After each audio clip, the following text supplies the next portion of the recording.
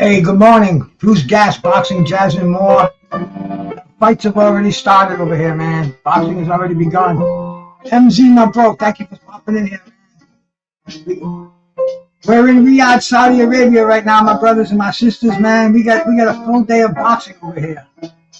I got a full day of supplies in front of me, man. I got the vapes over here, man. I got 3 different flavors to get me through this afternoon, man. I've got plenty of water over here, man. Always keep that water glass full. I got me some bud. I got the Tokatu. The old lady made sure that bad boy is sparkling clean for me here this morning. And I'm watching Roman Fury right now. Red boy, salute, man. Thank you for coming by, man. We're watching Roman Fury in the ring. He's a Tyson Fury lookalike. It's his younger brother. He's left-handed. He's taking on some dude called Martin Savak. He's I believe he's a 2-0 fighter. Let's check these records out here, man. Martin Savak is a 2-0 with 1 knockout from the Czech Republic, and he's in there taking on our boy Roman Fury. Roman Fury's a 3-0 fighter. Looking at his opponents, man. The first dude he took on had a record of 2-24. The second cat had a record of 29-32, and the last opponent had a record of 1-5. So I guess he's been kind of protected throughout his career. But hey man, he's only in his his 5th fight here. His 5th fight. The other dude's only in his 3rd fight. These are the prelims, man. We're in Riyadh, baby. This is boxing. We got Anthony Joshua and Francis Ngannou. Oh, baby. We've got Joseph Parker coming up, man, with Zhang. And we got some good undercard fights coming up, man. This is going to be a full day, so absolutely get yourself some gear for today, man. I mean, I'm looking at Roman Fury right now. He looks like a clone of his brother Tyson, except left-handed. His opponent's got a busted nose ring. It looks like he's got his face kind of smashed up. A lot of blood in there coming out of his nose. And that's the end of, I don't even know what round we're in, but they're showing Tyson and his wife sitting in the front row. Everybody in boxing on shows here. One thing about those Saudis, man, that High Sheikhy, bro, Alec Turkey, High Sheikh, whatever his name might be, he takes care of fighters. They give them first-class treatments. They bring a lot of celebrities out there, and I mean, this looks like the direction that boxing is going in, man. You know, all kind of action happening in boxing right now. As a matter of fact, in another little over a month, we're gonna have the undisputed heavyweight championship of the world with his big brother Tyson Fury and Alexander Usyk. Can't wait for that one. But this is only the beginning. It's noontime over here, and it's a beautiful day, man. It's like a spring day. I went for a nice long walk this morning, about 1.5 miles. Took the dog. Beautiful out there. Okay, that's the end of the fight. I'm sure they're going to raise Roman Fury's hand. I was watching it earlier, man. I was getting ready to go on air here. But yeah, it's kind of a unanimous decision. It'll be the first defeat for Martin Savak.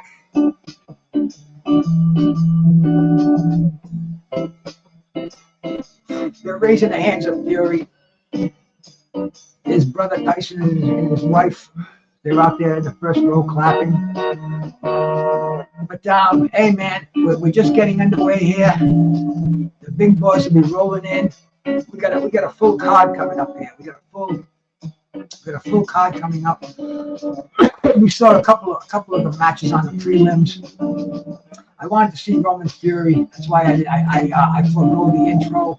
Went right to the Roman Fury, and I want to make sure we're coming in on all our platforms over here, man. We're on Twitter, we're on Facebook, and we're on my favorite, man, YouTube over here, bro. We gotta get them watch hours up. and we're gonna talk some boxing today, baby. This is serious action in the heavyweight division. We'll analyze these fights. I see John Fury in the ring with his son. He's a Fury, man. What can you say? He's doing what he was bred to do. I don't know if we're going to see him again, how far he's going to go from here. But heavyweight boxing, man, you know, this is what keeps us going, baby. And today we got heavyweights galore coming up, man. Jack McGann and Lewis Green at super welterweight will be coming up. Justis Huni, Kevin Lerena. That's a heavyweight fight, man. Huni is from Australia. I'm sure my brother Carl, the Crocodile Hunter out there, is a fan of his. Taking on the veteran Kevin Lerena, who we saw against Danny Dubois not long ago. Kevin Lerena, I think he knocked him down 2 or 3 times. As soon as he went down, the fight was stopped. And man, like I said earlier, a full day of boxing. Get your supplies in, get all your stuff ready, because this is boxing. Hey, you guys ever check out Google Maps? I was doing it yesterday, and I wanted to see if my house. Well, of course, your house is going to be in there, but I wanted to check it out. Check this out. Look at that, man. This is what I look at every day. This is why I'm very, very fortunate. This is why the first thing I do when I get up in the morning is thank God for getting me out of bed, you know, and to enjoy the beautiful shack that he put me in. And I'm looking at this and I noticed, man, Google took this last year. My wife was sitting on the deck. If you look closely, I guess I can't get in any closer, but she's sitting out there feeding the birds and stuff. This is how close to the water I am. This is what gets me through, man. This is my Valium. This is my antidepressant, my anti-anxiety. I stare out this is the front of my house. I'm sitting in the back right now, looking out at the Mount Hope Bay, watching boxing, keeping the buzz cooking, and we're between fights right now. And man, in the world of boxing, unbelievable things are happening. You know, yesterday we found out that none other than Mike Tyson is going to make a comeback. Now, I don't know if it's a comeback. A comeback, I don't know. Like I said, I don't know if we can call it a comeback. But he's coming out of retirement for an exhibition. I guess, you know, in fact, you know, you dare even call it an exhibition. Mike Tyson is a smart individual. I mean, Mike Tyson went bankrupt. He was $4 million that his career earnings have gone. So he's come back, man. The weed. Mike knows the power of the weed. He's got his own dispensary, his own growing operation. You know, when you talk weed, you talk Mike Tyson, baby. I've liked Mike Tyson even before I knew he was a partier, and I like him even more now. But Mike is going to take on Jake Paul. I did a special yesterday on that. You know, as soon as I saw that news come out, I had to share it because Mike Tyson and Jake Paul. And you know, I said earlier, I said it probably 2 or 3 weeks ago. Boxing is about making money. It's not so much about accumulating titles, cleaning out divisions, being the best. That's all fine. That's all the stuff that I grew up with. Now it's about fighting the big names, making the big money, the big purses. And I mean, you know, I can't complain about anything. Iceman, my brother, thank you so much for coming by, bro. It's a long day, and I know that I'm probably going to be here for 5 hours. I appreciate anybody just bopping in here, man. Hit that like button if you can, and say hi in the chat. I'll acknowledge you. I appreciate being here, and I'd be doing this anyway. And the fact that we have the power of social media, of YouTube and Facebook and Twitter and wherever else you can broadcast this. These are the only 3 that I know right now. I only have the basic StreamYard plan. So we're doing what we can to let people know who can't afford this fight or who can't stream it for some reason. we'll let you know what's going on, baby. We'll keep you going on the action over here, and keep my head in the right frame of mind for this. This is a Friday. This is very rare to see boxing on a Friday afternoon. I mean, we're in a totally unprecedented state of boxing today, anyway.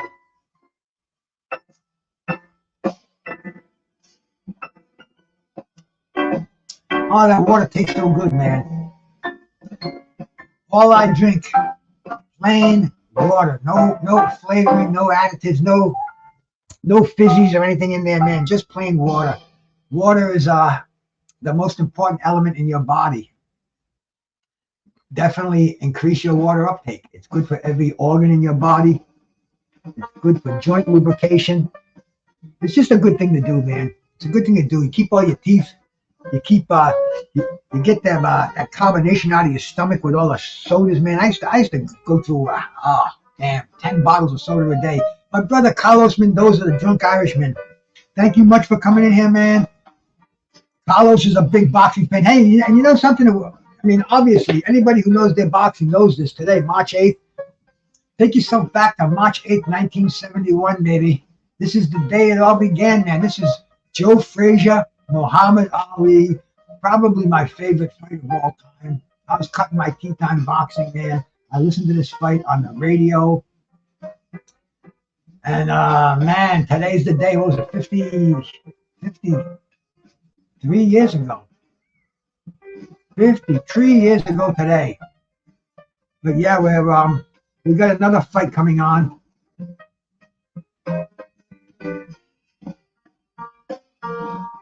Who's walking through the arena? The kid looks serious, man. He looks like a wrestler coming into that ring. The fight of the century. His name is Green. Let's see. Louis Green. This is a super welterweight fight. Let's check out Louis Green, man. That's the beauty of sitting over here with my internet in front of me. I can just simply copy these names. Go check out their records. Check out Louis Green. He's out of the United Kingdom. He's got a record of 16-4 with 4 knockouts. He's been stopped once in his career. He's got 10 knockouts. Let me check out some of the names on his record here and see if we see any that we recognize. You know, me being a little more than a casual, I'm probably not going to recognize a lot of these names. But let's see. Sam Gilly was his last fight, and he lost his last fight. And Jack McGann, he's the A side here, man. He's definitely the A side. He's got a record of 6-0. I'm sorry, he's got a record of 9-0 with 6 knockouts. And he's from Liverpool. So we get a couple of United Kingdom fighters in here, bro. We get a couple of Englishmen going at it. And these are super welterweights. I don't know anybody who McGann has fought. I'm sure you hardcores know. Hey Lance, how we doing, my brother? Thank you much for copping by, bro. Nothing like boxing on a Friday afternoon, man. You know, I think the good Lord, I think he's paying Brucegas back for all the good things he did in his life. And not too many of them, but I did a few. I've helped a few people out and asked for nothing in return and told nobody of the deeds that I've done. And I think God is kind of putting these fights on in the afternoon, allowing me the privilege of having my friends in here to check it out and to be healthy, to have a good stash, to have a good old lady. I mean, you know, life is good right now, man. Life really is. Knockout chaos. Yes, that's what they're calling this fight, this card. Knockout chaos. And you know, let's see some knockouts in here, man. I'm getting very, very apprehensive.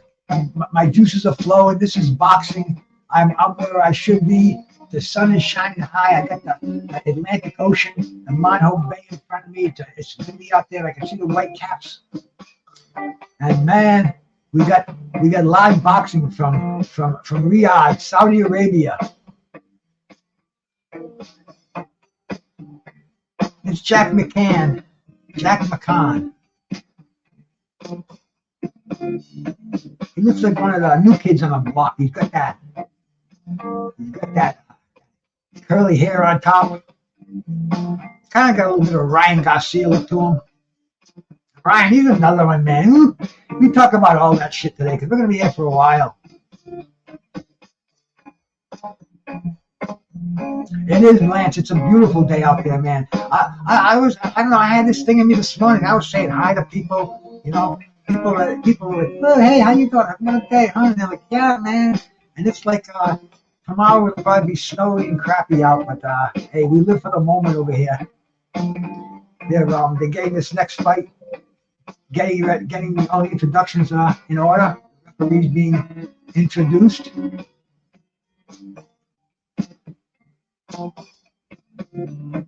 Louis Green and Jack McGann.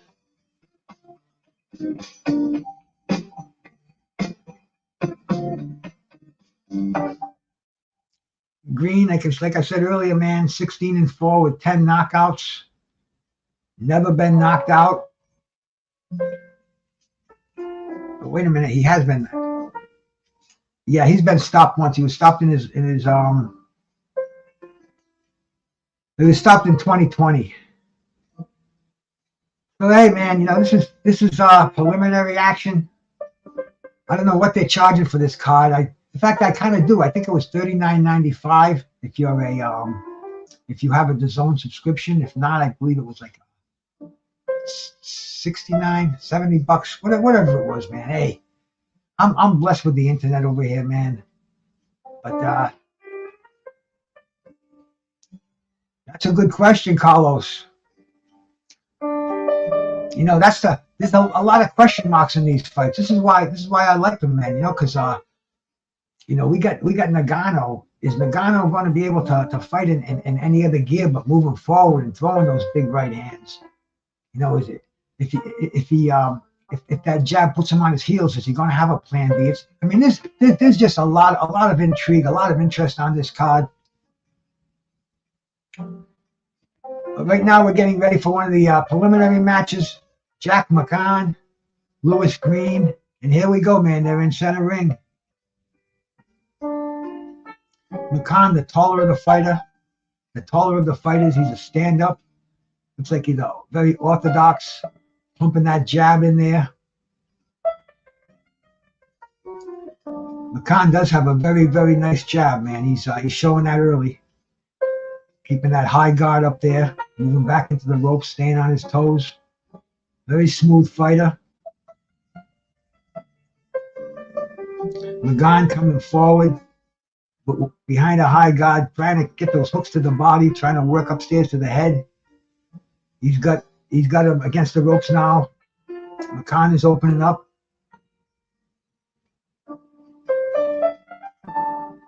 Oh, Louis Green with a nice counter punch. Shoots his jab in there. Green has got McGann on the ropes, man. Green is looking pretty good, man. Green, the veteran in here. Veteran of 20 fights.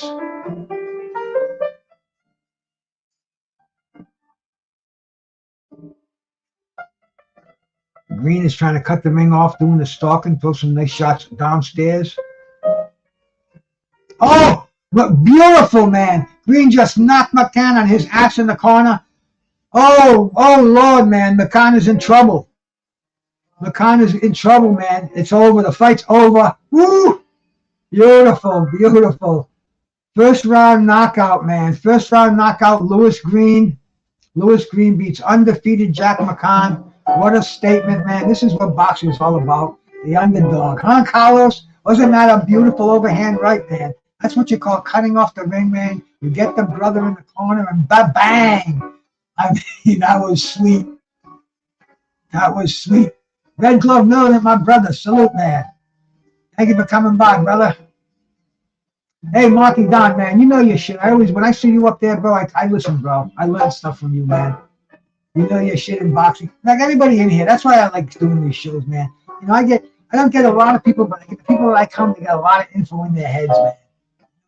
This is a place where I learn, bro. And you know what I love about boxing too? The stuff that we learned. Yesterday, I was going around, and my friend Cass Sports, man, check out his show. He does he likes to talk about the history of boxing. You know, he likes to share experiences.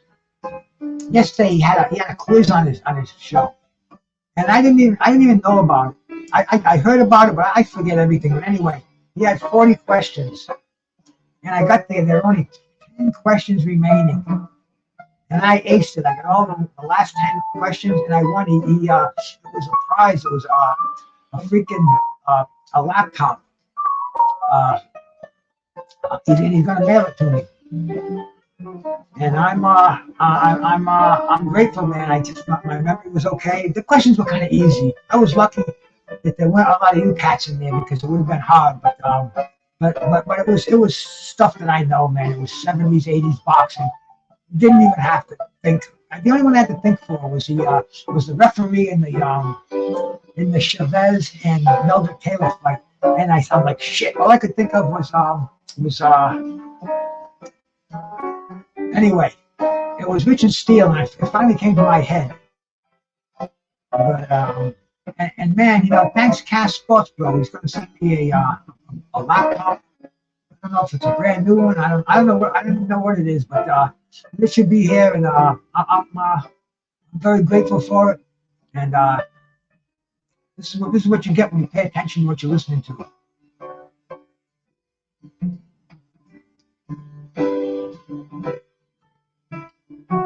So once again, man, we're keeping this card moving.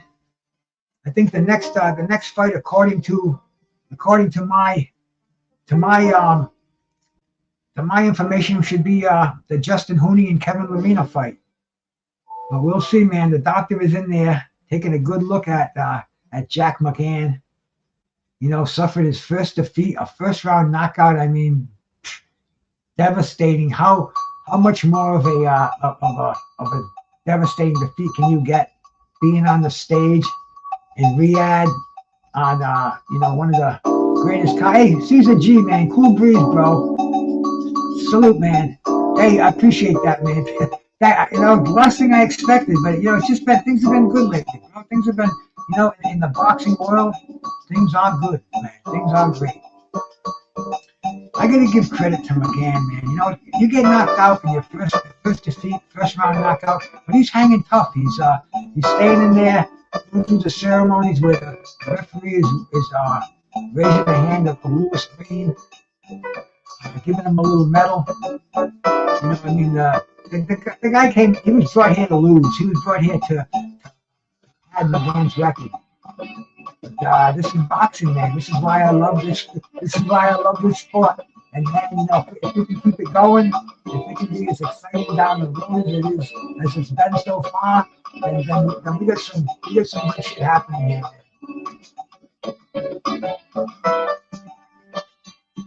They're interviewing Lewis Green in the ring right now. I mean, this dude, you can tell he wants to go party, bro. He did his thing, and this place it's kind of empty right now. But within an hour or so, you're not gonna be able to get into that joint.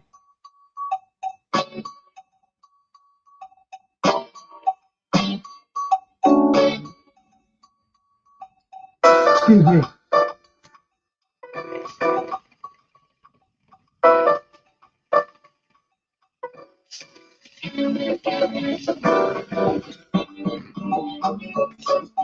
Excuse me while I kiss the sky. And I got a lot of good flour here today too, man. This is a party for me, man. This is a party. I got a bunch of cats in here watching it with me. Let's see, man. This is called Dutch Treat.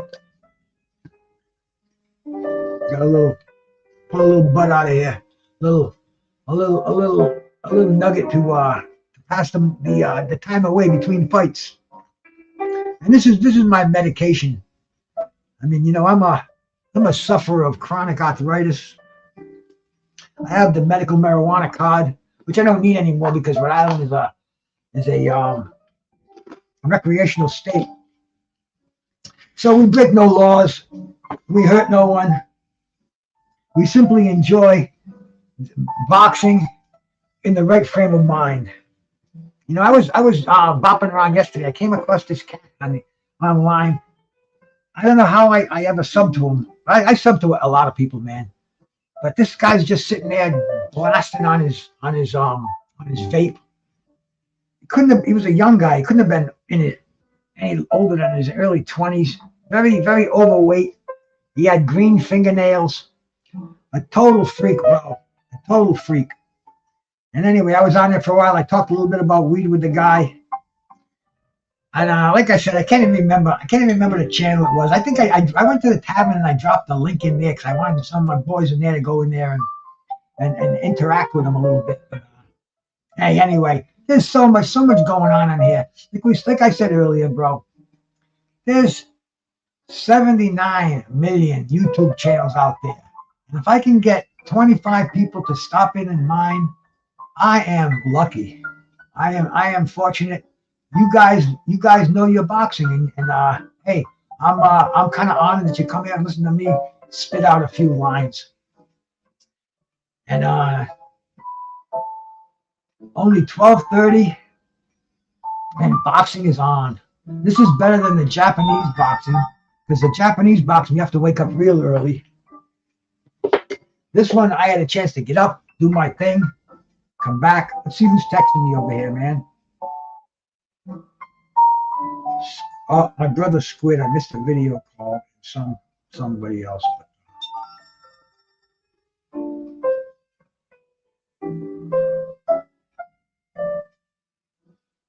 That's all right. Let me just check this out for a second, see if it's anything important.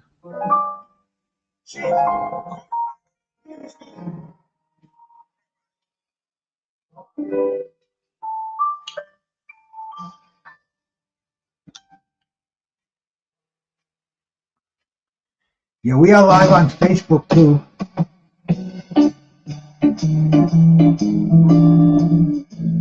Just checking out my messages over there. So here, they're showing the repeat of what we just saw. It was a tremendous knockout, very entertaining, man. Oh, and they're showing it now.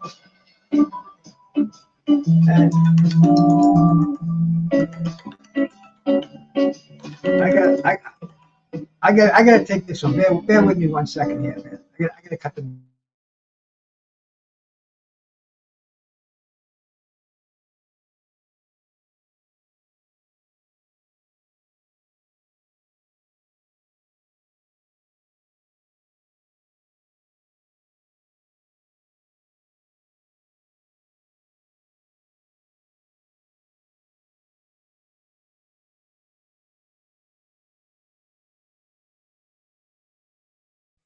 Sorry about that, man.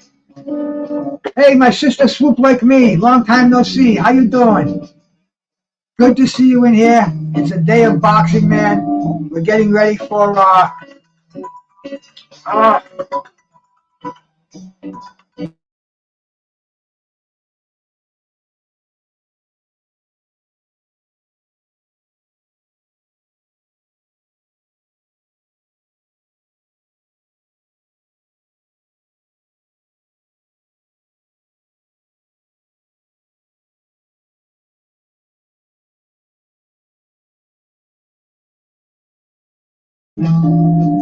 bear with me for 1 second, my friends.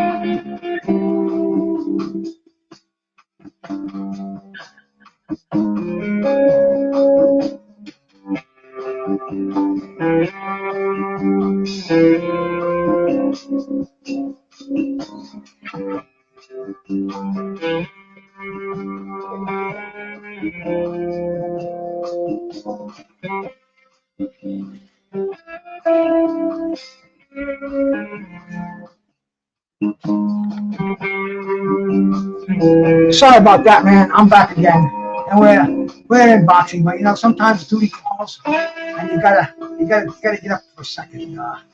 Make sure this music isn't too loud. I just want that as some background stuff. We're getting ready for. I believe heavyweights are going to be coming up next. Hey, Mike, how you doing, brother? Michael Johnson, boxing talking more. Right afternoon, that's happening here, brother. Where else would I be? And I figured, hey, I might as well share this with any cats who aren't getting the didn't buy the pay-per-view, who aren't streaming it, man. I'll let you know what's happening. Don't worry about nothing. Just roll them up if you got them, bro. Hey, my brother Gil Coles, man. Good to see you here, my man. Always a pleasure. Gil Coles is another one who knows his boxing. You know, I'll tell you what made me feel good yesterday. I was talking about my brother Blood Boxings. And Blood is probably one of the most favorite sites that I go to. When I see Blood Boxing, I go over there because, man, we're kind of kindred spirits. He knows his boxing, and I like listening to him. So anyway, I went over there yesterday, and another one of the guys that I really respect a lot in this game, Mr. Boxing Today too. He's over there, and he asked me in the chat, hey man, you going live for the fight tomorrow? And anybody that's been around here, you know Mr. Boxing Today too. That's the heavyweight king, bro. This guy's forgotten more about heavyweights. He knows all these catches in the 4 rounders, the 6 rounders, the 8 rounders. This man is just a wealth of information, especially on the heavyweights.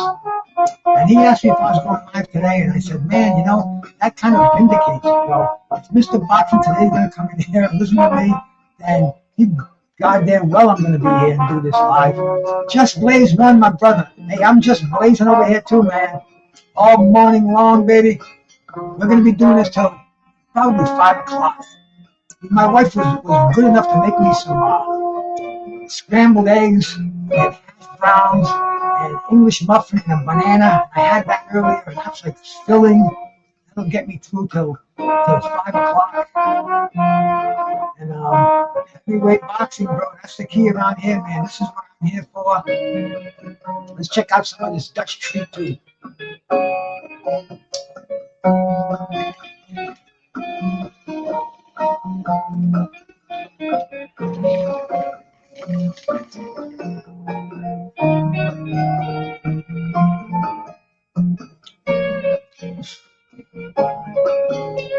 Very tasty.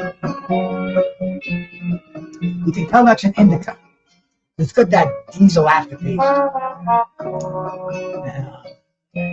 I'm an indica person anyway. I like the hybrids.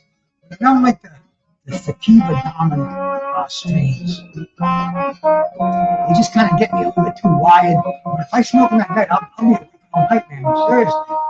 Some people think that the weed will put you to sleep. With me, it's the varieties, the variety. Is that the word I'm looking for? The variety? Yeah. But the sativa, they get me too buzzed, too wired up, man. I like that indica, the calming effects. And indica is better for pain too. You know, loosens up the shoulders. That's not the worst. Yeah, shoulders.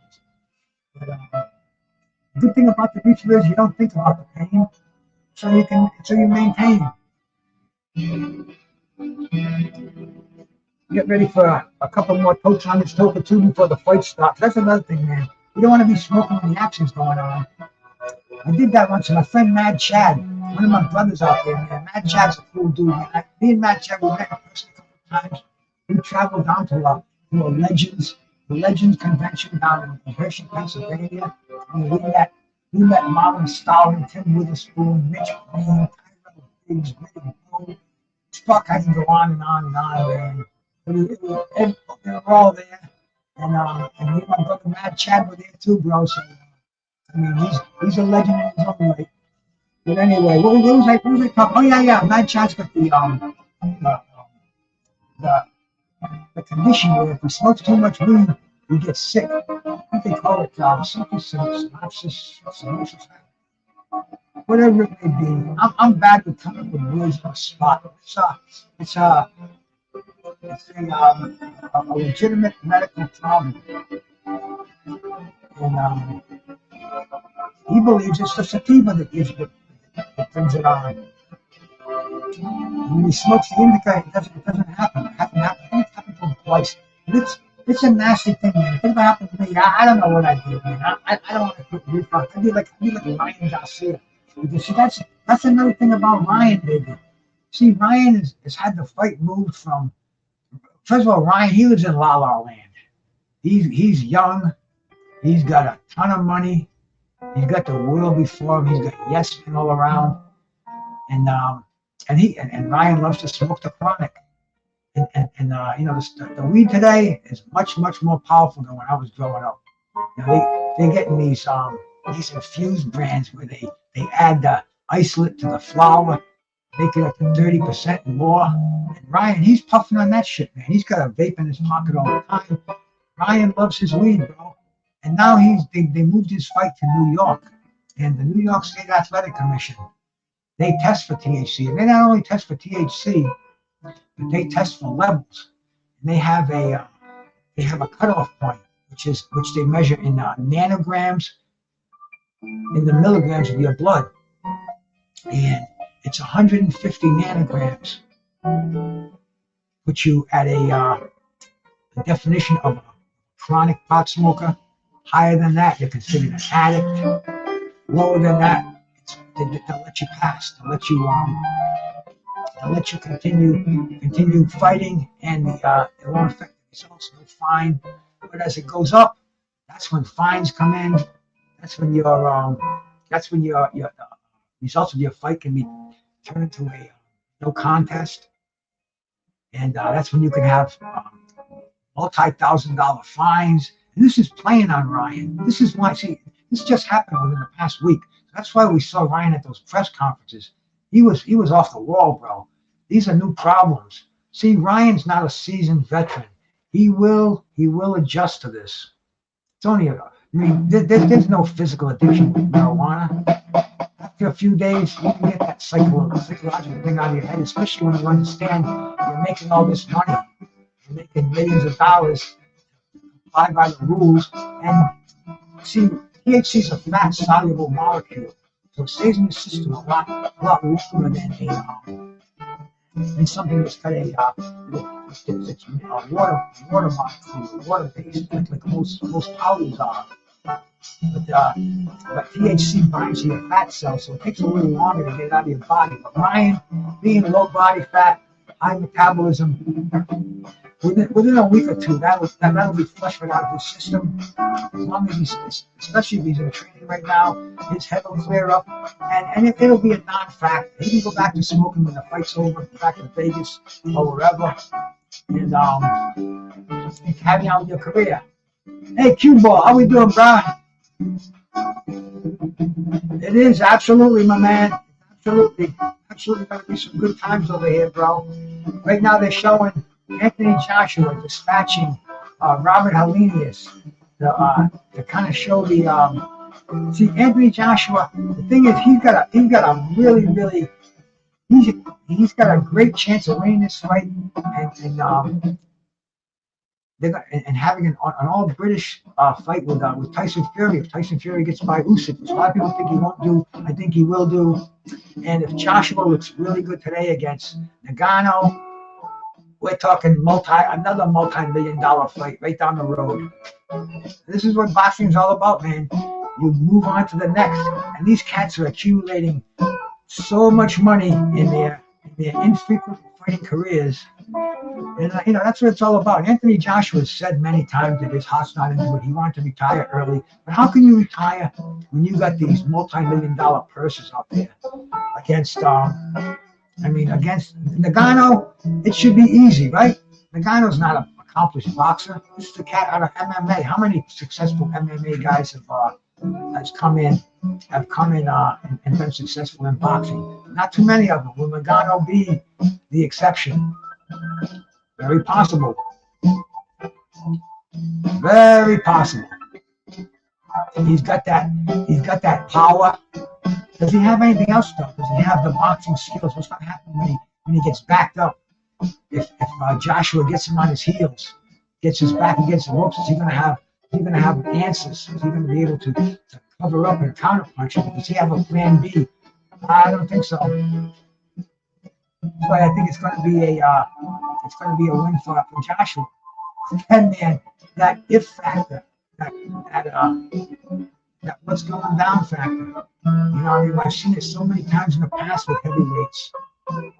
One punch can end a fight, can change a fight. One of the best ones I've seen, and it's been around this time of year, 1980, the Mike Weaver John Tate fight. John Tate had a ticket to fight Muhammad Ali. He was the WBA heavyweight champion.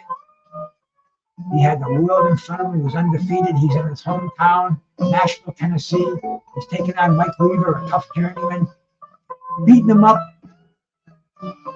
beating him for 15 rounds. But Weaver hanging in there. Weaver comes through with a left hook in the 15th round, knocks John Tate cold, changed the whole course of the heavyweight division. And this could happen today. Imagine if Ngannou wins. Mr. Paz, my brother, how we doing, my man? I don't think I saw you earlier. Maybe if I did, I did. Because, man, I got so much weed on the brain, I forget everything now.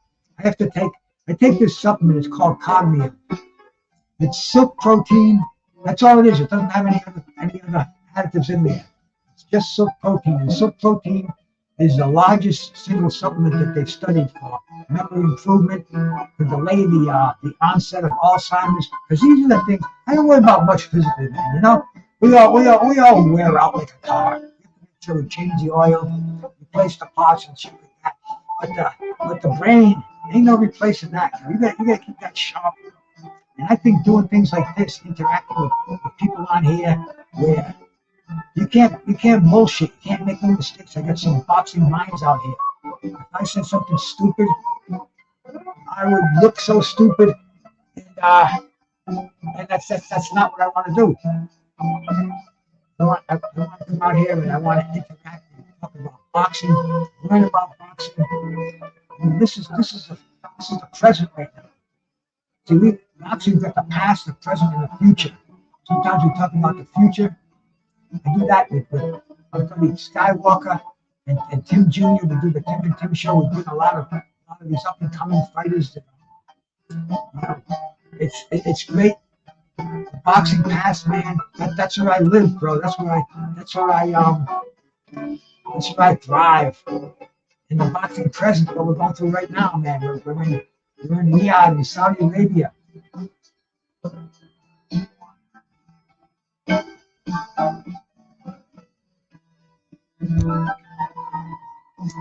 I heard Dillian White. I heard that he's coming back anyway.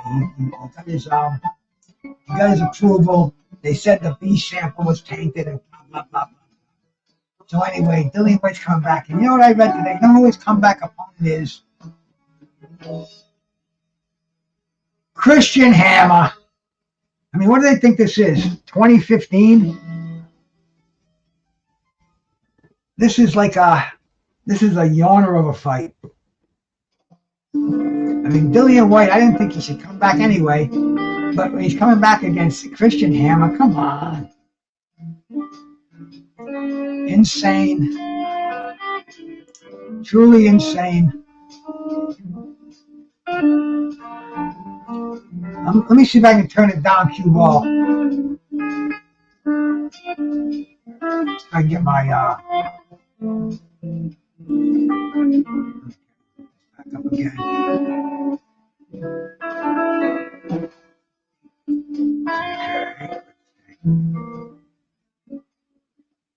How's that? Is that better?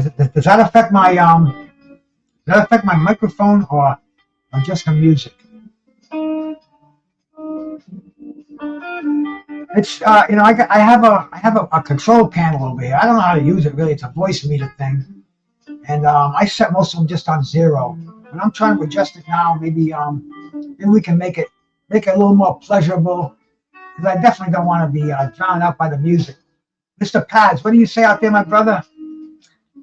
they asked White if he would be willing to fight an MMA fighter in the octagon. And he said, oh, yeah, you know, Dillian White's kind of crazy. He don't give a shit, man. He'll fight anybody. But how will he do against anybody? That's the thing, man. He's got that chin that we saw. You give Dillian an uppercut, and Dillian's looking up and clocking pigeons. So I'll watch it because it's going to be there, because it's happening, because I love boxing. But am I looking forward to it, and do I really care about it? No, not at all. I don't see any place for Dillian White or Christian Hammer in the future of the heavyweight division.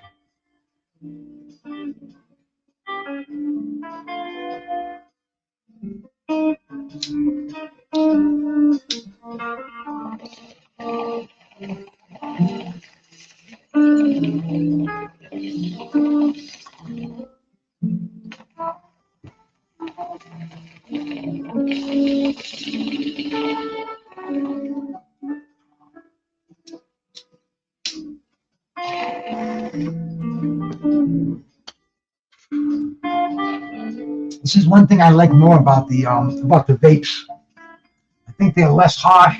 I think you don't get a lot of the elements in the flower, and I think you get. I mean, it's concentrated, so you definitely get the buzz. And I just had to do three hits on that poker to get that little poke through, and it tasted good. And don't get me wrong, man. I'm not gonna neglect the flower. But since I discovered these vapes, man, I just dig them. Put them in the pocket when I'm out there taking a walk. Yeah, absolutely, Red Glove. Dillian is definitely a journeyman. Crawford and Chris Eubank. I think I saw a little bit of that about it being made. Was it in Saudi, Mr. Pads?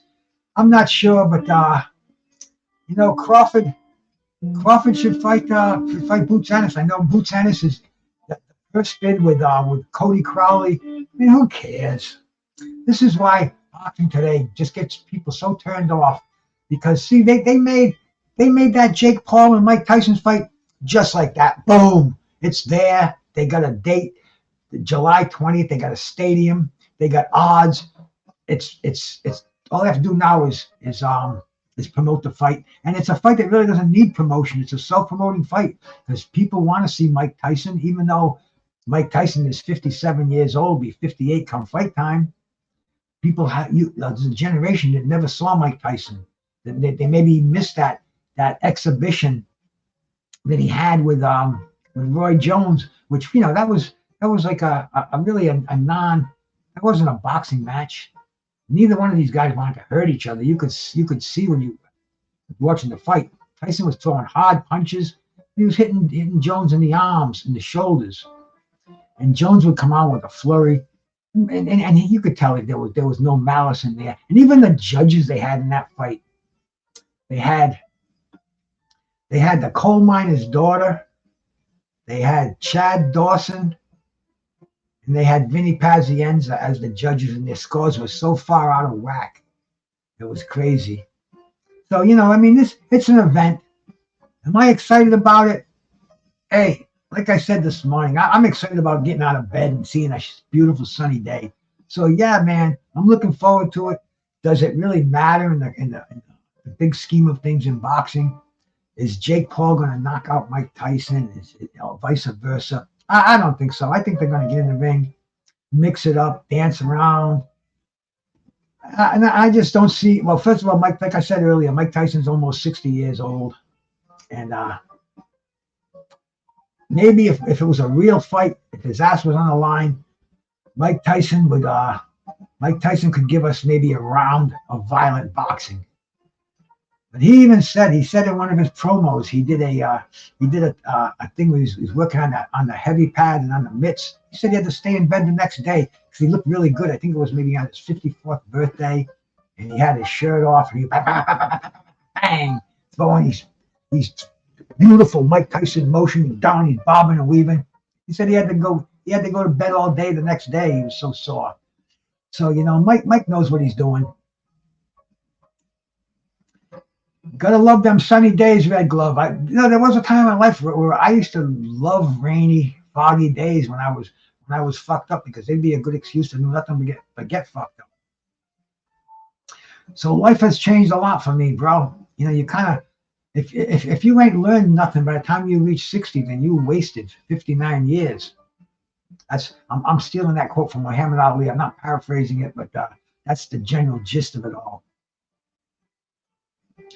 Yeah, man, that's possible, but for him to gas, he has to expel that gas. I don't know if he's going to expel that gas, but they're showing the cards that's coming up, man. Yeah, Lerena fight will be the first one. Mark Chamberlain, Gavin, Gwynne, Israil, Madrimov, and see, I heard that fight. I can't really pronounce their last names until I listen for a bit. When I heard that fight was canceled, unreliable sources. It's on again. It's supposed to be a good one. It's a vacant WBA super welterweight title. Israil, Madrimov against Magomed and Kurbanov. That's a mouthful, my friends. That is truly a mouthful. But we're closing in over here, man. I've got my screens up. I can't wait to go in my mail on Monday and get that Hewlett Packard laptop that I won yesterday, and really make this a professional studio. Eddie Hearn is at ringside right now, man. Eddie and those Saudis, man. He knows where the money is, and to me, it doesn't matter where they have this boxing. It's not like I'm going to go to these fights anymore. I mean, if I had the means, if I could get there, if I had the dough, if I had the transportation, but it's hard, bro. I mean, it's hard for me to go to a doctor's appointment in the city. I mean, shit, they make transportation they make transportation up for. Oh, my battery's running low, so I got to do something here. Excuse me for a second. I certainly don't want to lose my battery.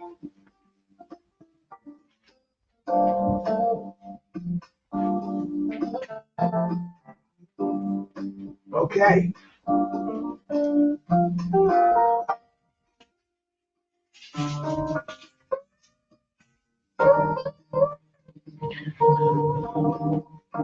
One of my cables was loose. We're good now.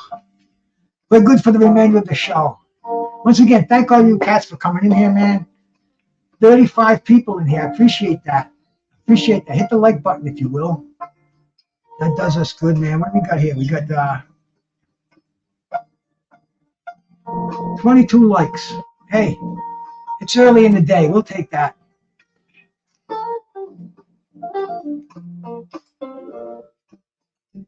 But yeah, man, like I was saying earlier, I went to Google Maps and I typed my address in there, and bango, look what comes up, man.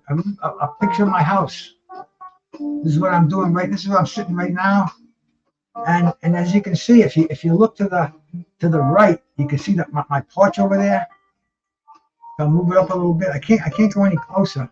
But the day that they took the Google Maps, my wife is sitting out there on the deck, which is kind of cool. But anyway, that's where I live right there, man. See, that's her car. I don't have a car, and that's the view that I see every day. I see the sunrise out there, and hey, I'm lucky I can share that with you.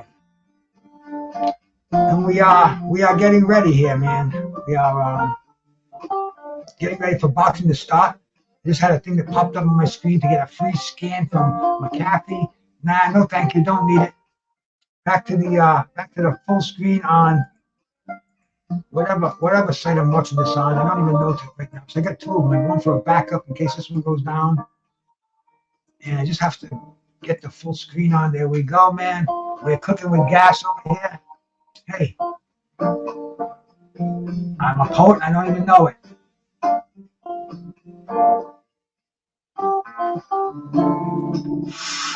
I'm hitting on this vape. This is called Goodness Grape. Goodness Grapeness.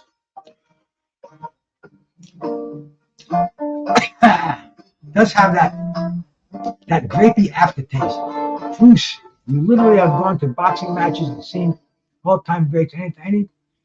Anything you would witness today would pale in comparison. Hey, Red Glove, maybe I mean, not that I wouldn't go if I had a chance to, but it's really it's such a hassle these days. I'm lucky that I have what's going on right here, man. You know, I'm very fortunate because we have so many fights on the internet. See, when I grew up, there was boxing all over the place. ABC, Wide World of Sports, CBS, NBC, Tuesday night fights, Friday night fights, but we didn't get the sheer quantity that they're giving us today. You know, we had to wait till pretty much certain times, and they had a structure and a time limit. Hey, my brother, Big Dog Willie, salute to you, my man. Thank you for coming by, bro. We are here for boxing. We are in Riyadh, bro. The place I want to be, man. In fact, I'm talking about how I don't get there, how I don't go any place anymore. I think on my bucket list, what I'd like to do is go to Riyadh and see one of these super heavyweight cards and party with some of these cats. Heavy Leather, my man. How we doing, bro? 86, Josh, bro. How you doing, guys? Appreciate you cats coming in here. I know it's a long day. I'm going to be here all day. Come in, man. Stay a little while. Get the buzz going. Hit the like button, and the longer you stay, the more I appreciate it. And this is a day of heavyweight boxing. Maybe the main event's a freak show. I don't think so, man. I'm giving Francis Ngannou absolutely a puncher's chance. Dude, he went 12 rounds with the heavyweight champion of the world. There ain't no better training ground than that. And I feel a lot of people who give him a better than a puncher's chance against Anthony Joshua. So, I mean, it's going to be interesting. It's going to be extremely interesting. Anybody who's a boxing fan and they don't have their ears to the freaking Obama phone, or they don't have their eyes on their laptop, then baby, you belong with my friends down on the beach down the corner over there. I go down this morning. I'm like, hey, you guys want to watch boxing? Oh, there's boxing today. These are the guys who grew up watching Muhammad Ali and Joe Frazier, and on this special day today, on this fucking hallowed day, March 8th, the day that Muhammad Ali and Joe Frazier had the fight of the century, 53 years ago, man. I was listening to it. My mind was totally blown. I was a Muhammad Ali fanboy, if you will. And then when Ali lost that fight, well, I was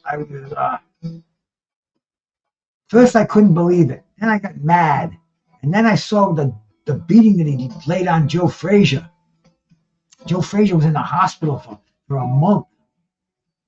I mean, it was such a beautiful day to be a fan of boxing. I was only a kid. I think I was like 15 years old. I couldn't even go to the fight. I had to stay home and listen to it on the radio. But man, we talk about it all the time, every year. It's an anniversary, and like I said earlier, some people say it's the greatest fight in the history of boxing. And imagine that, man. On this same day, we're going to see Anthony Joshua, Francis Ngannou, Zhilei, Zhang, Joseph Parker, Nick Ball, Ray Vargas, a whole bunch of them, man. Next fight, we're going to see Kevin Lerena, man. I like Kevin Lerena, right? I was rooting for him when he was fighting Daniel Dubois, and he knocked him down 3 times. And what happens, man? He gets hit once, they run in and stop the fight. Was it fixed, man? A lot of people say boxing is fixed today. Hey, my brother, Stop Motion. How we doing, man? Hey, man, thank you so much for you said some kind words yesterday. We were in I can't remember the dude's channel. But anyway, man, I appreciate those kind words. Yeah, Willie, you know, I was. You know, you couldn't bust my balls about Ali and Joe Frazier. I'd fight with you. That's how much of a fucking fanboy I was. Nobody fucking said nothing about Ali back then, bro. Back then and now, especially. But yeah, man, 53 years ago, the greatest fight in heavyweight history. Joe Frazier, man. Joe Frazier, one of the most underrated, one of the toughest.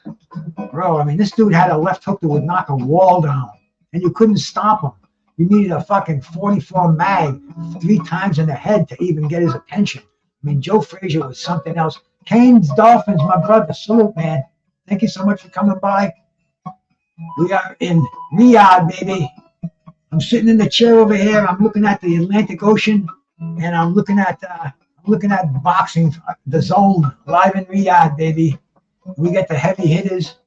We got four of the top 10. Easy to say, right? Easy to say. 4 of the top 8 heavyweights right now are fighting each other. There's not too many that we can add into that mix. You know, we got the 1 and 2. Within a month, they're going to be fighting each other. Carlos is always dropping cool. He's always putting out cool shots and stuff. Go see that, but make sure you come back and sub to the Drunken Irishman's channel too, bro. He gets his channels taken down all the time. He's a funny guy. Sometimes he crosses the line as far as YouTube's concerned. Not as far as I'm concerned, because there ain't no fucking line to cross, baby. But anyway, man, the Drunk Irishman has got some cool stuff out there, and he's a funny bastard. Check him out, man. He's gonna bring a smile to your face. I guarantee it. Oh, I think my screen might have froze on me over here. I'll get myself back to the action.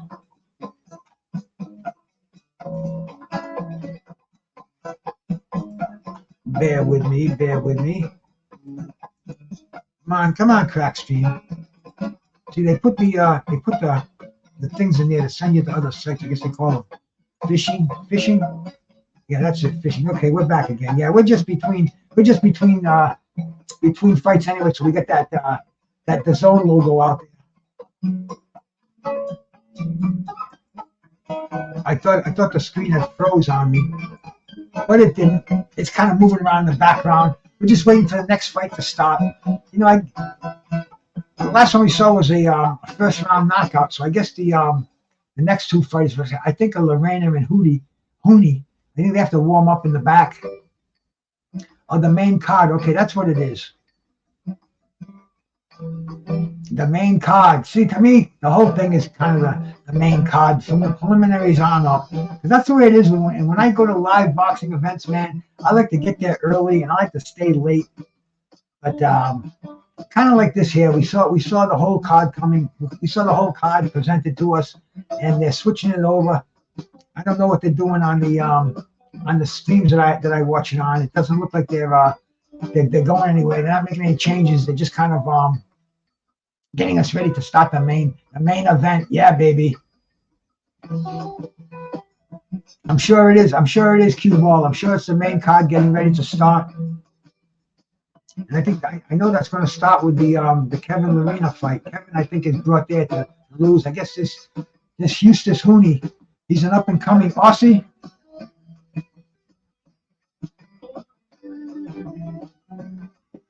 I took my buddy way back in the 70s. Went to see Sugar Ray Leonard and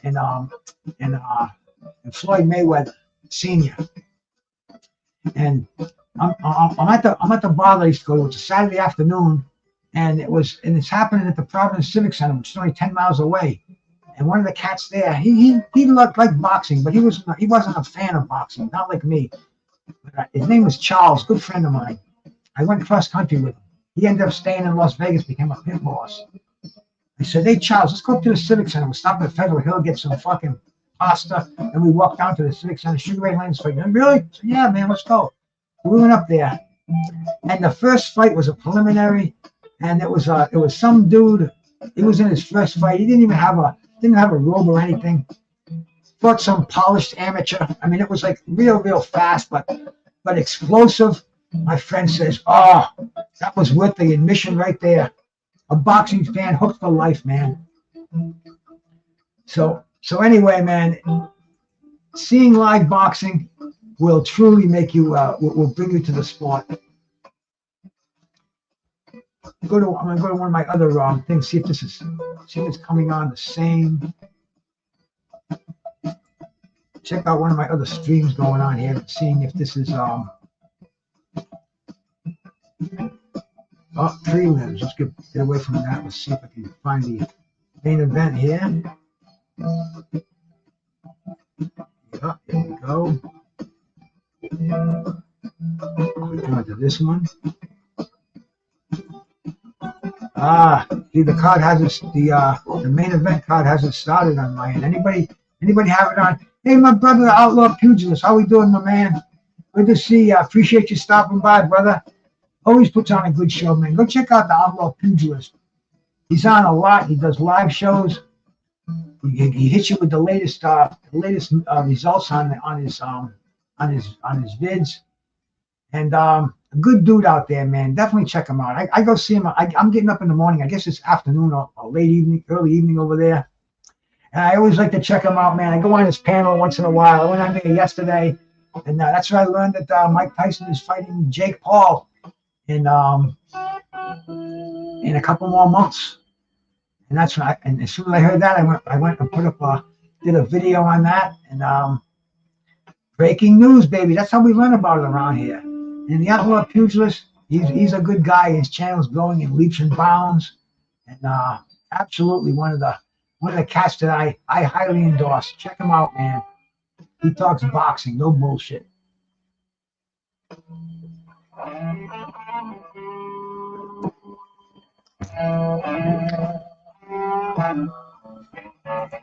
Like I said, we are waiting for the main event to start. We already saw the brother of Tyson Fury, Roman Fury, look like a carbon copy of Tyson Fury when he doesn't feel like fighting. I saw few flashes of Tyson Fury in there. He beat his opponent, Martin Sivak, on a unanimous decision. In the last fight we saw Jack McGann and Lewis Green, an underdog brought in to pad the record of McGann, knocks him out in the first round. We're waiting for the main event card to start. And I'm sitting here on a beautiful Friday afternoon. I can't believe how nice it is out there. Yesterday it rained all day. Last night, windy is. I mean, I thought trees were going to blow down. I was expecting to see a lot of limbs drop this morning, but nope, not to be. The sun is shining brightly out there. The temperature is let's see what it is. It's not cold. 47. 47 is pretty decent.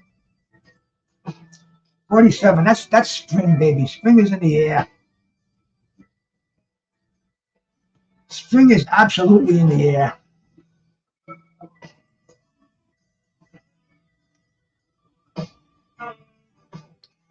The weigh-ins yesterday, man. I'm gonna check out their weights.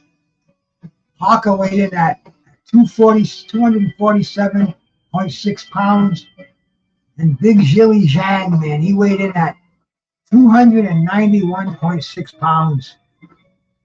El Cuarto P, how we doing, my bro? Good to see you in here, my man. We are here for boxing, brother. I appreciate everybody just stopping in, man. Hit that like button if you can. I've had 50 people in here, man. That's kind of it's almost a record. So I'm appreciating that. Hit that like button. If you got them, smoke them. I don't know if it's too early to be drinking where you're at, but I guess you kind of get the green light when there's a boxing match going on. So it's an official party day, man. It's absolutely an official party day. So you know what the good thing about this I like, man? Yep, Zhilei Zhang, man, 291.5, 291.6. They're both 0.6, which is weird, huh?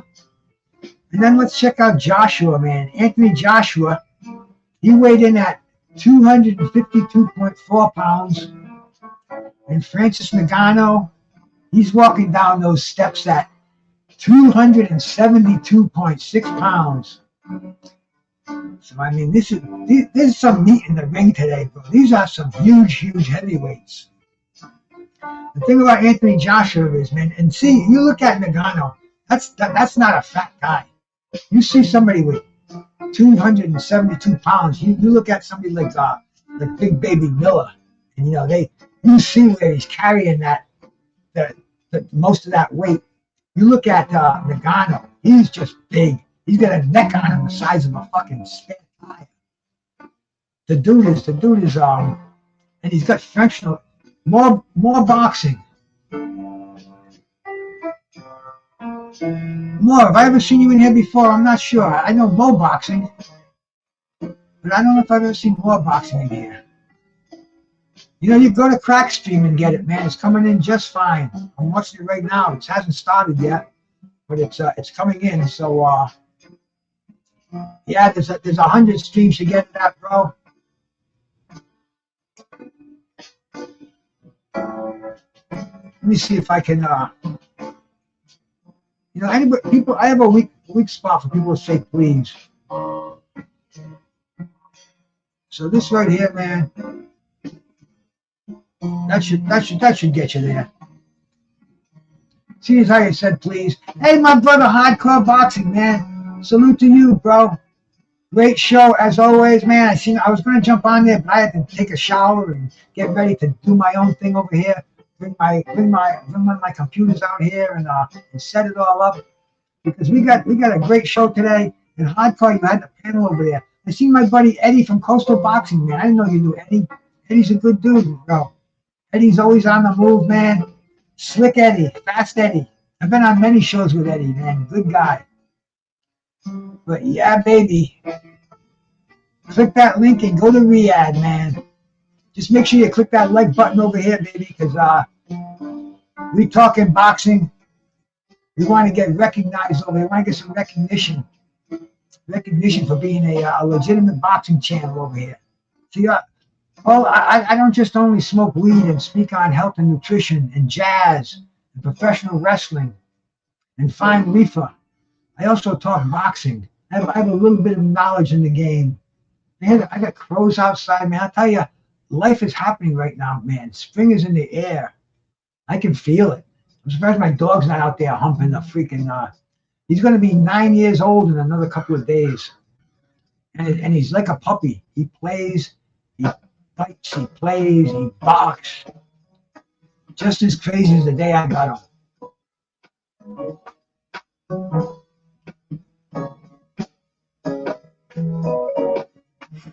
I tell you, I got these vapes, man. I picked them up. I got them online.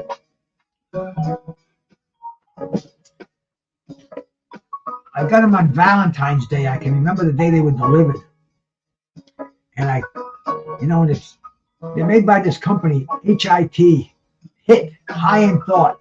You can go Google them and check them out. They got 2 grams of extract in there. 80%, 88, 89% extract. And they're sealed up here, and they got a battery in there, and they're so easy. You pull them out of your pocket, you just.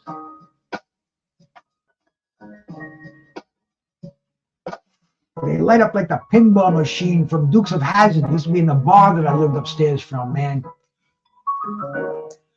and when they die, you can plug them in and excuse me, and recharge them. That's another thing about doing these live shows, doing these long shows.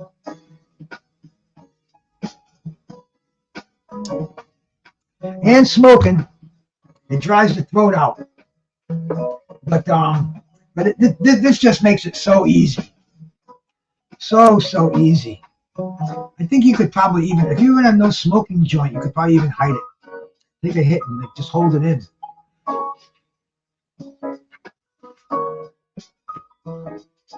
Gotta eat it. And you could just take a Kleenex and. Oh no, that's vapor mist. That's not smoke. The Bud Files, salute my brother. How we doing? My brothers, my sisters, the whole family. Great channel out there too, man. You want to get educated? Go over the Bud Files. He take you all over the country, take us to some very, very far out and abstract places. And you know what I say, man? I say boxing is important, but education is importanter. So go and sub to highly educated channels like the Bud Files, and put that IQ up a few notches. You don't just have a boxing glove on top of those shoulders. There's other things in this world that makes it all happen. We gotta expose ourselves to many different things out here on this lovely these lovely YouTube streets. And and we reciprocate. We go out there, we give them subs, we participate in their chats for a little bit. Then they come over here and they do the same for us. And it keeps our algorithms going strong, keeps the brotherhood going, man. And this is how we grow. This is how I grow. This is how I try to help you grow. So we do it. No problem, more boxing. Make sure I get you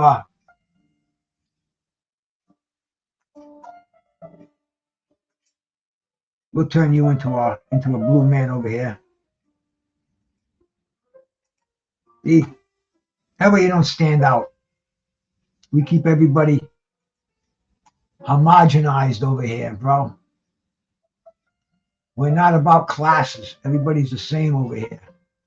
Like my buddy Hardcore says, there ain't no rules in here. Just stay away from your mama. And everything gonna be all right. And hey, I think the card has started. Yeah, baby. Let me get myself on a big screen over here.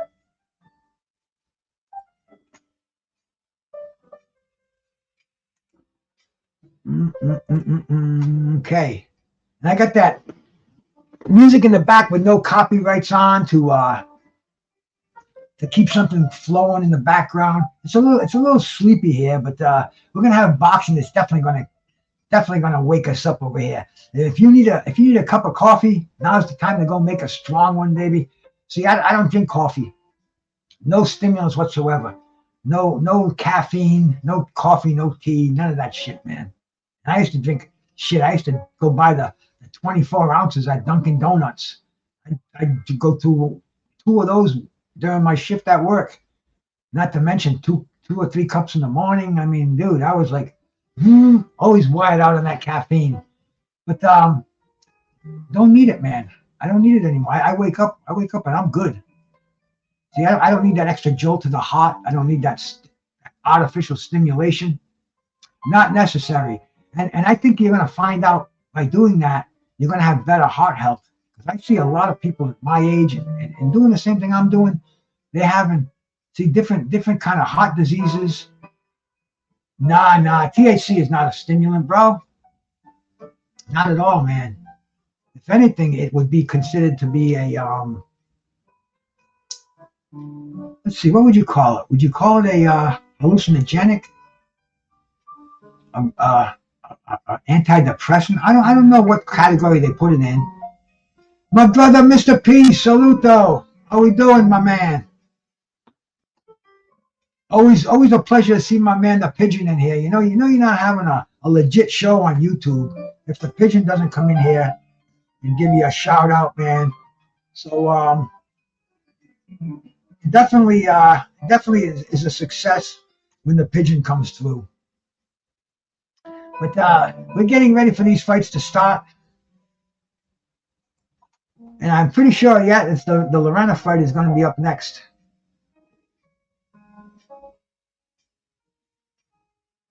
I believe it is, man. I see heavyweights heading to the ring. Let's check out these big boys, man. Huni and Lerena. Let's check out Justis Huni, bro. He's Australian, so I hope my brother Crocodile Carl Hansen is in here, man. Because you got an Aussie, undefeated Aussie, bro. This guy's 8-0. He's got 4 knockouts. He's got the name on his record is Andrew Tabate. I mean, Andrew Tabate is a well-known heavyweight out there. He beat him in his last fight on a unanimous decision. He's in here against Kevin Lerena. We saw Kevin Lerena taking on Daniel Dubois last year. 2 years ago, December of 22.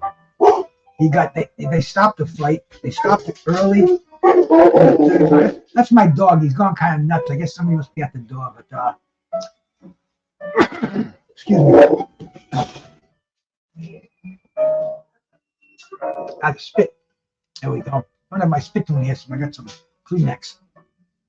But yeah, Kevin Lerena, man, we saw him fight Daniel Dubois. He knocked Daniel Dubois down 3 times in the first round. I mean, if there was a 3 knockdown rule, this dude would have been a WBA Reggie heavyweight champ of the world. As it is now, he came back. He's been he's riding 2 victories into this fight. And Justis Huni, is it Justis or Justis? I don't know, man. But I know he's the A side, man. This is for the WBO Global Heavyweight Championship. It's vacant right now, man. The fighters are coming into the ring.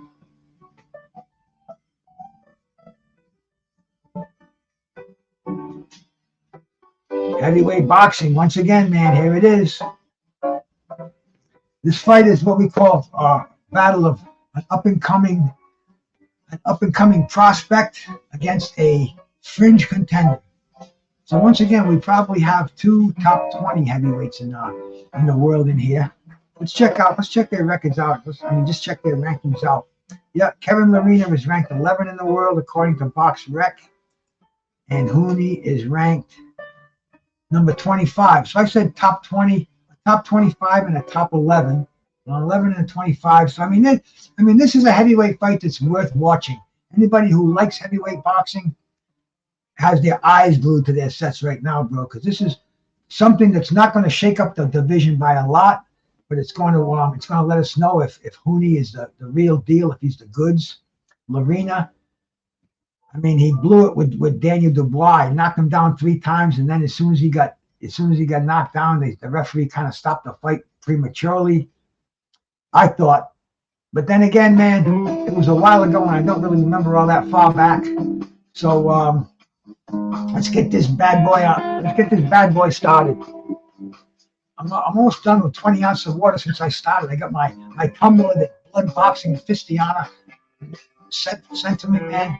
I tell you, I love this thing. I use it every day. I don't think I've drank out of since I got this. I mean, this may sound crazy to you. I got this from Blood. I don't know, maybe last winter, I think it was, last spring maybe. I've sipped out of maybe a dozen different glasses beside this one. I'm talking about going out to restaurants and bars, whatever. I get bottles of water when I go out. But this is all I use, man. This thing keeps it cold, doesn't spill. It's ideal.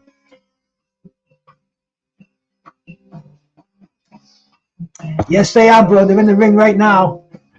Not the stream that I have. Lerena and Huni are in the ring, getting their instructions from their corner. The referee the ring announcer is making the announcements. Let's see if there's anything we want to hear in here.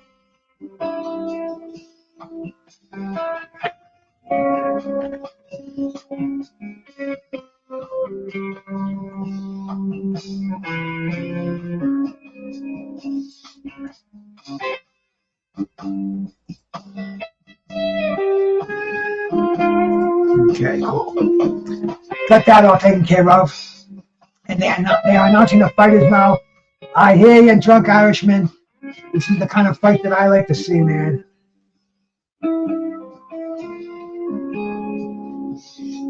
They're making some announcements at ringside. They're just pretty much thanking everybody there, talking about the luminaries sitting at ringside, the royal families.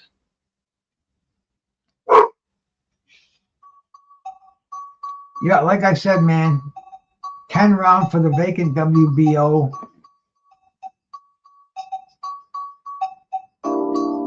Global. So what's the difference between a world title and a global title? That's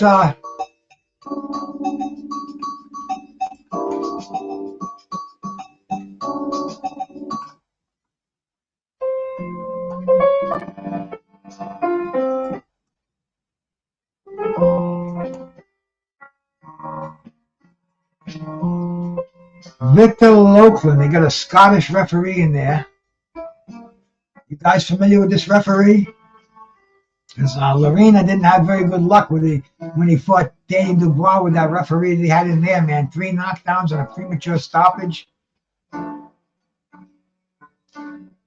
Lerena's from South Africa too, man, which was Back in the day, a lot of fighters wouldn't wouldn't go in the ring with a white fighter. A lot of black fighters wouldn't go in the ring with a white fighter from South Africa to the apartheid. But it's a different world, man.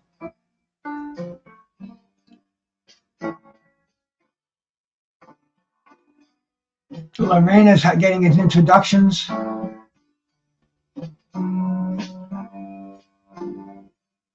They're going to the other card. They're going to introduce Huni.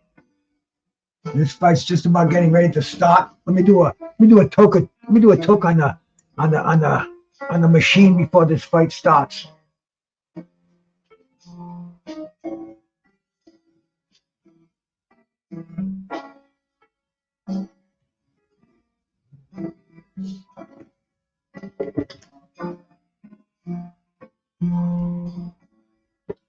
Huni is the WBA International Heavyweight Champion, and there's so many belts out there, and they're charging these cats sanctioning fees for all these belts.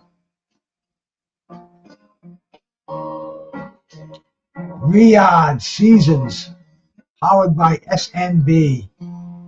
I'm telling you, man, this is the future of boxing. My future, anyway. This is the future as I'm seeing it, as I'm living it.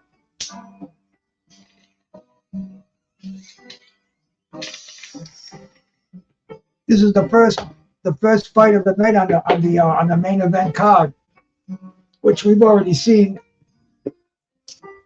With that, move that wire out of the way so I can listen to the what's going on here. Huni is they're both standing straight up. Huni looks like he's a little taller. Lerena, I mean, I'm sure he's got that. Lerena's a fast starter. Like I said earlier, he dropped Dubois 3 times in the first round. Hey, MZ, how we doing, my brother? I don't need that thing in my ear, bro. All I can hear is fucking. I think I'm on a Mexican station, but we can call it. We can see it. Huni going downstairs to the body, throwing a nice straight right hand. Oh, Lerena tried a swooping left hook, fell a little bit short. Lerena shooting out the jab. Huni is popping a nice jab out there. Huni looks very strong, looks very solid. Those punches look like they're landing with a lot of authority. When he throws that right hand, he looks like he's got everything behind those. Lord Chippy, salute. SGT, salute. Thank you, cats, for stopping by here, man. Yeah, you are, baby. You're in the right place, man. Make sure you sub to the channel. That's all I ask of you. Please do. You're definitely in the right place, man. We're in Saudi Arabia. We're in Riyadh right now, baby. We got some incredible boxing going down. Heavyweight fights, man. This is only the first one on the card. Oh, Lerena's dropping him in the corner, throwing a nice right hand. Lerena, beautiful overhand right. Woo! Lerena, he gets out of the corner. When he gets out of the corner, man, they're both exchanging some very powerful jabs and right hands, man. Huni gets him, drops a left hook downstairs. Lerena comes back with a left hook upstairs. These guys are throwing some serious power. I don't know how long this fight's going to last, baby, but we got some heavyweights going at it in the center of the ring. Both of them are doing some jumping, doing some hopping down right now, staying light on their feet, man. Both of these guys want to move forward.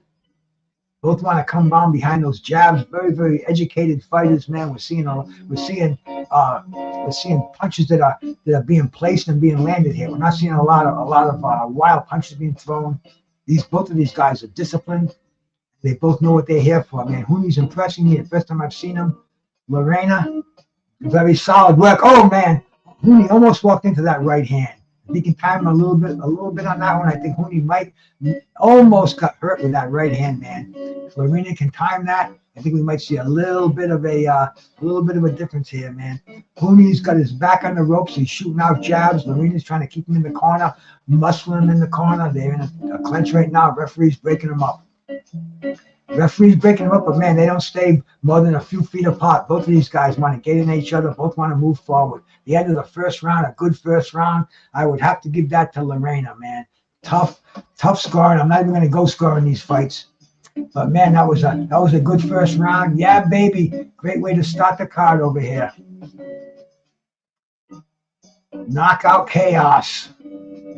and it's sponsored by DraftKings. And you know, the new age in boxing. Boxing used to be sponsored by Budweiser, by Pizza Hut, by Chevrolet. It's a whole different thing. Now it's by DraftKings, by FanDuels. I mean, it's a different era. You gotta love it though, baby. Bruce, I'm headed to Capo. Hey, Capo, hey, salute to you, MC, man. That's the way to go, bro. Have a great time, man. I wish you nothing but pleasure and safe. 4-7. Well, you got another month to wait anyway, but that's cool, bro. Nothing like vacations, man. The last one I took, I think it was I went to Las Vegas in 2002, and that's that. I think I've been went to Pennsylvania a couple of years ago. That's it, though. I don't go to. Oh, here we go, man. We're already getting into it, man. Lerena just landed a nice jab. Huni is standing up there, man. He's keeping a high guard. Both of these guys are throwing some impactful punches over here. Lerena walking forward, doubling up on that jab. Lerena, nice right hand. Yep, he's timing it, man. I think Lerena might be able to sneak that right hand in there and cause some damage. He's going downstairs with an uppercut. Lerena, very fast hands, man. Left hook. Huni spins him out. Now Huni's pushing him back with the elbow. Huni lands a nice uppercut. Nice hooks. Referee breaks him up, man. A lot of action in this fight, especially for heavyweights. They're in the center ring, man. Huni is shooting that jab, throwing the right hand over it. Lerena eyeing his prey, keeping his guard up, man. Huni is on the offense right now, throwing his jabs out there. Lerena comes and counters with one. Both of these cats exchanging jabs. Lerena with a right hand, comes back, throws two more jabs behind it. Oh, nice right hand, man. Lerena's got him on the ropes, man. Lerena's throwing some nice right hands and a hook. Oh, Lerena's got Huni in trouble. Uppercut. He's unloading. Oh, beautiful, man. Lerena's moving forward. This heavy duty action going in here, baby. Huni with a nice right hand, straight right, goes downstairs. Back and forth action. Both of these guys, man. We got a great heavyweight fight here, baby. Don't go away on this one, man. We got a minute to go in the second round. Huni downstairs with the left hand and upstairs with the right hand and upstairs, man. Both of these guys, they're going back and forth. Huni is Huni with an uppercut, a right hand to the body. Huni with another right. He's throwing that sneaky straight right hand, the lead right hand that's landing on him. Huni's landing that right hand on Lerena. Lerena's moving forward. They're in a clinch right now. Referee breaks him up. Referee doesn't have to use much effort. They step back a foot and then come right back against each other.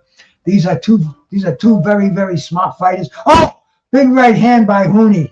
Lerena takes it. He's still on his feet. Huni going downstairs and upstairs. Huni with another right hand. Huni with the uppercut. Whew! Back and forth action in the last 10 seconds of round number 2. Now Lerena is opening up. This is truly an action-packed fight, man. You're in the right place if you want to see some good boxing. That is the end of round 2. Yeah, baby. Great fights, man. And this is only the first fight of the afternoon, man. I guess according to the main event. We've already seen a couple of them, but we're sticking around. We're sticking around for more. Absolutely, Mr. Pads. A real fun fight. Cabo St. Lucas, man. MZ, I hope you and the old lady have a great time out there, my brother.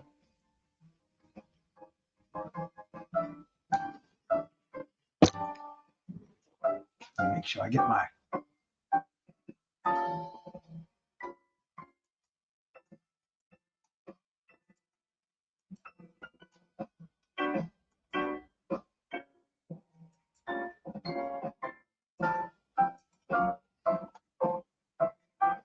They're showing a little slow motion of the action we saw in the previous round. This is definitely an exciting fight, and here we go, man, for the start of round number 3. Huni inside. Huni's giving him angles. Huni's moving the body up and down, side to side. He's going to try a little something new in here. Hey. That goes without saying, MZ. We all puff the stuff. Well, if you don't, I don't even know why you're in here, bro, because this is my motto, man. And you know, the health benefits, the numerous health benefits, I see them every day. My friends that push the weed away, man, they're getting all frail. They're getting very, very timid. And my smoking friends, they're agile. They're on their toes. They're out there. They're moving. They're grooving. Bro, is it the weed? I don't know. Anecdotally, I'd say yes, but is it a proven science? Not to my knowledge. But here we go, man. Speaking of proven sciences, get back to the sweet science in the ring. And once again, man, Lerena's on the attack. He's going forward. He's trying to get Huni against the ropes. Huni doesn't want to be there. Huni's moving forward, man. And both of these guys, man, when two objects are moving forward, there's only one thing that can happen, and that's a collision. And it's happening right now, man. Huni's trying to throw that right hand over the high guard. Just beautiful right and left downstairs to the body. Lerena felt that shot. I think he's complaining of a low blow. Just kind of saying, hey, man, keep those shots up. Lerena's got the rival gloves on. I think Huni's got the Everlast gloves on. I'm not sure, man. Possibly. I can't really see I think they look like Everlast. And fighters, they wear different gloves today. Crazy. But, you know, we're in a world of advertising, of contracts. So they're contracted. They get a little more dough to wear a certain brand of gloves in the ring. And, you know, you can't knock a fighter. You can't knock the hustle, baby. These guys got to make as much money as they can in their short careers. Very even stuff going on right now, man. I haven't seen either one of these guys take any major advantages in this round. They're both exchanging jabs, respecting the other fighter's power punching. A lot of good head movement going on by Huni. And Huni's circling to his left. He's trying to get some room. Maybe drop that right hand. Oh, he just tried to drop that right hand in there. He's on his back foot, but he can fight pretty well going backwards, man. Like, hey, this kid Huni's got a nice look to him. Oh, nice right hand, man. I think he stole that one from the Muhammad Ali playbook. You know, sneak that right hand while you're on your toes. And look at him, bro. I can tell this boy has studied the greatest in his day, man. That's the end of the third round, man. We got a hell of a fight on our hands. Killer stuff going down, man. I appreciate each and every one of you that's in here watching it with me on YouTube, on Facebook, and on Twitter. You know, I appreciate that. There's a million places you could be. There's literally 76 million places on YouTube over here where you can be. And, you know, the cats who's decided to stop in here, man, you know, nothing but gratitude on my part. Thank you much. Getting ready for the start of round 4. We're in Riyadh, Saudi Arabia over here. You're with Brucegas, Boxing, Jazz, and more. And we got some live heavyweight boxing ahead of us. We're going to see some featherweight boxing. We're going to see some super welterweight boxing. And then we're going to end it off with a couple of highly anticipated heavyweight showdowns, man. Heavyweight matches, Zhilei, Zhang, and Joseph Parker, Anthony Joshua, and Francis Ngannou. And you're in the right place, man. So I appreciate you coming by, man. Australia. Hey, SG, man. Your boy's looking pretty good in here. Yes, he is, man. I'll tell you, he knows how to fight off those ropes. It takes a hell of a talent to feel them ropes on your back and be able to come out fighting and not run away, not be shy. He feels comfortable. It's almost like something Ali would do, something Wilfred Benitez would do. It's a very educated move, and you can tell this kid is highly advanced beyond his 6-0 record or 8-0, whatever it may be.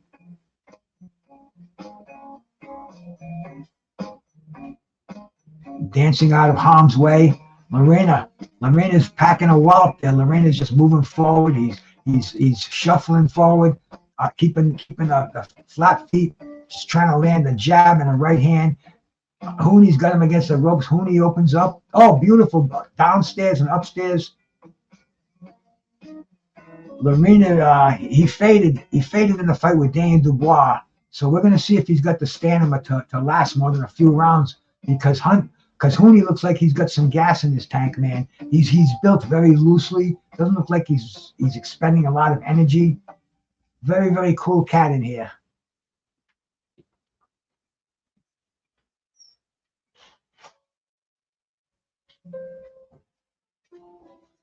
A slight lull in the action. I mean, they've been going at it now for almost 4 hard rounds. And you can see Huni. He's popping that jab, trying to time that right hand.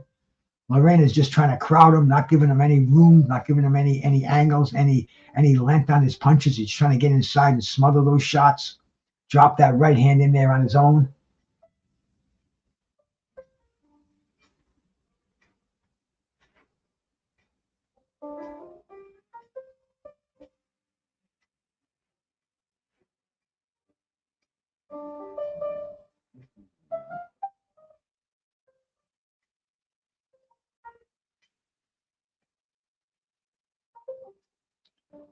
Once again, we're having a little jab duel in the center ring.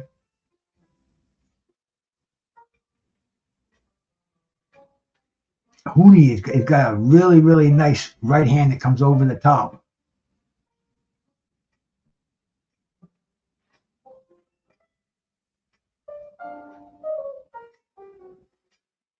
Oh.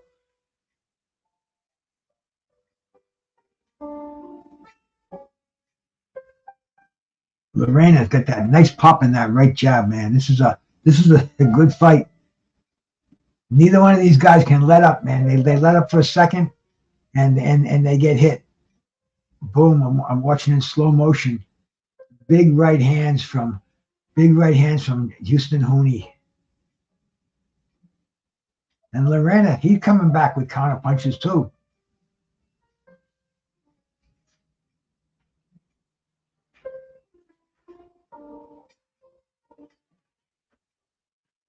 Getting ready for the start of round 5.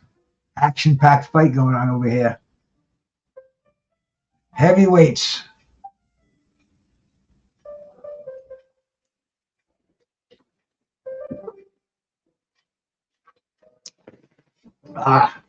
Nothing like water. Feels so good to drink it.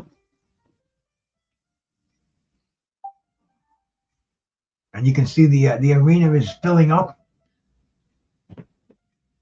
Huni on his toes, shooting those red Everlast gloves.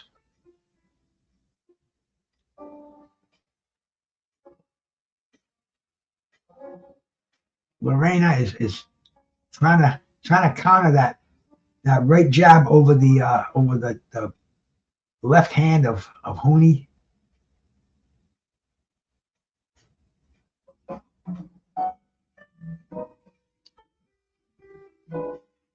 Lerena has his best moments when they get inside, and when Huni starts to fight small. His best bet is to fight is to stay tall, stay on the outside. When he gets down and gets in there with Lerena, that's when Lerena's having his best moments. There goes Lerena popping a couple of those sharp right jabs. Oh, Huni's having good luck with that straight right down the pike, and that's a very effective punch against a southpaw too.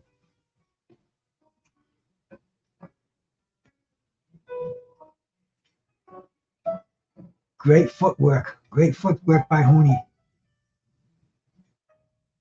Lerena is trying to cut the ring off. Huni is staying in that corner, almost daring Lerena to come and get him. When he does, he seems to have. Oh, Lerena's inside though. Lerena's got some good work when he gets Huni in the corner. Huni's decided, I don't think I want to be in this corner anymore. Let me get on out of here.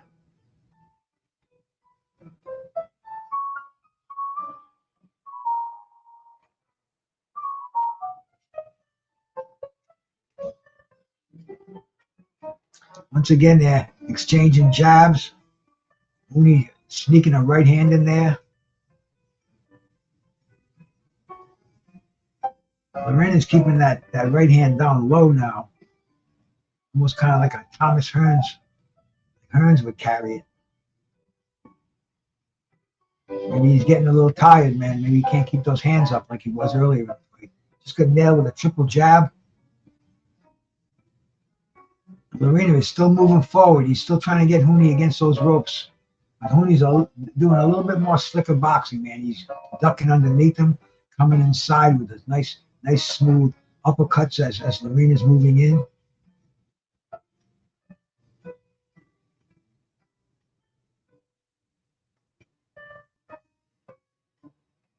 Oh, Lerena was trying to get him against those ropes and land that big overhand left. And Lerena's got him against the ropes, man. That's the end of the round. Huni's bobbing and weaving when he gets against those ropes. He's got a great defense, man. I got to give him a lot of credit. But man, these heavyweights, you don't want to exchange punches. You don't want to get hit. These guys will hurt you.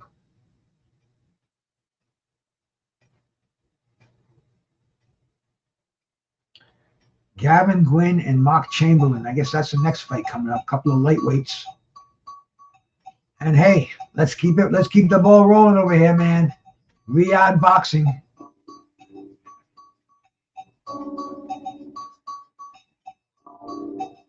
On this holiday, the day of the fight of the century.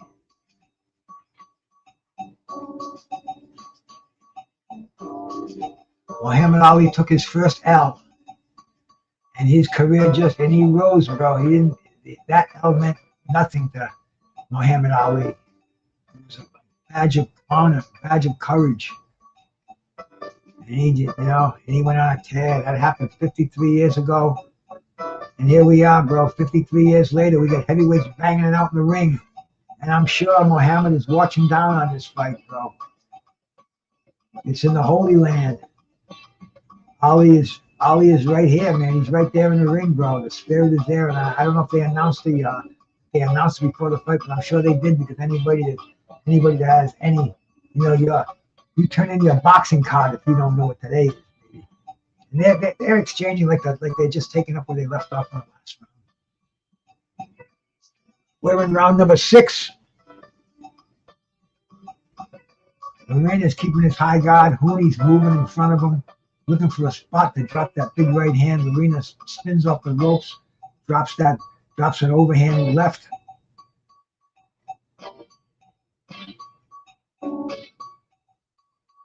And Huni looks like he wants to he drop some serious punches.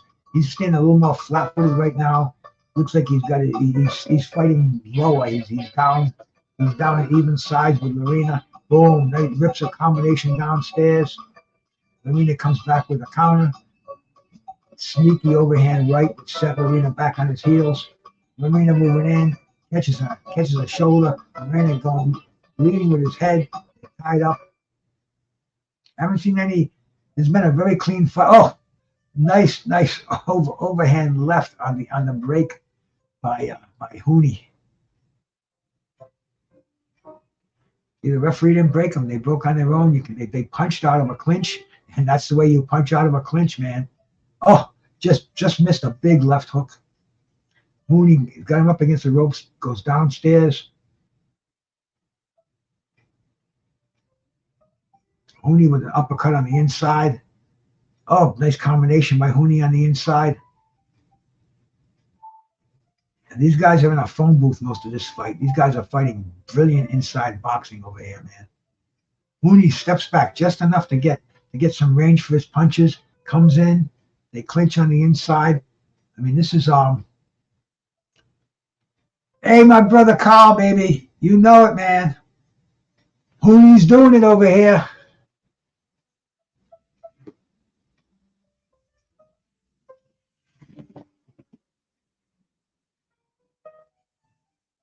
It's a good fight, man. I give Huni the edge so far, but this is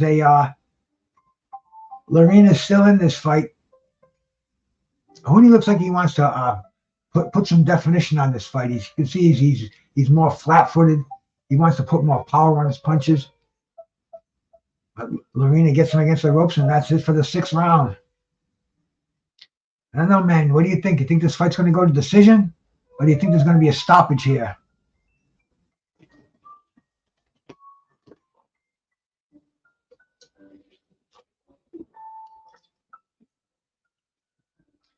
We're between the 6th and the 7th round. And the referee's doing a really good job, man. He's right in the middle of things, not getting in the way, not obstructing the fighters. Good stuff here, man. Oh, they're showing the slow motion, the left uppercut and the overhand right of Huni. And he sent Lerena back on his heels. Now we're going to see conditioning come into effect. We're going to see timing and accuracy. You know, it's time for a little separation here, man. It's we're moving into the late rounds.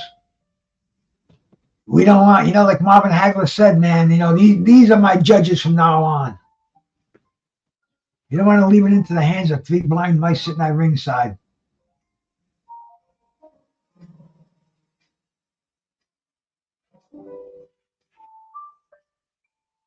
And Huni is on his toes to start this fight.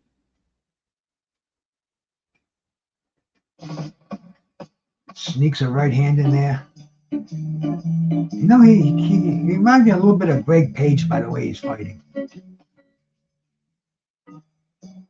The way he's throwing that jab, using his shoulder with it, keeping that high guard up there. You know, you can tell he's a student of the game. Oh, Lerena, beautiful, beautiful overhand right. Don't sleep on Lerena either, man. He is still in this fight, still very dangerous. I was expecting to see a knockdown earlier in this fight. Oh, good stuff, man. Huni just landed a nice triple left hook, overhand right. Huni with the overhand right. The left hook and the right hand, man. They're coming in beautifully now. Lerena walked right into that bomb. Lerena tries a jab, falls a little short.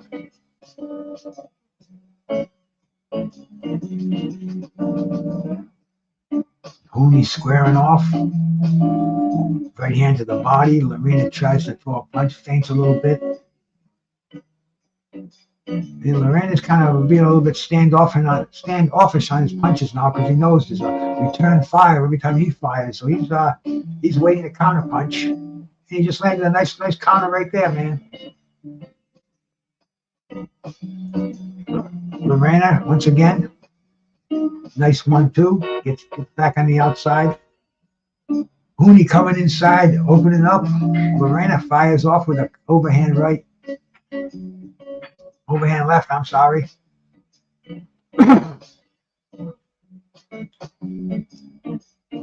Combination on the inside. Huni's got him against the ropes now. Huni looks like he's getting ready to open up. Last 30 seconds.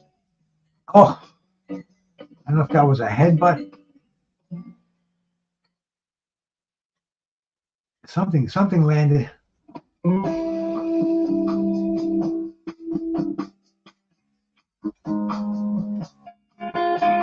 We need to open up now. Final 10 seconds of round number 7. Lerena landed a nice left hand, nice right hand. Lerena trying to drop something big, man, at the end of round number 7. So here we go. We're into the final 3 rounds of this fight. It's been a good one, man.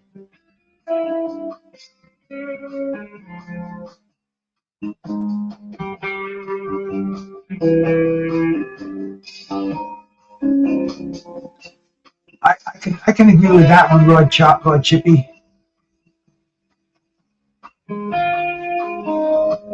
Hunt's not known as a knockout fighter. He's got 4 knockouts in his 8 wins. And let's see his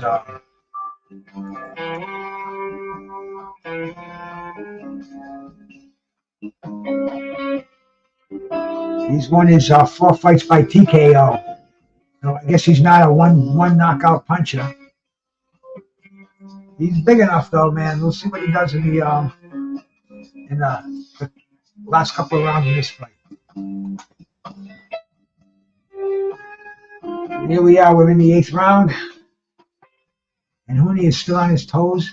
He plants, I tell you, he looks like Greg Page out there to me. He's got a lot of Greg Page. Lerena just landed a nice counter overhand right. Huni on the outside, landing some nice downstairs punches downstairs. Nice uppercuts. Lerena is hanging tough though, man. You can tell his punches are getting a lot sloppier, but he's hanging in there. He hasn't been hurt yet. Got a good chin. A lot better chin than he had against Daniel Dubois in this fight. Huni just landed a couple of good body shots and an uppercut, left hook. Huni's moving forward. He's trying to put some. He's trying to drop him. I don't know, man. He definitely needs to get the respect of Lerena right now.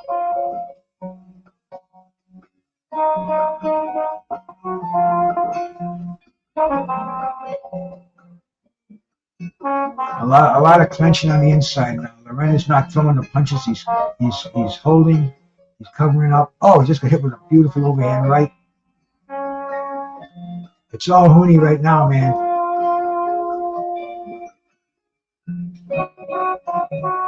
Lerena tried to drop a left hand in there. He's pretty much covering up and taking punches. He's against the ropes right now. He doesn't want to be there. Tries to blast out with a combination. They're in a clutch. Lerena, Huni once again going downstairs with those hard shots. They're really, really, really effective late in the rounds here. Huni once again, man, hooks to the body. A nice uppercut. I mean, Lerena's hanging in there. I got to give him a lot of credit. He's taking a pounding down the stretch over here. Once again, another upstairs combination by Huni. Oh, beautiful uppercut. Catches another counter. Counters him with that right hand. Lerena is just, I think he's in a survival mode right now.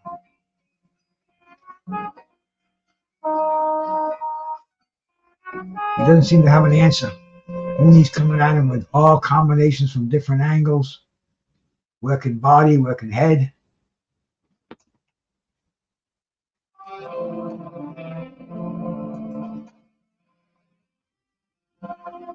And Huni is still on his toes. And that's the end of the round. Another round in the bank for Mr. Huni. With 2 more rounds to go in this fight. Interesting heavyweight fight.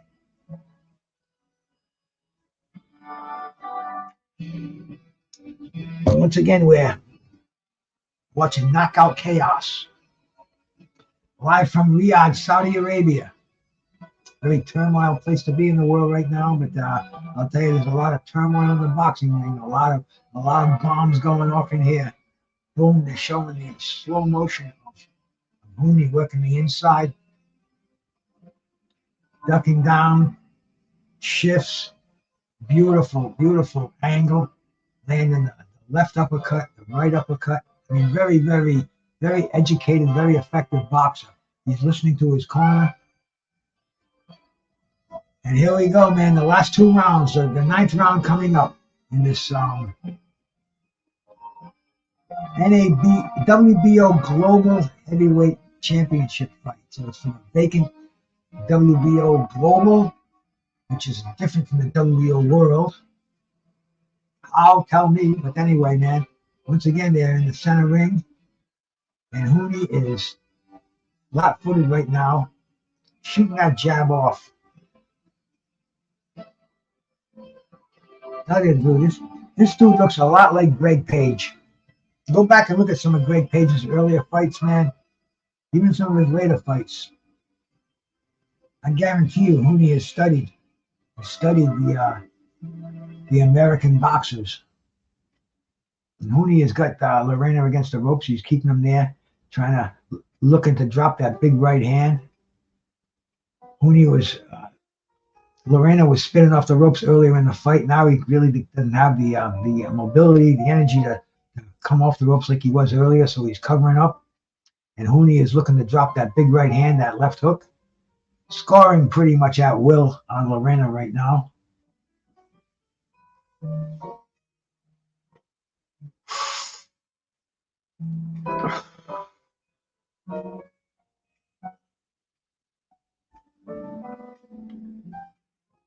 Lerena fighting very well off the back foot.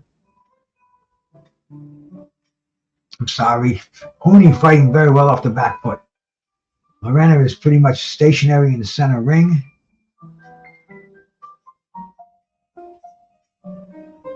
Good combination by Lerena. Huni once again pops that jab moving forward. You got Lerena's back on the ropes. A minute to go in the 9th round. Missing a lot of punches now in the latter round. Both of these guys are tired.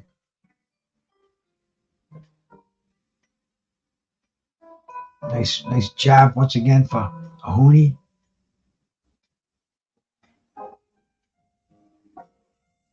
Huni's got good defense. He just ducked out of the way of that right hand that came after him, man. And he's still very effective. Got the head movement. He's popping that jab. He's got Lerena in the corner. Lerena is covering up. Does not want his back on the ropes. Something happened. He looked at somebody at ringside. All he can do is kind of go to the ropes and cover up, hang on. The last 10 seconds of this round.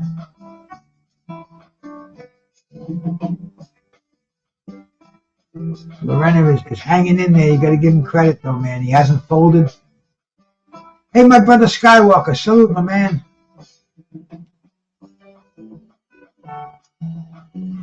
We got the brothers down under over here, and man, we got Justis Huna is definitely doing you guys proud down there today.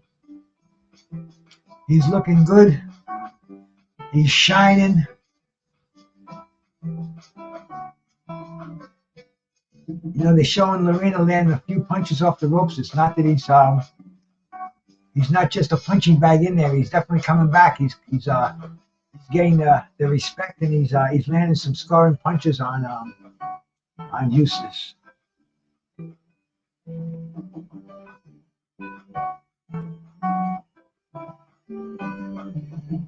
I think the boxing world is going to take notice of Huni today. If he wins this fight, he seems like he's on his way to a comfortable majority decision. But here we go, man. We're in the 10th round. These are heavyweights. Anything can happen.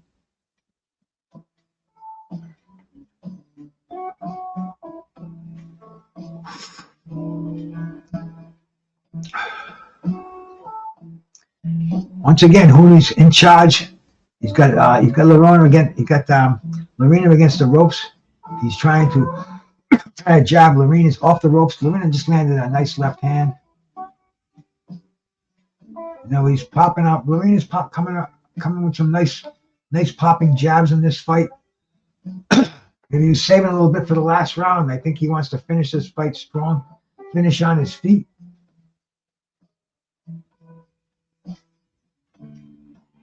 And it looks like he might have reserved a little something for the gas tank. I see that cherry garlic in there. I got to be watching the fight, Skywalker. I'll look at the chat in a second. Emzin, salute my bro. How we doing, man? We're in the last round of a very exciting 10-round heavyweight fight on the undercard of the Riyadh of this amazing heavyweight boxing show that they're putting on for us, man. You know, if it wasn't for his Royal Highness Sheik Turkey Al-Ashiki, we wouldn't be watching this boxing. So I'm very grateful to these cats out there, man. Oh! Lerena's got him in trouble. Oh, Lerena's got him in trouble, man. Huni is in all kind of fucking trouble right now. He's trying to stay on his feet. Lerena has got him in serious trouble. Lerena's got him in the corner. He's opening up. Huni's hanging on for dear life over here. Like I said earlier, heavyweight boxing, you never know what the fuck is going to happen. This is amazing stuff going on, man. Fucking Kevin Lerena is in charge. He almost had Huni on his back. Huni is backpedaling. He's on his bicycle. Dude, does he not look like Greg Page? He's got the high guard going. Lerena is trying to land that one more punch that'll put him on his behind. And yeah, baby, heavyweight action going down. Oh, Lerena with that nice combination. Lerena's just looking to land that one more. He's got 30 seconds. Can he do it? Lerena is fucking opening up over here, man. It's like now or never, baby. You're not going to win this decision. Huni says, come on, man. Come on. I'm still here. And we got some action going on, baby. This is an awesome fight, man. We're in the last 20 seconds. Huni is still on Queer Street, man. Lerena's tired. I don't know if he blew his load on that one, man. He's got a few seconds to go if he can land that one more punch. Obviously a 2-point round. And that's the end of it, man. Woo, baby. Awesome fight, baby. Lerena just couldn't find that one more punch to finish him off. Huni, great recuperative powers, man. Let's check this scoring out, man. This was a killer fight. Great fight, man. Yes, sir, Carl. Lerena not putting the pressure on him, that's what he had to do, man. It was a 10th and final round. Definitely one to be talked about. And you know what I like about this boxing here in the afternoon? We'll go on the tavern. We'll go on all the different panels tonight, and we'll talk about it. Oh, there's that fucking sneaky right hook that he landed, a check right hook. Sent Huni in all kind of trouble. And he is just freaking. It was a let's watch that again. Let's see what punch that was.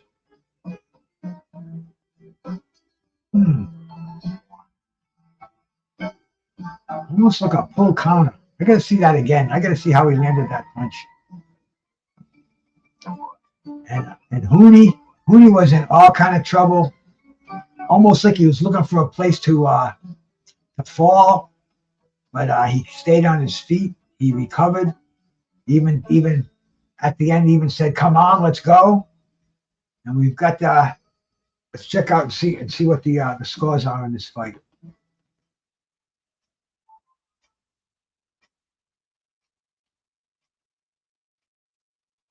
I get in trouble if I turn the volume on.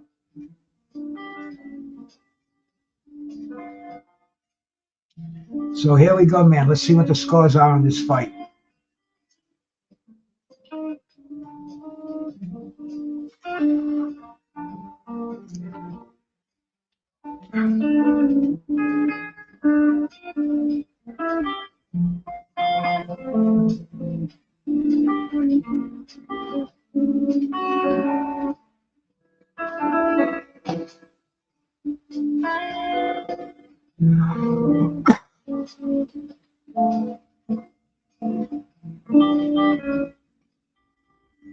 Huni wins a unanimous decision.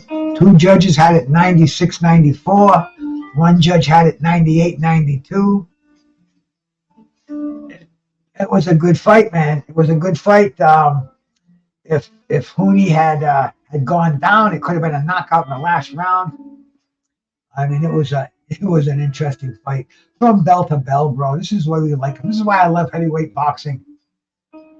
Huni deserved that. He deserved a unanimous decision, even a split. I couldn't see how any judge could give the fight to Lerena, but he definitely earned that decision. Great decision. Anybody have any disagreements or anything in there? Let me know out there, bro, and we'll let them know. We got some good boxing going on here, man. I think the next fight is a super welterweight fight. It's going to be the Gavin, Gwynne, and Chamberlain. A couple of guys I'm not familiar with off first glance, but you see, usually with these things, when you go check them out, and you watch a lot of boxing like I do, you will see some of their previous opponents, and it'll ring a bell, and you'll realize where where you saw them before. That's for me anyway. Chamberlain is 14-0 with 10 knockouts, so he's respectable. Respectable coming on here. I don't see any names on his record that I recognize. He's a British level fighter. He hasn't fought in the U.S. This is his first fight out of the United Kingdom. So he's on Virgin territory. And Gavin Gwynne has got a record of 17-2. He's only got 5 knockouts. He's been stopped once. Let's see, man. Craig, he's another British fighter, British Isle fighter. His fights have all been in the United Kingdom. So this is a British caliber fight, man. It's a super welterweight fight. Gavin Gwynne is ranked number 23 in the world as far as the lightweights are concerned. Yeah, I guess it's a lightweight fight. Let me look and see what this fight is, man. Gavin Gwynne. Yeah, this is a lightweight fight. He's 135 pounders. I mean, that shows you. I've really never heard of him. Hey, MZ, I appreciate that, man. We got a lot of people in here today, and thank all you guys in here, even though you're not saying nothing in the chat. Thanks for tuning in. I appreciate that. I appreciate the watch hours, man. It's a great day to be a fight fan over here. It's a beautiful day in New England.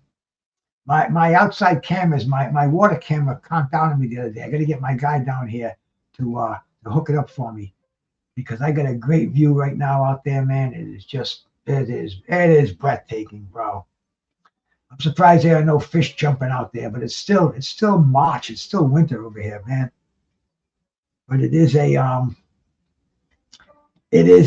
killer day, and it's Friday. Tomorrow's, anybody who works tomorrow, you can see if you work conventionally, because I forget, man. We're so global out here, and I see cats that work on Sunday nights. You know, I used to be self-employed, so that wasn't the same. It was nothing for me. I was never really, very, very few times in my career was I a 9 to 5 Monday through Friday person. I worked a lot of nights. I worked weekends. I worked early in the morning. I mean, I had some crazy shifts, which is so cool that we can all get together on here. But it is a 2:15. Usually I'll be getting ready to go out for a walk with the dog, but today we're sticking around for boxing. My brother rolling with the punches. Yeah, Roland, man. It's absolutely. I knew about this one for a while. It's on a Friday. I've straightened a few people out that have been in their chat rooms where they said, "Hey, we'll see you Saturday." I'm like, no, Friday. See, tomorrow I believe is a fasting day for Ramadan. So this is being held in a Muslim country. So they honor that. They don't have any entertainment going on. So this is done on a Friday, which is. It's okay with me, because like I said earlier, man, I'm retired. I'm in the retirement force. My wife was doing some cleaning the other day, and she found some ticket stubs. My screen just froze on me here. I have to go back and get it to unfreeze. Being as how we're between fights now, it really doesn't matter so much, and it will unfreeze. What am I watching this on now? I think that's a crack stream or something. And go on this one to make sure this one is up too. Got to have a backup stream in case the main stream goes down. So let me set this up. Come on. Anthony Joshua, Francis Ngannou. We're on the legendary Strikeout right now.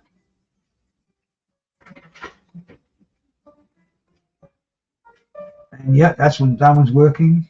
And the crack stream is working. So we're up to par over here, interviewing Lerena on this one, and bang. So we're waiting for the next fight to start.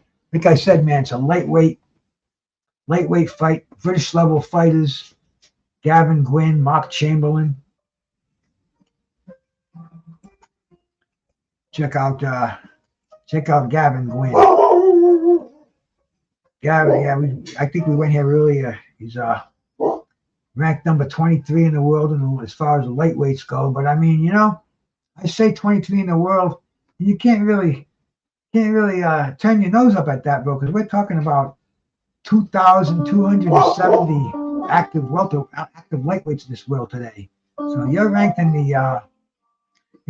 number 23. You're in the top 10%. That's not too bad.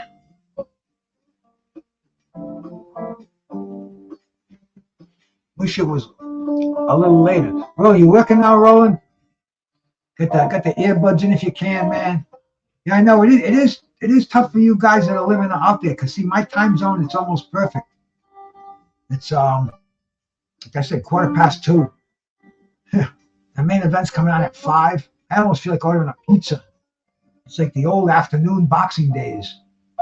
Man. A little something in my eye. All set now. There we go.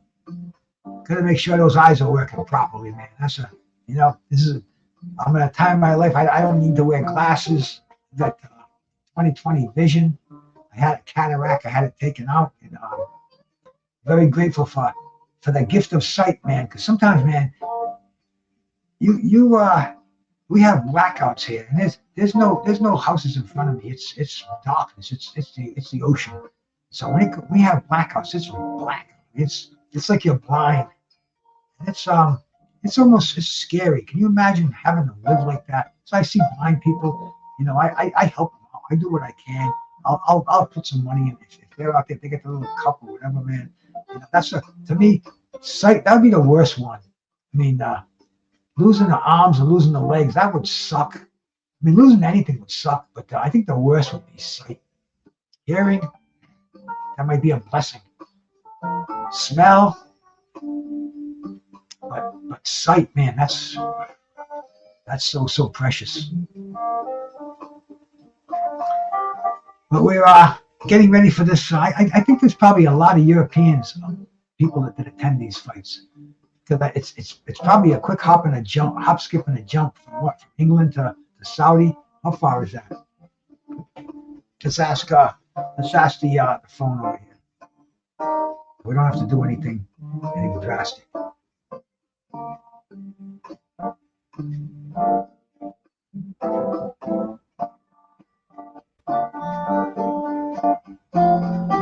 Hey, my friend Rich, he's watching me. That's my computer man. He just sent me a text an hour ago. I didn't hear it go off. But hey, my brother Rich, if you're out there, bro, I'm gonna need you in a couple of days, because I just won a Hewlett Packard laptop on a quiz show I did yesterday. And you know me, man. I know nothing, so I'm gonna need you. But let's see. The question I wanted to ask this thing.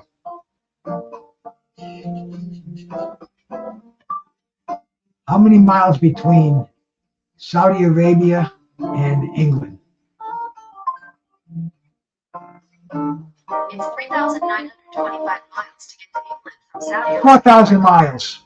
So that's that's a good joint. That's not the hop, skip, and the jump I thought it was. How many miles from Rhode Island to Saudi Arabia? Saudi Arabia, 6,361 miles. 6,361 miles. So that's a long trip, man. I have to take some edibles, have my vape on me, make sure I got some plenty of American water, man. I don't want to get any I don't want to end up with any Abdul's revenge when I get over there. Mohammed's revenge is what they call it. I'm gonna need some more water right now. But yeah, man, it is nighttime out there right now, man. The sun's going down. Who's that woman that's under the zone, man? She's I can't think of her name. She's got the frizzy hair. She's light skinned.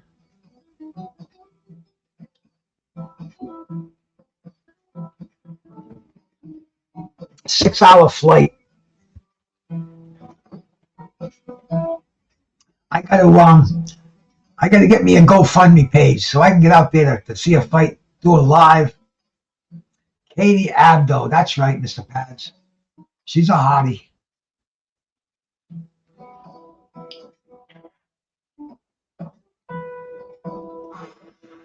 So it's not. See, this fight right here is a British level heavyweight, British level lightweight fight. We got the number 3 ranked lightweight in the world against the number 47. Mark Chamberlain is undefeated. He's 14-0, but he's only ranked number 47 in the world. He hasn't faced any competition, according to BoxRec.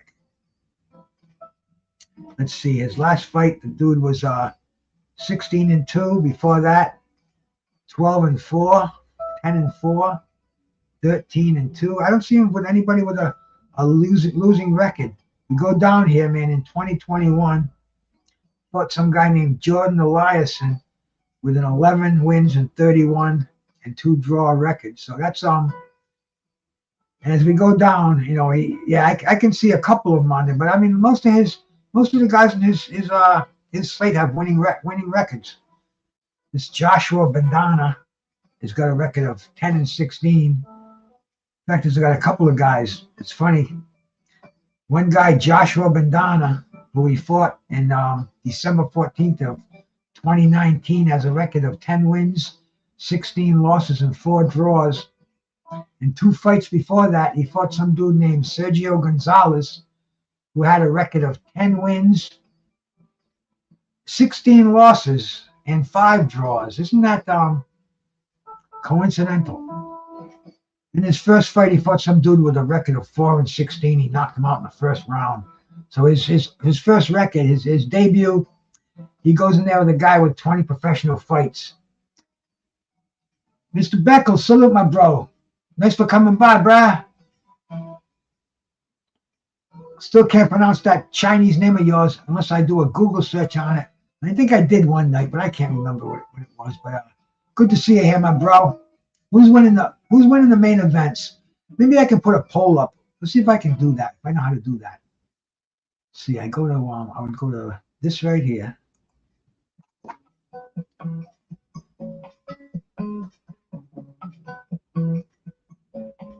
Let's see.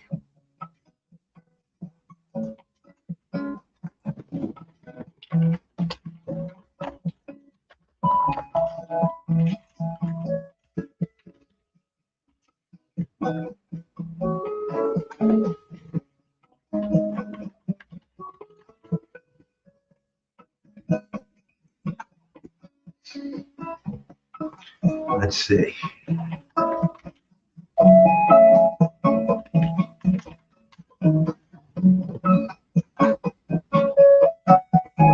Okay, here we go, man. Put a poll up there. We'll put this one up there first, and then we will put another one up after. But we'll see if we'll see how people score that fight. Then we'll put the Parker and the Zhang fight up there later, man.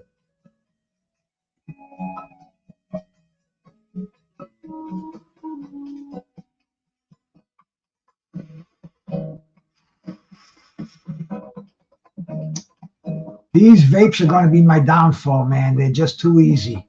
I don't need a Bic. I don't need any flour. I don't have to change the water. All I have to do is draw on it. And like I said earlier, man, it's not just I got this other one that I'm almost through with now. This one is called Happily Ever After. It's a hybrid, and it tastes like it's got an apple leaf taste to it. I don't know if they put the flavor in here or not. I'm gonna have to find out a little bit more, do a little more research in them. Yeah, that's gonna be a good fight. My brother Carl. We have to wait for this other one first, this lightweight fight. But that looks like it's gonna be some action happening. That's for a vacant title too, I believe. That's for the vacant.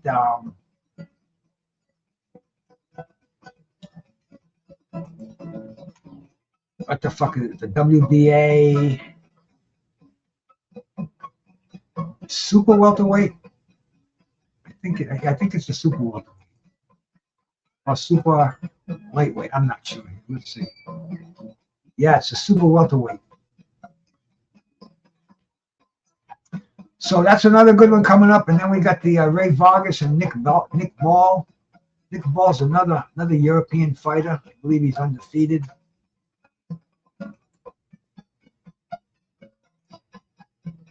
Let's see, man. Yeah, Nick Ball, 28 out of the United Kingdom, 19-0, 11 knockouts.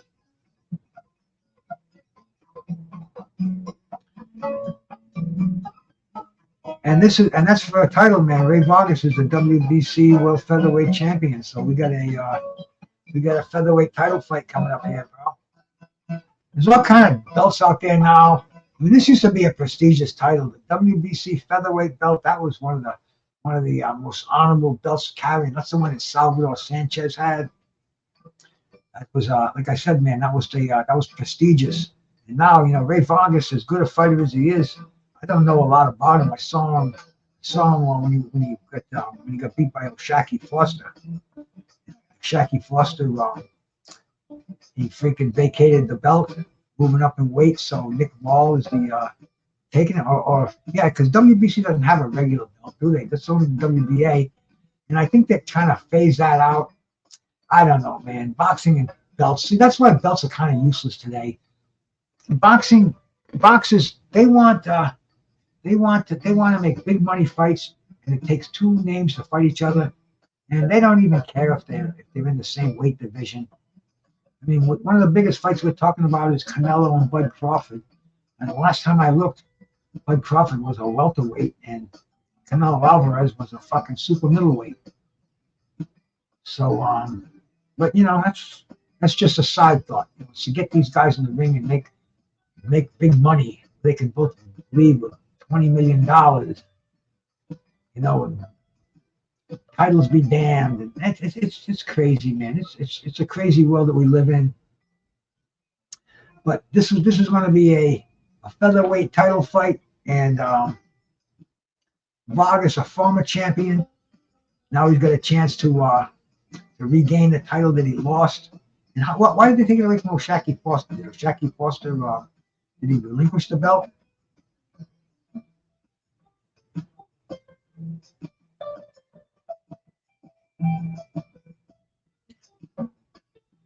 I don't know, man.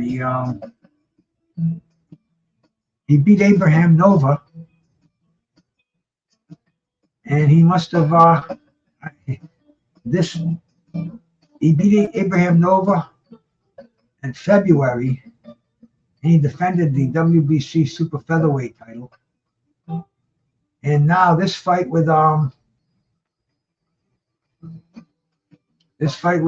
Ray Vargas and Shacky Foster is for the WBC. Okay, I see. One was for the super featherweight, and now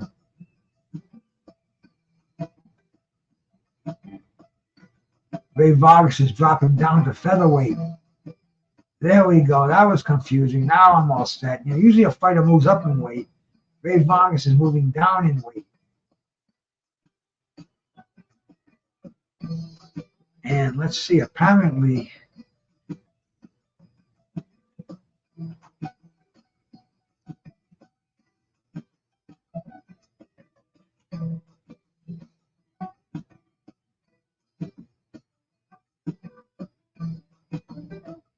I guess Ray Vargas is still the WBC featherweight champion. Yeah, there we go, Caesar G. Yep. It gets really confusing, I'll tell you, man.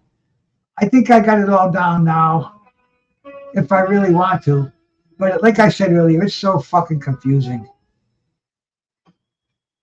And it's funny because, we talk about the WBC belt, the 126 belt. When I did this quiz yesterday, I won that laptop, man. One of the questions on it was so simple. It was when Wilfredo Gomez and Salvador Sanchez fought, what belt was on the line? And it was like, duh. You guys, oh, another one from Brucegas. And I'm like, shit. I'd have to turn my fucking OG card in if I didn't get that one. But yeah, that belt used to be extremely prestigious. Danny Little Red Lopez, Bobby Chacon. I mean, it was just a just a fucking prestigious belt, man, especially amongst the Mexican boxers.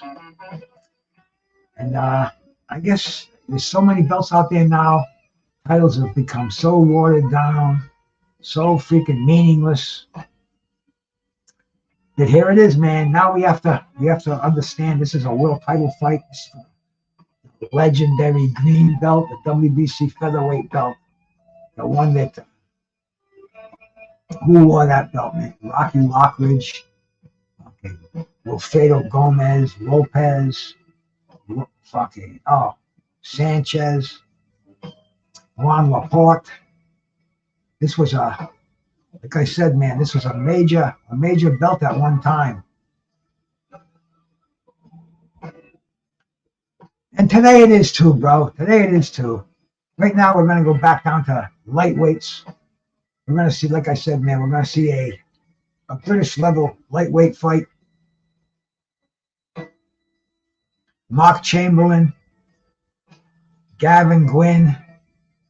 All we can expect for is a good fight. On to the next.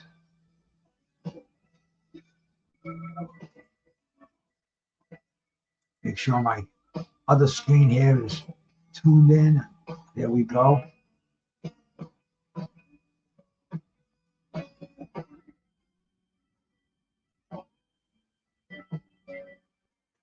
Jeff Fennick. Yeah, Jeff Fennick is another one, man.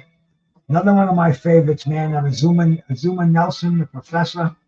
I believe he's the one who took the belts away from Fennick. Great fights, man. Fennick was one tough son of a bitch, man. I remember when he came out, I was reading the magazines when he first came onto the scene. I believe he was an Olympian, probably about 1980. Man, he was something, bro. Maybe even in the 70s, because it was a long time ago. One of them old ring magazines. And I'm saying, is it Jeff French? Is it Jeff Fennick? And yeah, and I heard him mentioned on the broadcast. It was Fennick. So I got that now. And you know how many people I've corrected on that, bro? Since like from 50 years ago. Yep, man. That was the first fight was a robbery, and then the second fight, Azuma just destroyed him. And that Katie, man, I'm looking at her with a high definition TV. She looks kind of rough. She's been around. Thank God for the makeup, right?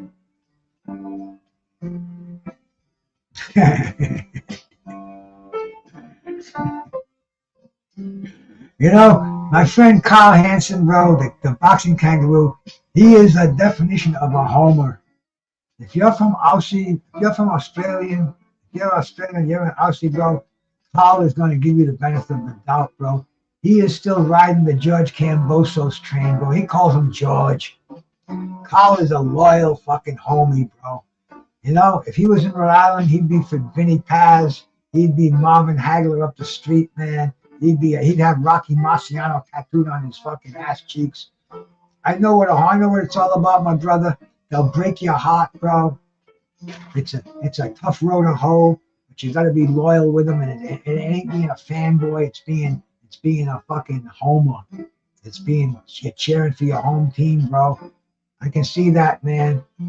You just made a couple of points. Your boy, the heavyweight, bro. We got a Huni. We got another cat that we can be looking at. We can watch and make sure he doesn't fuck up, bro. Like I said earlier, you go look at some Greg Page fights, and you're gonna see the ghost of Greg Page dancing around in your boy Justis Huni.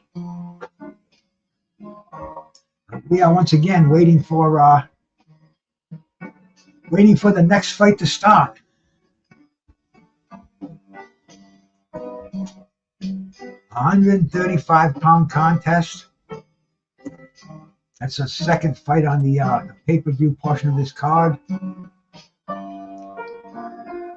And, you know, it's funny because I'm looking at the weights in here, the way they weighed them in Saudi. It would blow your mind how many of these fights ended like 129.6 pounds, 153.6 pounds, 134.6 pounds, 225.6. It's kind of excuse me, indigestion here. Kind of mind blowing. I think it must be the the scale must be calibrated on 2468 because you don't see anybody weighing like 191 and a half. It's 191.6. So it's weird, man.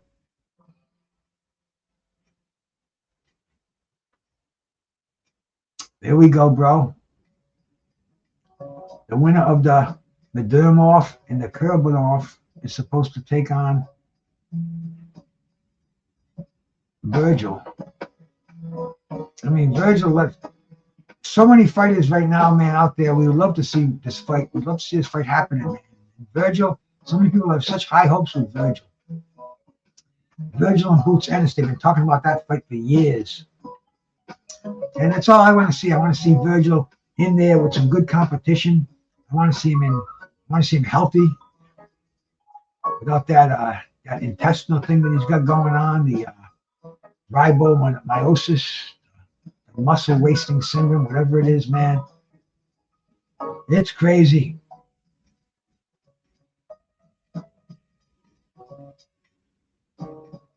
Carl was helping one of his bros move some refrigeration mechanic moving. Friend's refrigeration mechanic moving. Yeah, brah.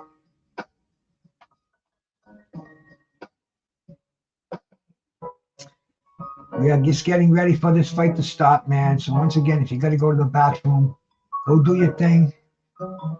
If you need a smoke, if you can't smoke in your house, go outside and puff one now. If you're like me and you don't smoke anything but weed in your house. In fact, I had all my friends used to smoke, man. I had furniture with cigarette holes in it. I carpets, fucking big black holes in there. The house used to stink. I think it was in 1990. I said, I gave more warnings. I said, 1990, no more cigarette smoke in this house. And they are, yeah. Can they not? Dude, I live in a nice place. I mean, I think I showed you a second ago. You know, this is what my house looks like.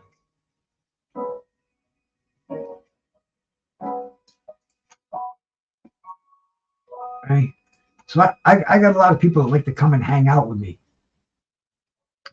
So, you know, I mean, it's just very, very comforting sitting on that deck. I mean, they can smoke on the deck, but in the living room, which is, you know, the house is only a 4-room house. And the living room is the biggest room in it. And it's right in the front, and you get a panoramic views of the Monho Bay. And people thought I was joking around, man. I said, no more smoking. 537, salute, Carl. No wonder you're not your chippy old self, bro. It's freaking, I wouldn't even be out of bed. But boxing does it. No, that's my wife's mother's car. She gave it to my wife, and I don't have a car. I get rides to where I go. I just don't go anywhere anymore, so I get rides. But yeah, she's got the PT Loser. I tell you, man, that car runs like a fucking truck. That never breaks down. It never breaks down. That sucker. I mean, it looks like crap now. It's been sitting out there for a year. The sun just living on the ocean destroys the finish on a new car, any kind of decent car.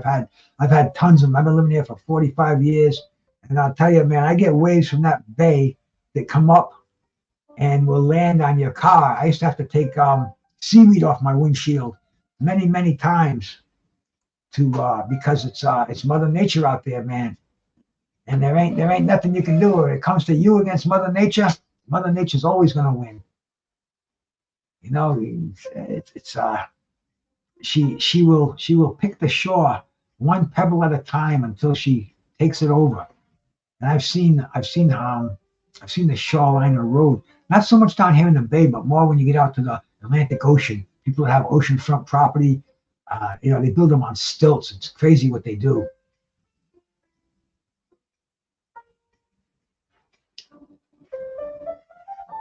Caesar, ah, it's only worth a few $100. It's a crappy old car. It gets her to the grocery store and back. When we got to take a ride to the city and we got to go to the dispensary or something like that, it's okay. But I would never take that car to on a couple of 100-mile ride, bro. I mean, that sucker. Maybe I would because I'm a gypsy in my soul, so I do things like that. But it's definitely not the kind of something reliable to do. When I was working sales on the road every day, I mean, putting fucking 30, 40,000 miles a year on a car. It was that car wouldn't hold out. But it's cars don't mean anything to me anymore. I used to have this awesome Oldsmobile Cutlass. It was a 1970. It was a rag top. It was gold. I had the whole engine. I didn't have it rebuilt. I just changed parts as needed, and it was all chromed out. I had the K&N, the air cleaner, the headers. I mean, it was converted from a carburetor to a 4-barrel to a fuel injected. Thing was beautiful. I had it cherry right out, and I was driving around. Somebody rear-ended me and totaled it and fucked up my back.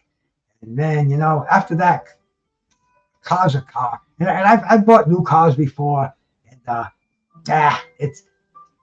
it's just not something that I take pride in. To me, if it gets you from point A to point B, then it's fine, and I don't give a fuck what you think about it. I'll drive right by you. I'll drive right by you in the gas station too. So it's transportation. I didn't have a Ford Focus, but I had a Mercury Lynx. I bought a Mercury Lynx brand new at the time. I think it was in 1984. It was a nice car too. It was really cool. But I put so many miles on it that it wasn't worth saving anymore.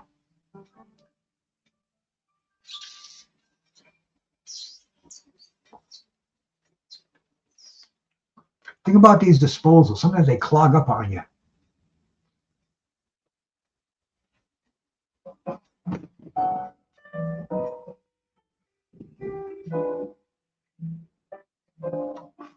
Usually I get the wife when they clogged up.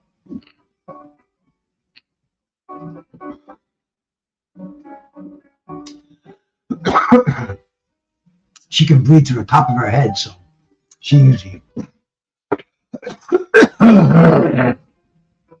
unclogs it for me. But I think we're moving. Excuse me. I'm going to need some more water here.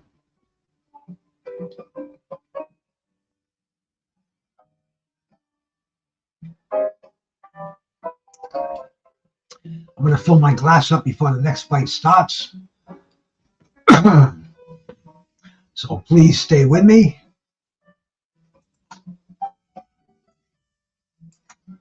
We will once again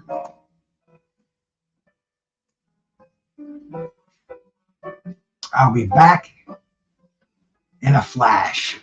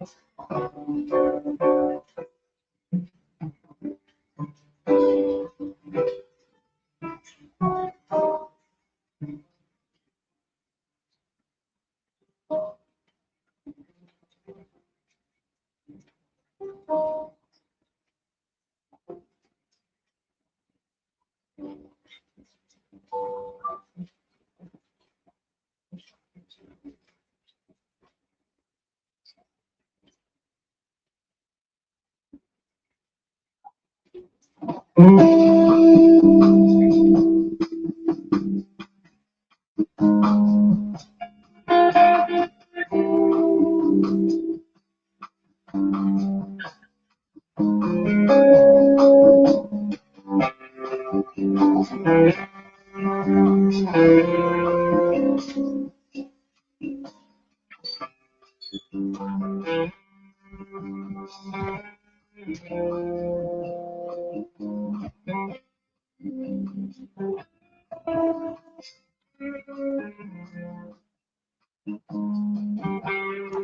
we're back again. Back again. Had to get some water. When I walked by the bathroom, I had to drop off some water. So it all worked out, man. And you know, I go to a urologist. Anybody who's in their 50s, you should go see a urologist once in a while. And you know what he told me the most important thing you can do?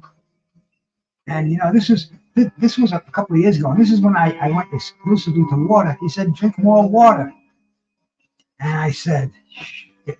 So I drink a lot of water now. You know, I'm like, you know, so back in the day, you know, back in my training days, I would drink a gallon a day. Oh, try to drink a gallon now. And so I'll try. And you know, I've been, in order for me to drink a gallon of water, I have to eliminate Coca-Cola, the beer, the wine, the Coke. Hey, my brother, B&N Boxing, man. Shout out to you, brother. This is a boxing aficionado right here, man. B&N Boxing.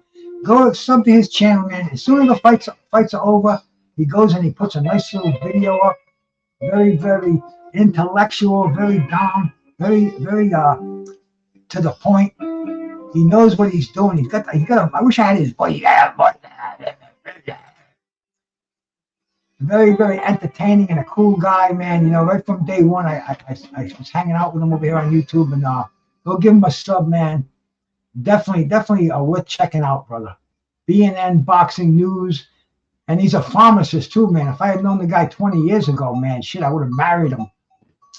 But anyway, man, aside from all that, man, thank you, cats, for coming in here once again, man. With Mr. Pads, Bruce, I remember going to someone's house once and seeing a huge barrel full of empty energy drink cans. Insane. Some people drink. Oh, yeah, Mr. Pads. See, I think that's another thing that Ryan's got wrong with him, bro. That this generation now, the Generation Z, they drink these energy drinks like they're water, dare I say. But yeah, man, I mean, no, you start to become intolerant to the, you build up a tolerance to the caffeine in there. And, you know, they put it in all different kind of names. They call it guarana. They'll call it, oh, shit, man. Different herbal names for caffeine, man, that they use in there. And it's all the same. It's a stimulant, and it's gonna raise your blood pressure, and you know it'll raise your mental awareness, because it's gonna pump more blood to your brain. But you don't want that to do that on a continuous basis, and you really don't want to do that unnaturally. So, man, like I said earlier, we're here for boxing, and once again, the fighters are making their way to the ring. Let me get my screen pumped up to the largest over here, man. You get back on the boxing page here. We've got Gavin, Gwynne, and Mark Chamberlain.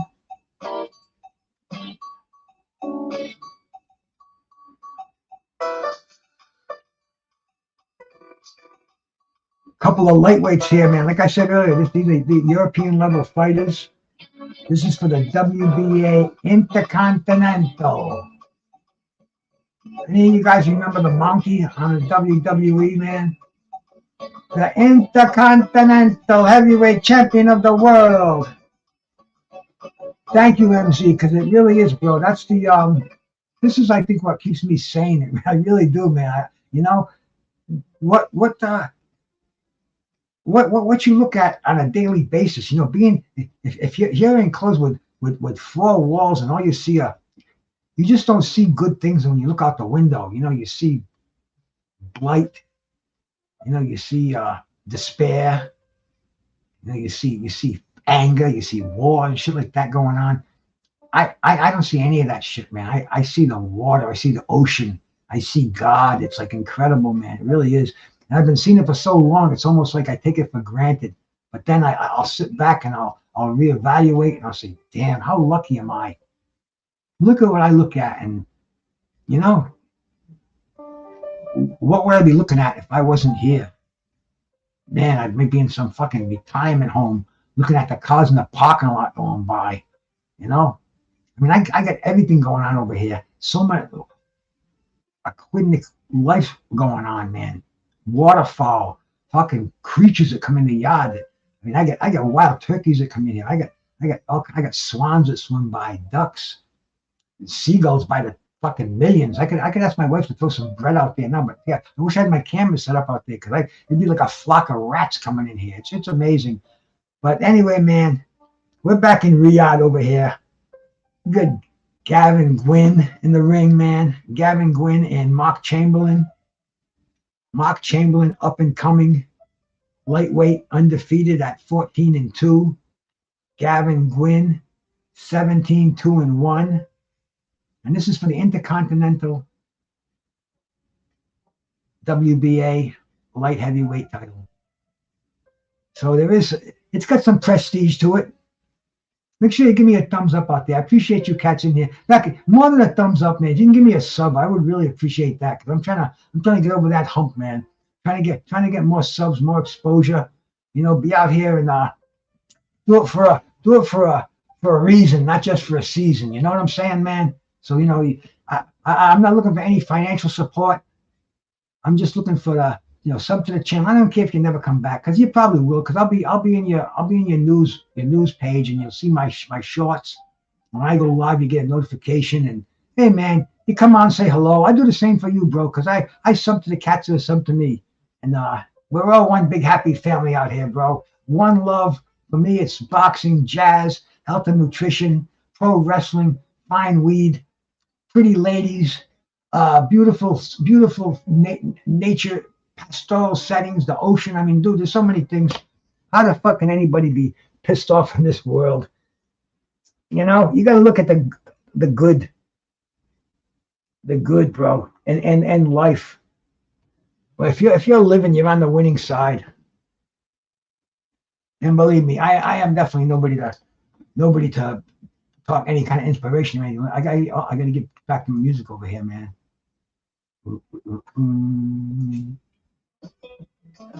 Okay. See, the problem is with, and I know it's just like elevator music, but I got to have something in the background, man. I got this mind that's. I think I should have been born in I should have been in my prime in the 40s, in the bebop era, Charlie Parker, Louis Armstrong, and you know, I mean, that's the kind of a zoot suit, a watch chain, bro. I think that's where I belong. But anyway, I just gotta get something bopping in my head when I'm just walking by myself. I get the earbuds in, I got the jazz on, or the blues, or the folk, or the country, whatever it may be. I'm just kind of bred to have a little bit of music playing in my head at all times. I got some nice ones picked out for my wake too, so stay tuned. But yeah, we got the face off right now, man. We're getting ready to get this fight started. Gavin Gwynne and Mark Chamberlain, two lightweights, trying to make their impression, trying to get a little bit of recognition in this world of boxing, man. Maybe crack the top 10 in one of the federations. Maybe earn himself a world title shot. And who knows, man, the 135-pound division, that's the smacking division, man. You know, you got Shakur, you got Tank. I mean, bro, if these guys can break onto the scene, get in the ring with some of these fighters. They're both exchanging some jabs now.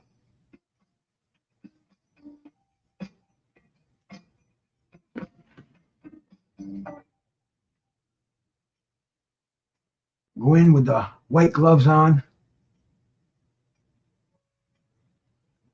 Very fast hands on Chamberlain. Gwynne is trying to drop a big right hand. Both of these guys throwing very fast punches, man. You can see the rivalry in here, man. You got the UK rivalry going on. Oh, I mean, multiple punches going on. Very, very, a lot of action happening right here, man.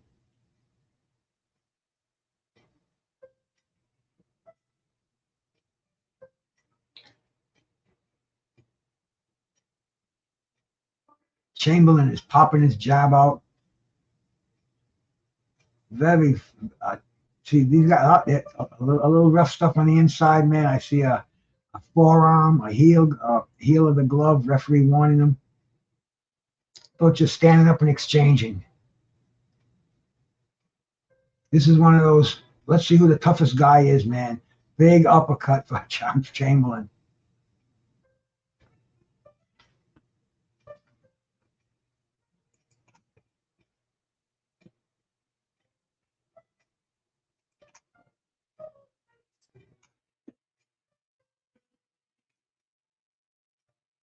They're going back and forth in the first round. We got a 10-round fight here for a an intercontinental belt. Nice little trinket to put on your wall.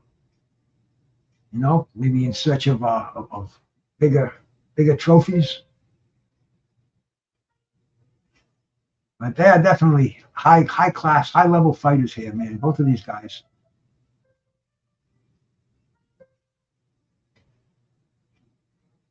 A good matchmaker over here in Riyadh.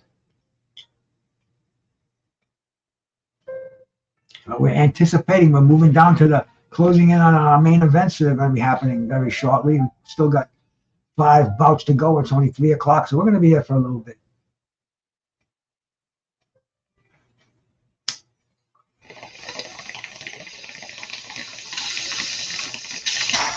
Good thing I've got several different styles of bud here.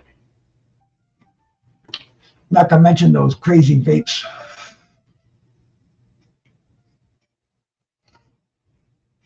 But we're into the second round in a 10-round fight. Mark Chamberlain,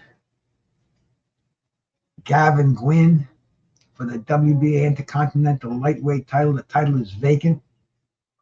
It's only a 10-round fight. Usually title fights are 12 rounds, but I guess regional belts, they kind of fit them in, condense them to the time.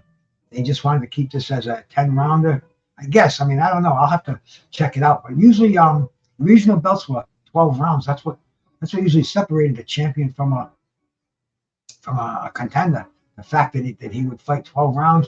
Well, back in my day, it was 15 rounds for world champions. Man, those were the.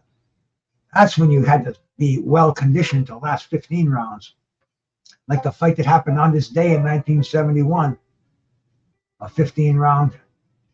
Unanimous decision, Joe Frazier over Muhammad Ali. Imagine that, man.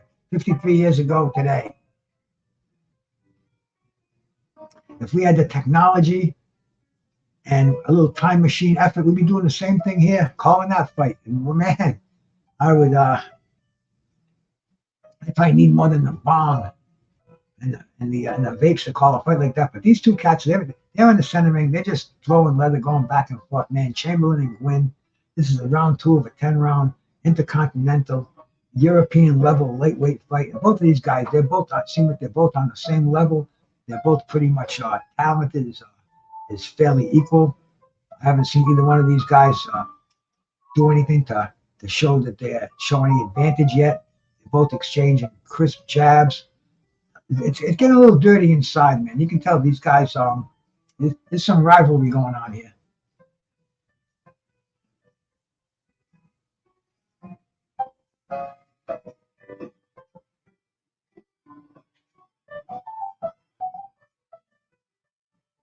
Yeah, just going against the ropes and banging each other out, man. This is pretty much to see who's tougher. They're just exchanging in the center ring. I guess they're happy to be on this stage. They want to entertain, and they are being very entertaining. Both of these guys seem to have solid chins. It's getting a little bit sloppy.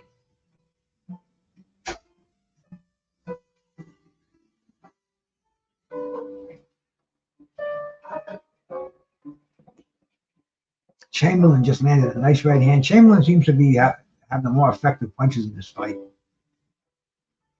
Just landed a sneaky right hand when he had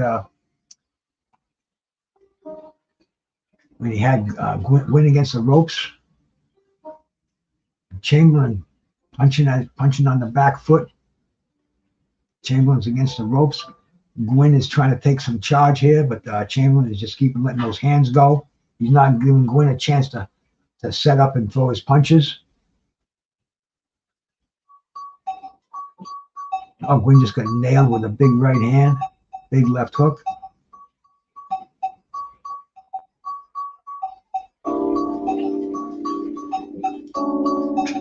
Chamberlain's dropping some nice combinations. That's a nice body shot.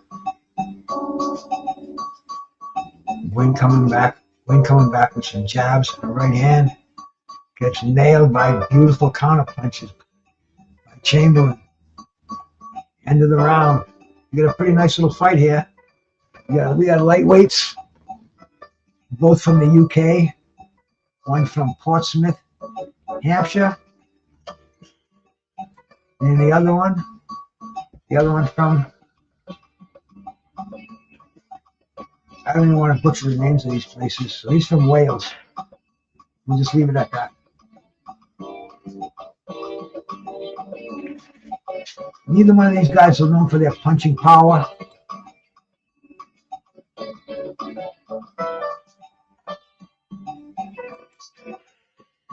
So Chamberlain's got 10 knockouts in his 14 victories. So if anything, he's going to come through with a few more power punches in this fight. Yeah, and watching it in slow motion, he's got Gwynne's face pretty much busted up already. They're showing close-ups of it. You know, Gwynne's face looks like he's been. I think they're having a doctor take a look at him now. Yep, got a cut near that eye. A lot of swelling there. The doctor's telling him, keep your eye on it, let the fight continue. And Chamberlain I think he smells blood in the water.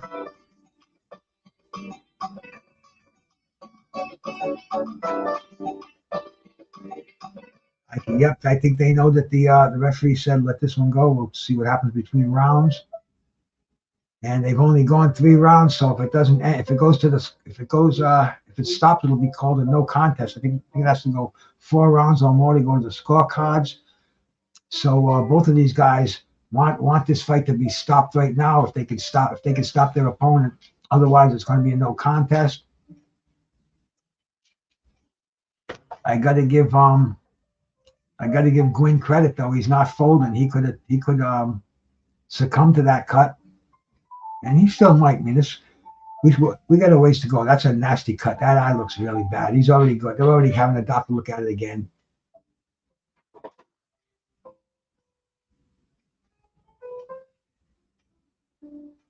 You know, that cut looks nasty.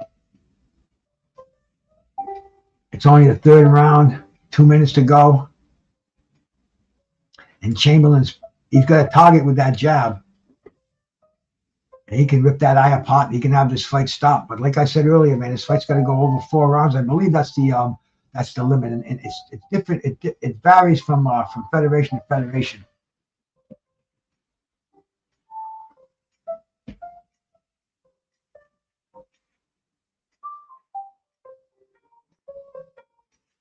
Referee is warning Gwynne now for holding. I mean, this dude I don't know how long he's going to be able to last in here. But like I said earlier, bro, if they stop it between rounds now, this fight won't go to a decision. It will be a no contest. So Chamberlain wants to keep him going until after the 4th round. I mean, I've seen things like this happen before where fights were stopped, and I mean, he gets in the corner. That corner just might pull that eye open even more to make it stop. But the doctor's on it. We got all the cameras, all the eyes of the world around it. You're not going to get away with shaky stuff. So we'll see what happens, man. I mean, we're only in the 3rd round. Chamberlain's got the faster, more accurate hands. Gwynne is getting busted up.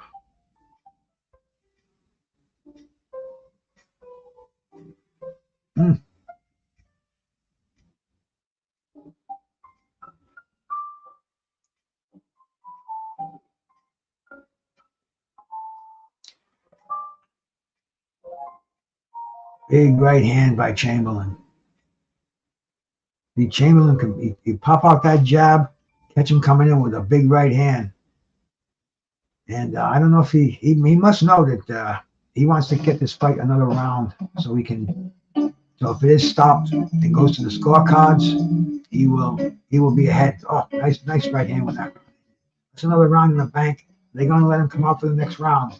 That's the question.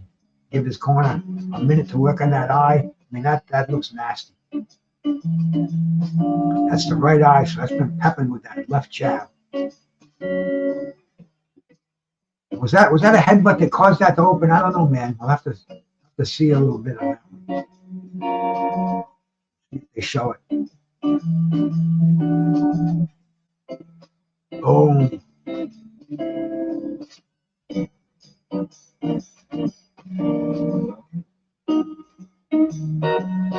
Man, that straight left. Oh.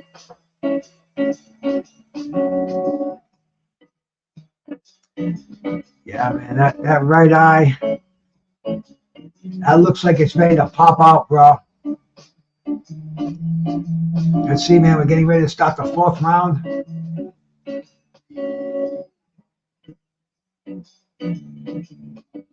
Chamberlain is coming out. He sees that target.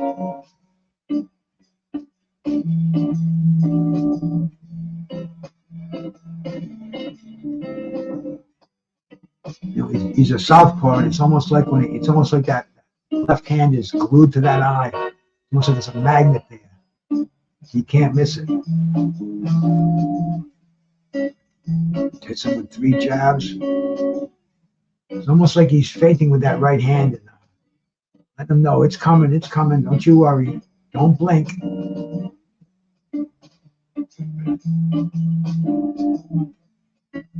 Here he goes, man. Gwynne is really paying special attention to keep that right hand up, man. Try to protect that eye. He's hitting behind the head now.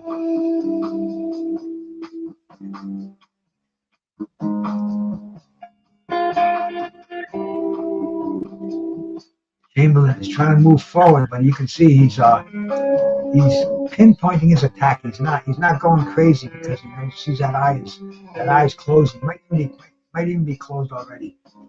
But he's calibrating those punches. He's getting ready to land, trying to land that big right hand, working the body with uppercuts. Oh, and when he does land that straight overhand left, it just connects to that eye. You can almost feel the freaking when it hits with a thud. You can almost feel the fucking skin open up a little bit more.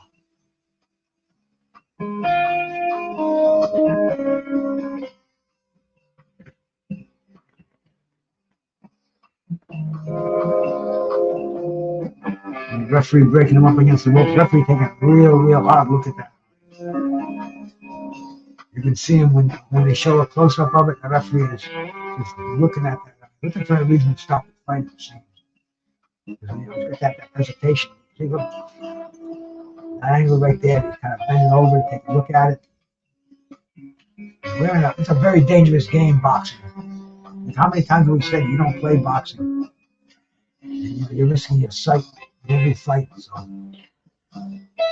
is it worth it? These guys will tell you, yeah.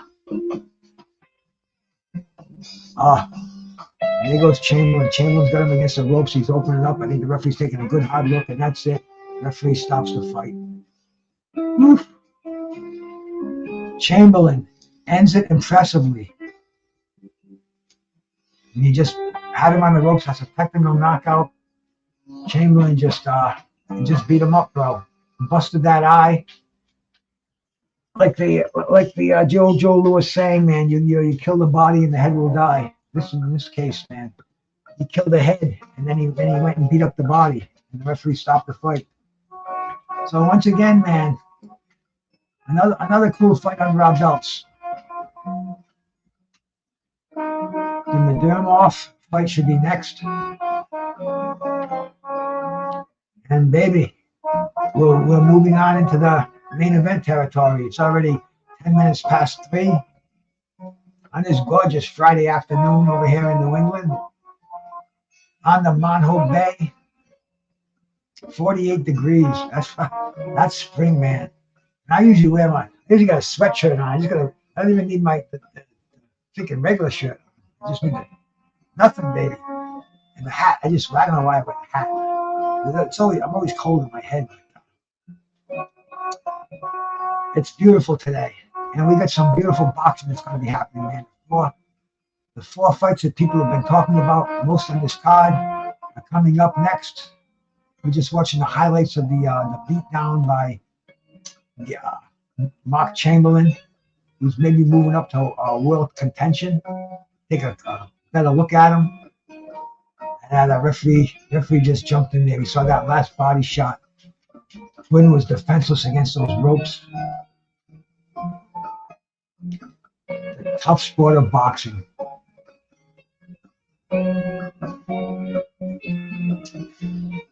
Chamberlain just relentless on that body. He's trying to fold him like a freaking lounge chair.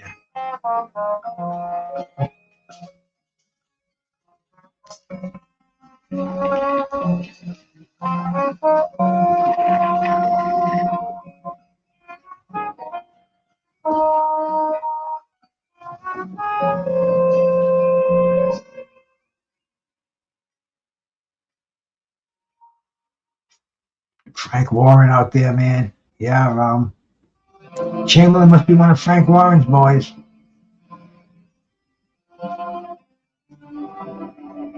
World-class promoter, world-class British promoter. They call him Fish Eyes. And he's been around the game for a long time. To see him with Georgie, what's his name? But he's been around. Whenever you see a United Kingdom a fight in England or British fighters coming here, he had John the Beast Mugabe. Georgie Francis, that was the dude's name, the trainer. Frankie Warren is a promoter, and Georgie Francis was the trainer. And they had quite the run, and you got to give it to old Fish Eyes. He's still cranking them out up there. The Madrimov and the Kurbanov fight coming up next.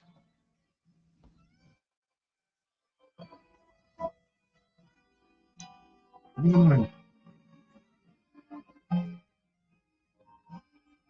me find some other copyright-free music too that I can throw on here. I'm getting kind of sick of this stuff here.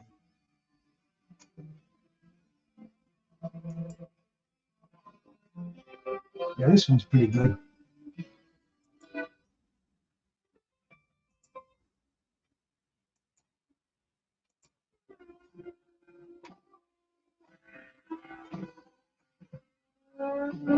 Yeah, that's pretty good background stuff there. Uncopyrighted, so I can still get my watch hours. They don't flag me down. Like I said earlier, bro, I love music, and when I do this stuff here, I like having some tunes going on in the background, and every once in a while I'll get lucky and I'll be able to find some non-copyrighted music that they let you use. And here we go, man. I got this to get me through for a couple of hours here. And I can see the arena is still pretty empty, man. I guess they're waiting till the big fights start. I would have been there hours ago. They probably would have flew me out of till I got to my regular seat. I'd be in the front row and fourth row, and then to the other one. But yeah, advertising, man. This dude's got his BLDN clothing line hat on.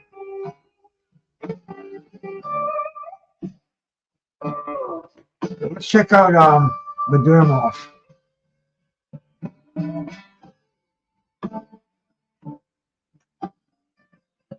9-0 with 1 draw. He beat Michael Soro twice. Well, he had a draw with Soro, and he knocked out Soro. And he's only had 10 fights.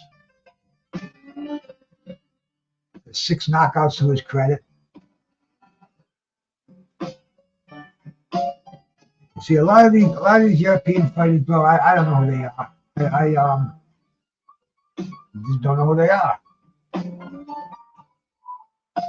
Kurbanov, on the other hand, he's a veteran of 25 fights, undefeated. He's also got a decision over Soro. So, I mean, you know, he's also Johan Gonzalez. He's a recognizable name on his record. Patrick Teixeira, former world champion. Liam Smith. And then we go back to the Eastern European names, all fighting in his home country of Russia.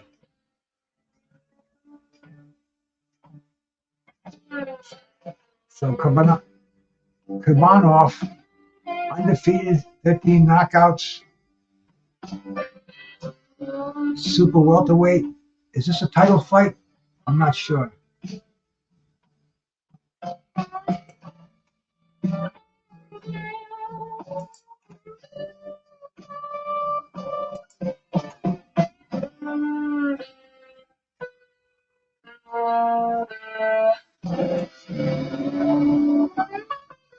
Yeah, this is, like I said, this is for the WBA vacant super welterweight.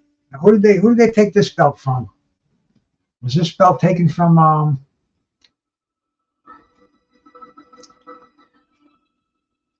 Josh Taylor?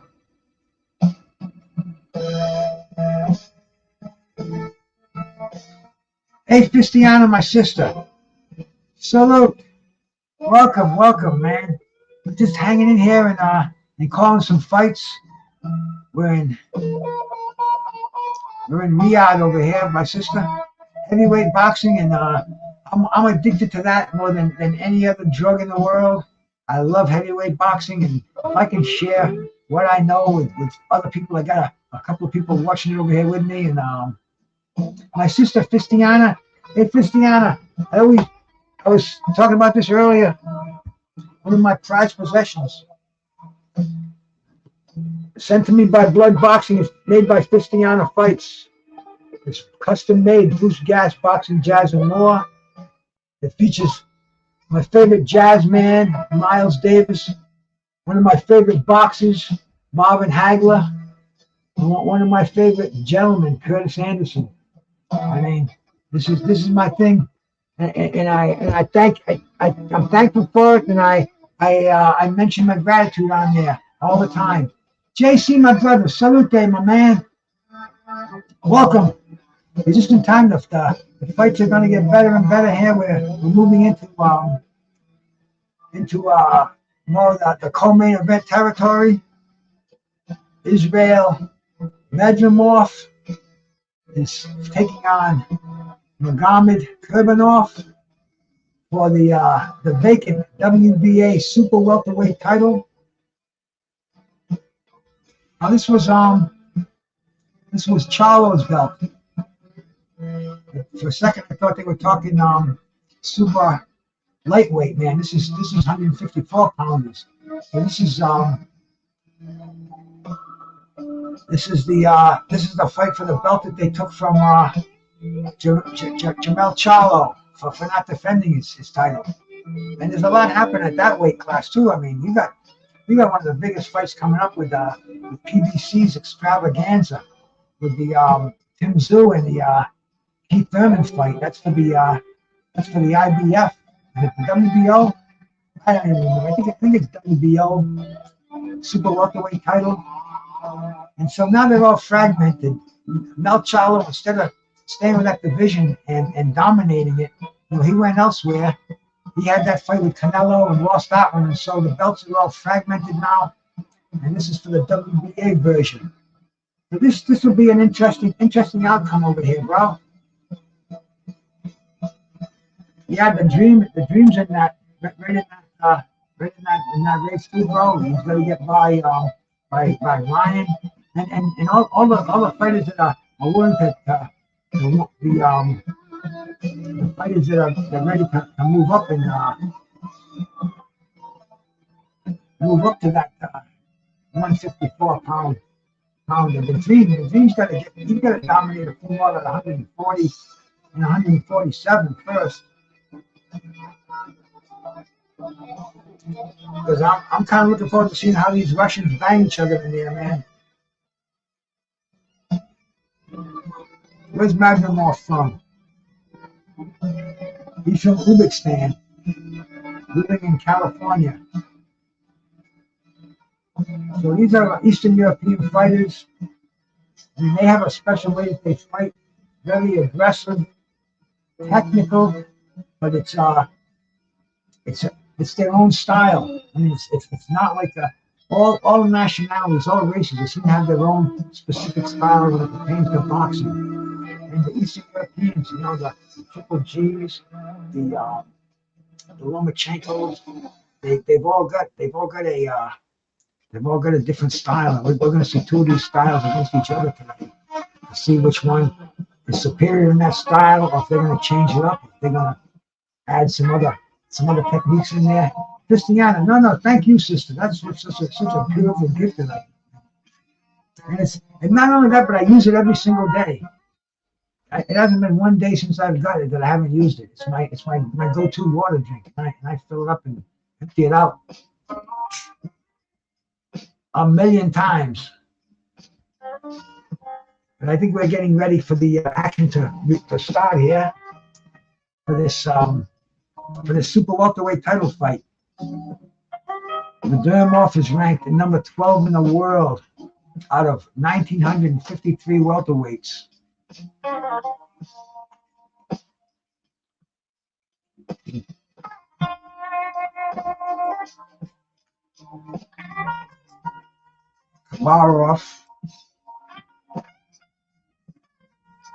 Kurbanov, Kurbanov.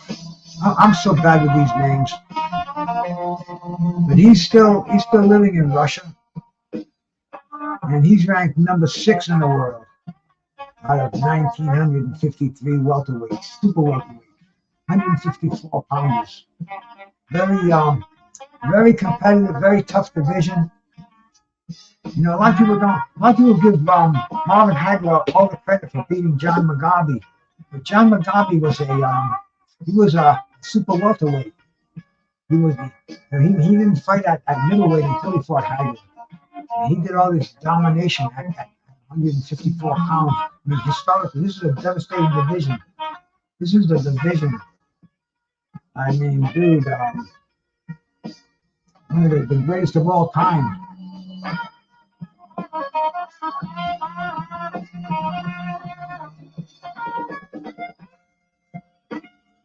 Griffith, one of the greatest 154 pounder ever. And you know, the division's got a lot of history to it. You know, a lot of really great fighters have fought in that division. And these two, I'm looking forward to seeing if they can uphold that time, you know, uphold the caliber of that division. And two recent European fighters, and that's great in the mix, bro, because this makes boxing so international. You got an Australian with one of the belts. We're gonna, what's that, man? Oh, mine is good. Thanks, baby. My wife makes sure I have a clean bowl. She's very cool.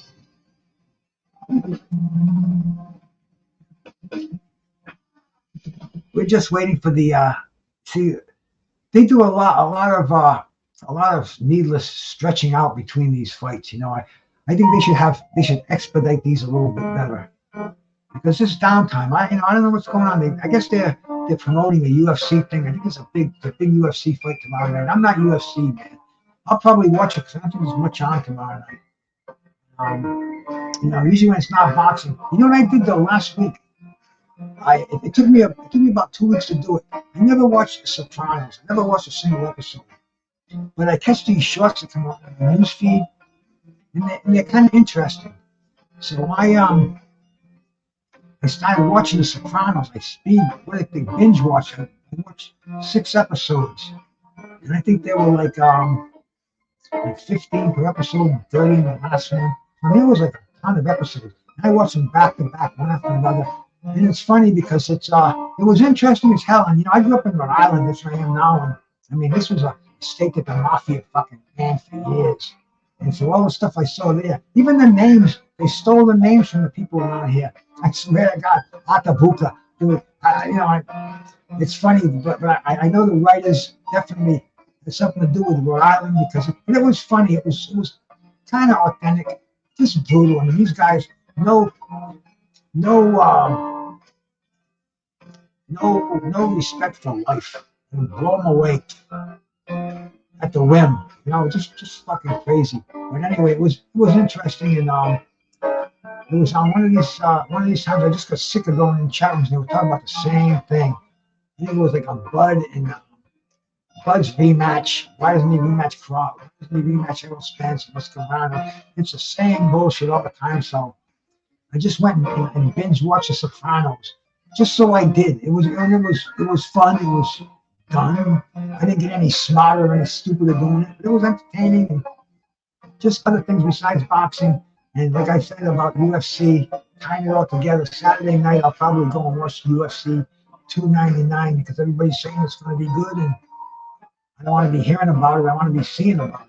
So if there's no boxing on tomorrow, no professional boxing as we love, because this right here, this will be talked about all night tonight, probably tomorrow too, which is a cool thing.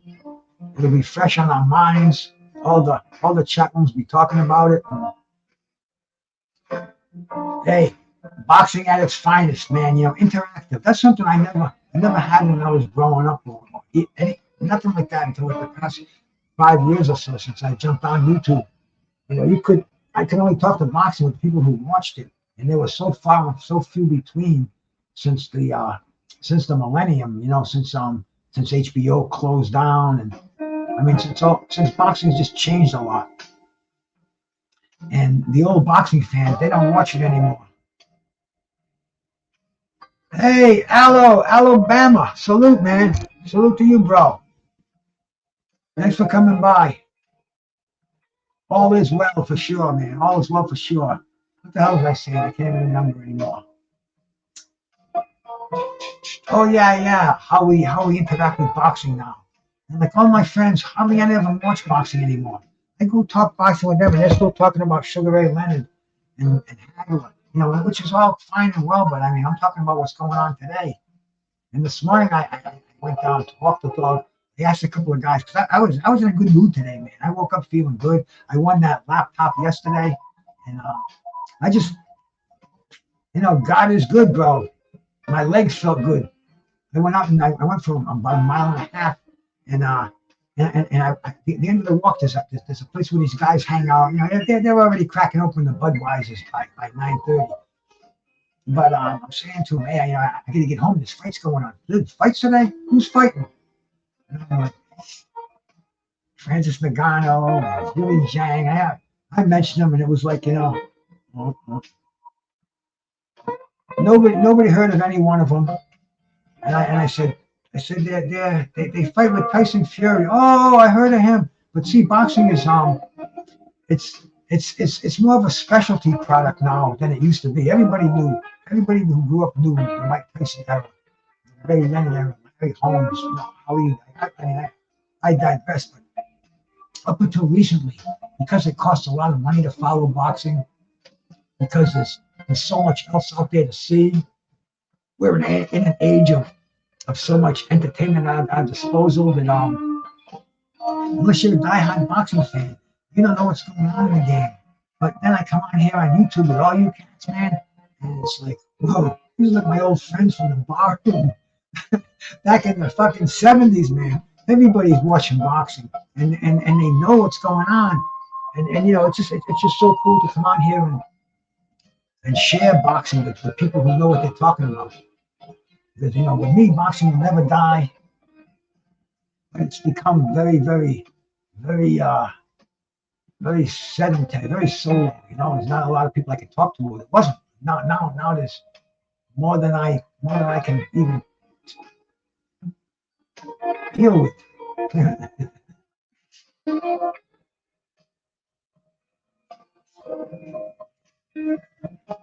But we're on our downtime over here, and like I stated earlier, what they're doing right now, they're promoting the UFC. Is the UFC tomorrow? Is that coming out of Saudi Arabia? I don't know. I know they have big things over there. I was going through some shit I think on Facebook the other day, one of the music channels that I follow. And they had Jimmy Page was there with his wife and his daughter. And his daughter is older than his wife. And Jimmy looks like my grandmother. So I mean, but then we're all getting old. Saudi is bringing these legends together. They're presenting these acts. I don't know if they're making money from doing it, or if it's just for their pleasure, and the money is incidental. We, the peons, we want to see this stuff. Like today, I noticed that this pay-per-view was half the price of the normal pay-per-views. This one was like $39.95, and normally they're like $80. So I don't know, maybe I said it from day one. I like the Saudis coming into the game. I don't play politics. Human rights, man. All I can do is control myself and the people in my immediate vicinity. But global politics, man. I don't get involved with them. I want to see the fights that they're putting on. I want to see the best fighters fighting the best fighters. And these guys are doing it, and they're doing it at a reasonable time for somebody like me. Like I said earlier, bro, I'm gonna get myself a GoFundMe page, and I'm gonna attend one of these live events and bring my Obama phone down there, see if I got a signal, and do a live from Riyadh with Brucegas, boxing, jazz, and more. That's absolutely what I need to do, man. That's on my bucket list. But I'll tell you, a lot of downtime in here. I don't know why they do this. Well, obviously they do it. Well, they're promoting other events while they're doing it, but why they do it in the stadium? Because I've been to fights before where, man, you're walking around doing nothing. Man. I don't know if they're having an awards thing going on, because they did that in one of their fights. I think they did that in the Fury Ngannou fight. I think they had something going on, like some big ceremony. All these state delegates and royal highnesses. Maybe that's what they're doing now in the ring, and maybe they're just not showing it. I don't know. But what I do know is there's a lot of downtime where I don't think they should do this. I think it kind of cheats us at home over here. And if I was in the arena, though, I can only imagine you probably have to be on your best behavior in there. You probably have to use that vape pen very, very, very gently over there. I have to take a sneak in and maybe. But then they think you are some kind of an intelligence group talking to your comrades. But this oil, man, is almost cost Brittany Griner 10 years of her life. She tried smuggling one of these into Russia to play basketball. They locked her ass up, man. It took an act of Congress, prisoners exchanges, and all this other stuff to get her back. I think we exchanged some guy who was sold espionage, had American spies killed. This guy was on the in the death chamber, which they don't do anymore, but exchange this guy who may go out and sell more U.S. intelligence to enemy countries and have other spies around the world killed. But Brittany Griner, she brought one of these things into Russia, and she got caught with it, and she got sentenced to 11 years or some crazy thing in a Russian gulag. Hey, my brother, Just Frank, man, salute. What are you doing here, man? Frank's a hell of a gamer. I go on his channel, bro. He's playing all these crazy games, man. Always a good time with my man.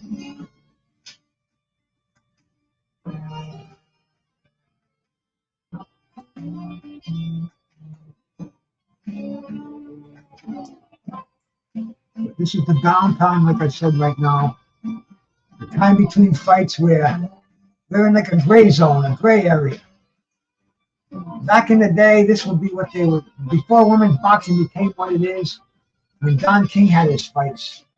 They'd have the women's boxing come on there, and that's when the guys would go to the bathroom, go outside, have a smoke, whatever. It was considered downtime because see when Don King did these things, they were on live network TV. There was no downtime. That downtime was money. If there wasn't a commercial, there was boxing or they were talking about boxing. They were bringing you to the fighter's hometown and giving you some background to the fight. This right here, man, this is like a half hour between fights. It's kind of ridiculous. I'm not going to complain because it doesn't matter if I do or not. And I learned a long time ago, unless you're complaining, complaints make a difference. You just have to save it. You're wasting energy. And we're waiting on a world title fight to happen. I'm sure those boxers are in the back. I'm sure they're not just sitting around saying, "Yeah, let's get this show started, man. What are you guys waiting for?" That's what I'd be doing. Maybe they're on some kind of a timeline where this fight has to start. Because there are 4 fights to go. It's 3:37. And like I stated earlier, I don't think they can have a fight after midnight because of the religious things. But we'll see. But I can see the royal family is moving in. Yeah, there's a big ceremony going on at ringside. A lot of kissing, a lot of hugging. They all kind of have that same medallion around their neck. Is that just a press pass? I don't know. Maybe it is. I don't know. When I look at these, yeah, that's just their press credentials. I used to wear my legal medical marijuana card on there.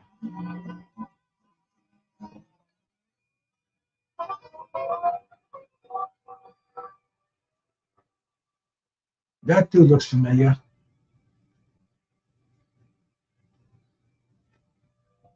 But yeah, the arena is filling up. I guess these are the cards people came to see, man. Like I said, we got a WBA super welterweight title fight coming on for the vacant title. We got 2 Eastern European fighters, Madrimov and Kurbanov.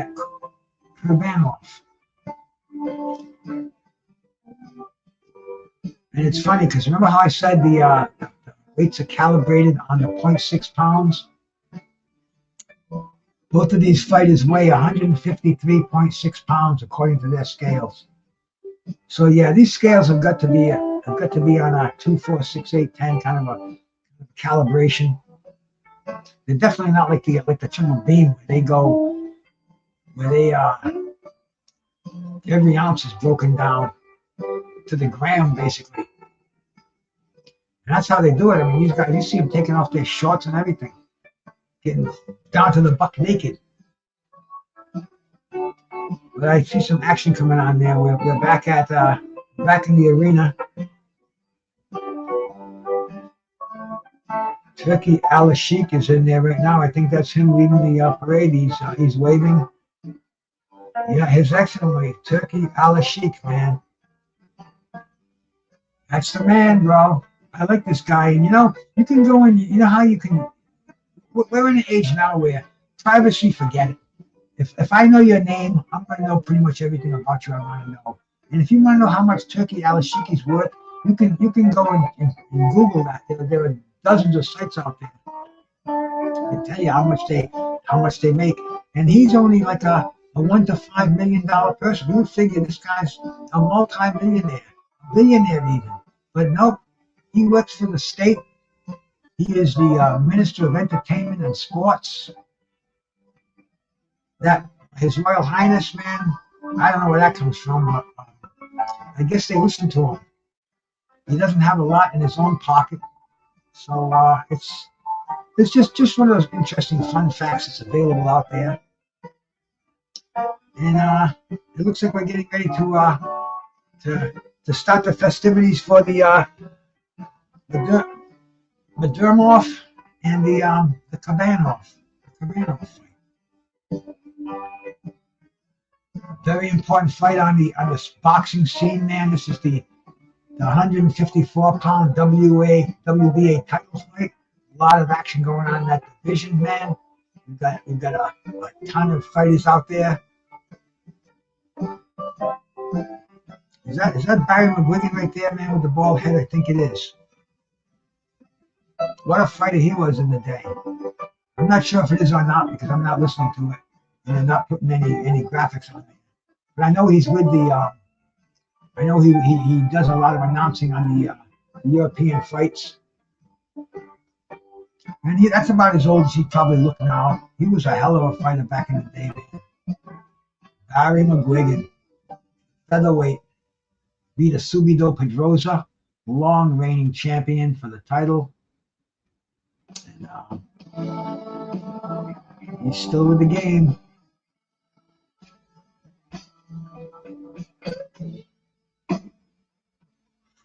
That's the thing about boxing, man. It's like the mafia. A lot of these guys, and especially now when you can make all this dough doing your broadcasting, having shows, guys like Sean Porter. It's a lot of cats out there that I see doing broadcasts, doing podcasts. You see Randy Gordon doing a show with Jerry Cooney all the time. I mean, there's just so many of them. Michael Olajide, he does one. He does one with this dude that I watch him a lot, man. And it's funny because they don't get a lot of views. They don't get a lot of people watching them, but they got a lot to say. And it's a shame that people that people don't know more about that.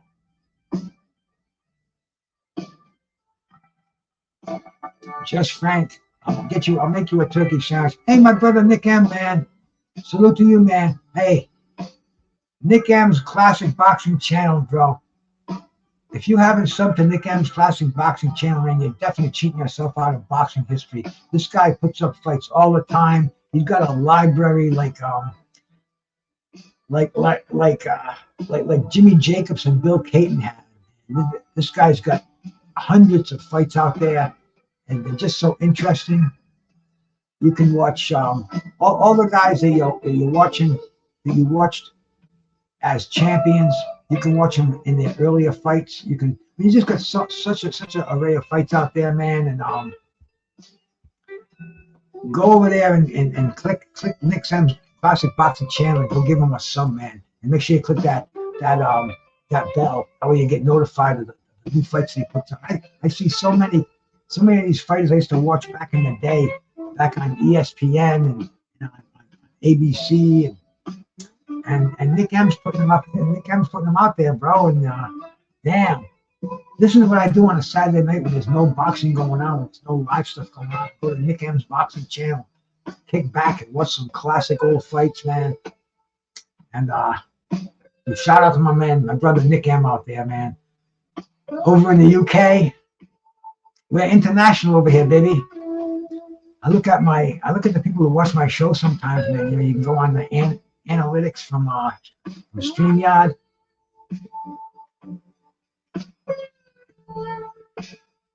I appreciate that, Nick. Man, I can't only imagine that working on a Saturday. I guess it's night over there, Saturday night. Yeah, it's strange how we all have different hours, and you know, we all do our things at different times, but yet we can all connect over here, and you know, I can help you through, and you can help me through over here, and we can be brothers in boxing, and you can still be making your hustle out there, and that's what we need. And here we go, man. This fight's getting ready. The fighters in the ring.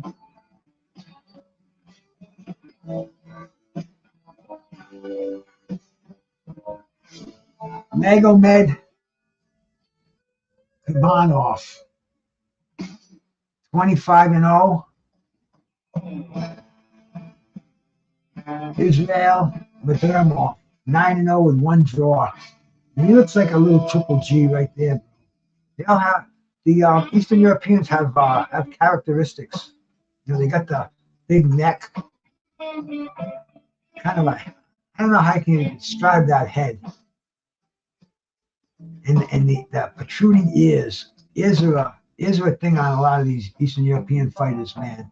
Very predominant. Probably get a lot of cauliflowers.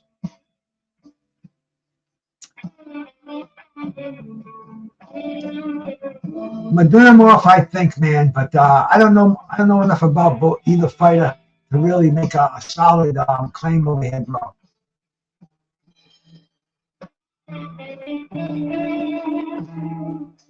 I haven't seen a lot of either one of these fighters. I've seen Kurbanov before. And he is a very exciting, very durable, tough fighter. They both fought Suro. Really, the only name I know on their records. So here we go. It's they're both in the ring. Durmov is making his entrance. They're both tapping gloves. You can see that big old vacant brown, black leather, red, gold WBA belt. That's one of the oldest ones out there, man. So this is going to be a fun afternoon of fighting here. And this is a lot of people, as far as a lot of people are concerned, this is the biggest fight on the card, man. If you're not into heavyweights, hey, my brother, Cat Sports, man.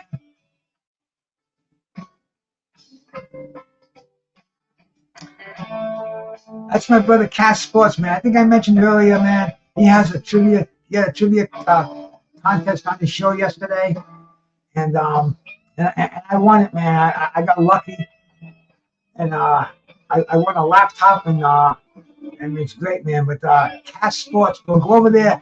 He does boxing history every day. He's been breaking it down. I think he did all the weight classes already. I'm not sure, but there's just so much history in boxing, man. He did the heavyweight, the light heavyweights.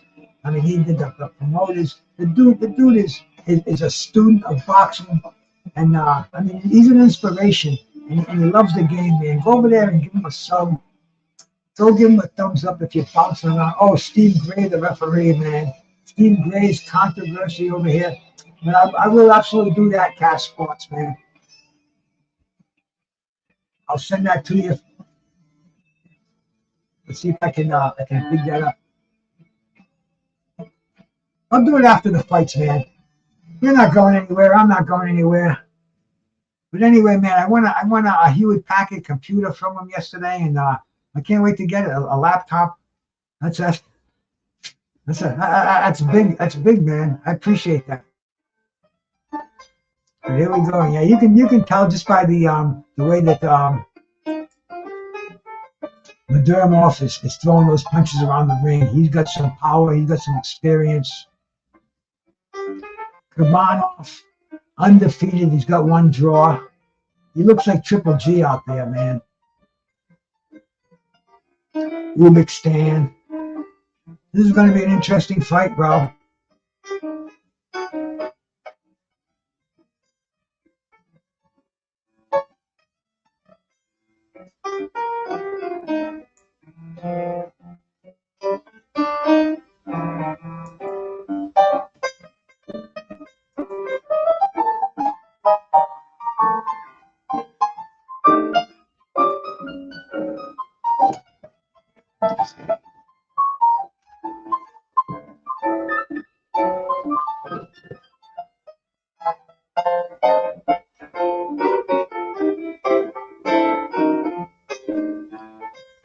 Oh, it's a different email. I see, man. Let me try.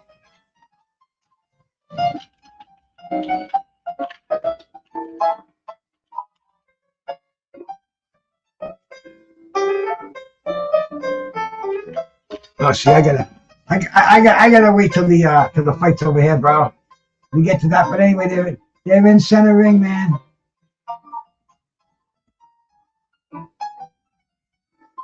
Madrimov in the red trunks, Kurbanov in the white trunks, both of them with red gloves.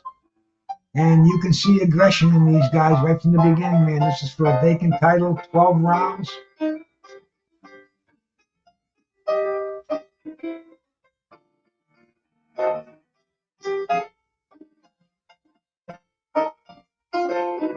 Both of these fighters, right-handers, man, they're shooting out left jabs.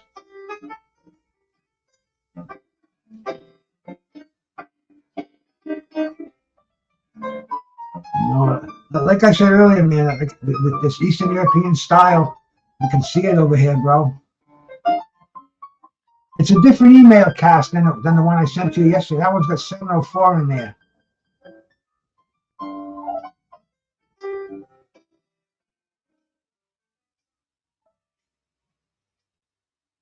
Between fights, bro, I'll get right to it, man. Highly important task for sure.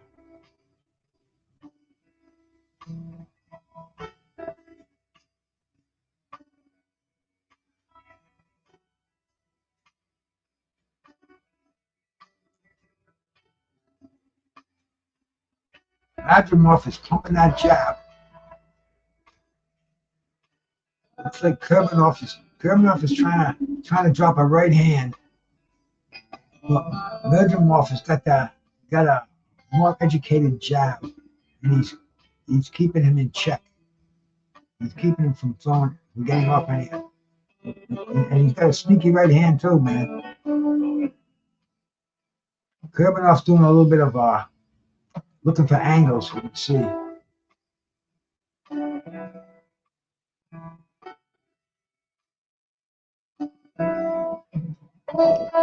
Both of these guys plodding forward. Really, really, very, very similar styles.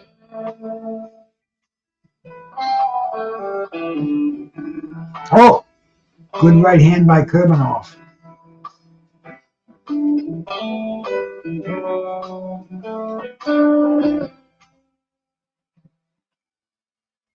This almost looks like Bivol and Baturbiev.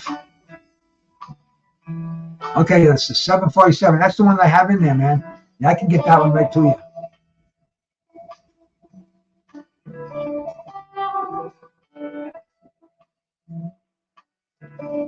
You drop in the mail, put Brucegas. I guarantee you'll get to me.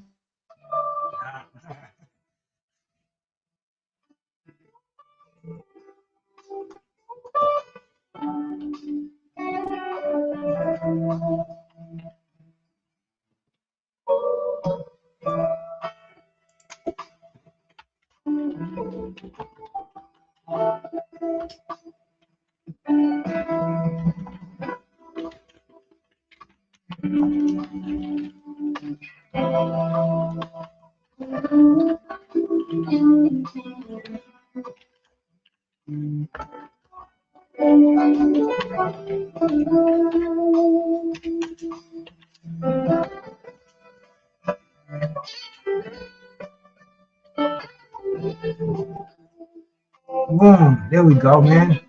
Hey, in less than a minute, I took care of it. I'm actually better than I thought I was at technology. But here we go, man. We're starting the second round. I would have to give Madrimov that first round, but Kurbanov is throwing more of the power punches here. So we're in for a decent fight, no doubt about it.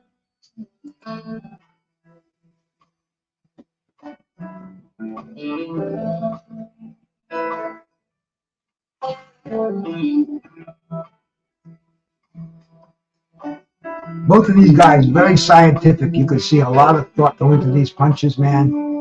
Eyeing up counter punches, both trying to time each other. And I can only imagine the amateur careers that these cats have. You know, they don't have a lot of pro fights. One's at 25, the other one's only his 10th pro fight. But they have amateur education on a world-class level. That's the thing about these Eastern Europeans, man. Tournament after tournament. And they take big shots by Kurbanov.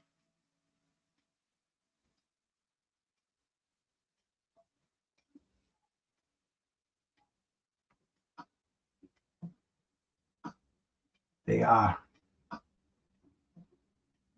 Both of these guys very aggressive in the center ring, man. Both throwing jabs, looking for distance, and they both have that right hands cocked back. It's funny because they're both feigning. I mean, just the styles are so similar. At certain times. There's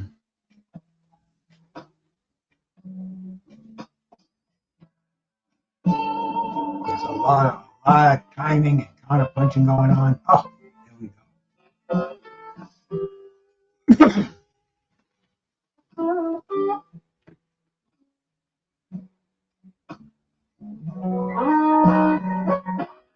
Oh, I mean, there's some slugging going on here now, man. Kurbanov is landing the harder punches. Madrimov, solid shots. I mean, I wouldn't be surprised to see either one of these guys get knocked down, man. They're throwing some bombs.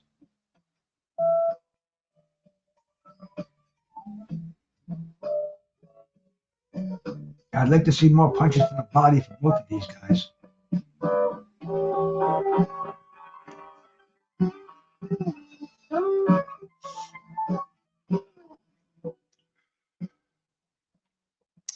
Cash, that still blows my mind. You know, I'm still, I never win anything, man. I think I won the lottery once for $20, and that was 20 years ago. And that's the end of the second round. Second round of this very, very exciting WBA super welterweight title. And like we stated earlier, man, Madrimov has faced a better competition. We saw Patrick Teixeira on his record. He's been in the ring with world champions. And hey, you're on the main stage right now, bro. You're in Saudi Arabia, Riyadh. You got the royal families all looking at you, man. You're probably making a nice fat paycheck for this one. You want to come back again and make some more of that life-changing money? Show out, man. That's all you got to do. Big, beautiful, beautiful left hook by Kurbanov. Right on the jaw.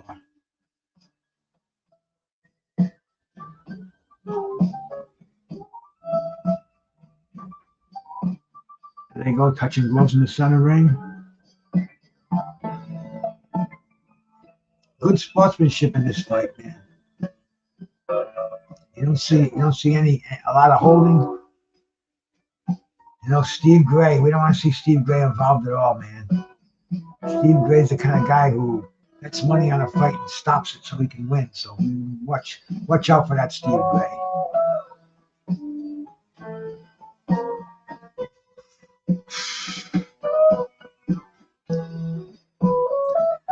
Madrimov is hunched down. He looks like he wants to spring ahead, throw some punches, while Kurbanov is standing on the outside, throwing those long shots.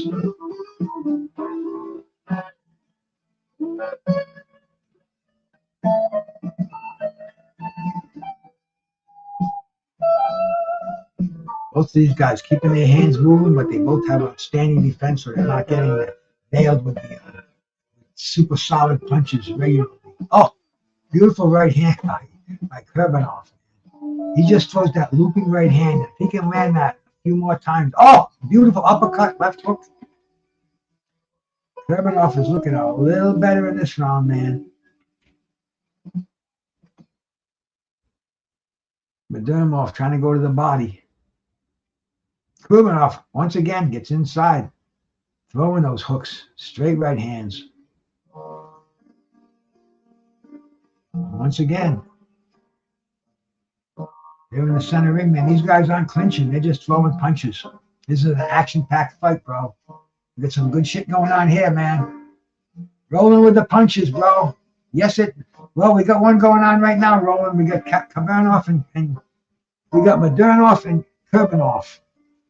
Two Eastern Europeans, a Russian and a Uzbekistan fighter, fighting for the vacant title that was stripped from Jamel Charlo. So we got a world championship, world class fight going on right now, man. And both of these guys, both are give and take, man. Neither one has established themselves. Both are still trying.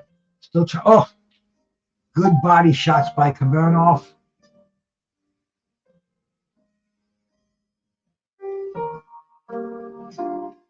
Kurbanov is going. I mean, Kurbanov, man. Madrimov is going to that body nicely.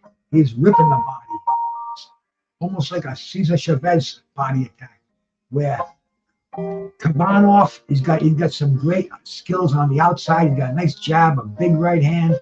And this is a really, really good matchup. I thought their styles were a little bit too similar earlier, but I think they've each found almost like plan Bs. If one style's not meshing, let's try another style. And this fight is beginning to mesh here. We got a nice little fight going down the line over here.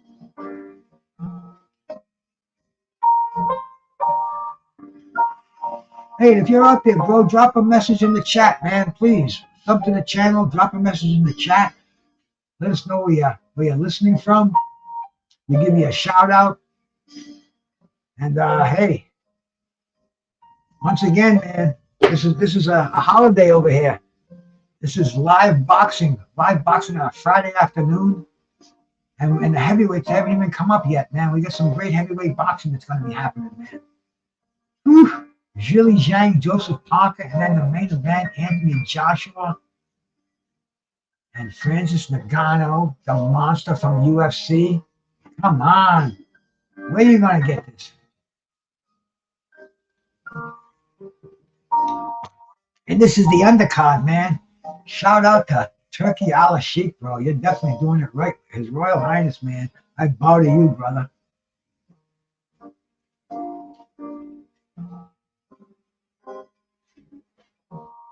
Kurbanov is fighting a little lower now. He looks like he wants to get inside and do some trading, like phone booth style. But Madrimov is keeping that jab. He's keeping him at bay. Oh, just landed a beautiful beautiful left hook.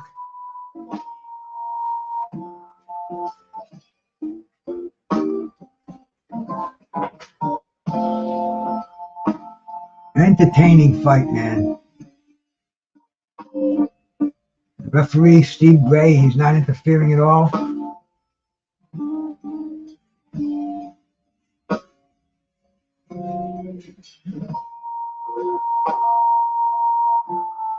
Kurbanov, nice double jab, comes over with the right hand.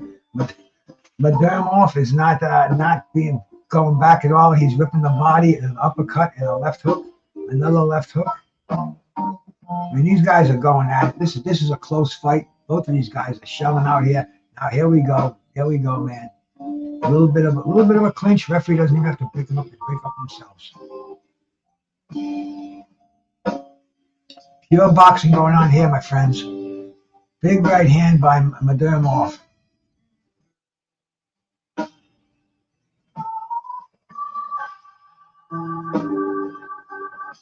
Oh! I just saw a left hook that would have ended this fight. Kurbanov tried it. Madrimov just missed it, or else he took it real well. But I didn't see a full impact there, but he's trying it again. Oh, beautiful, man. Madrimov came inside. Kurbanov landed. He answered with a right hand right on the chin. Madrimov stepped back.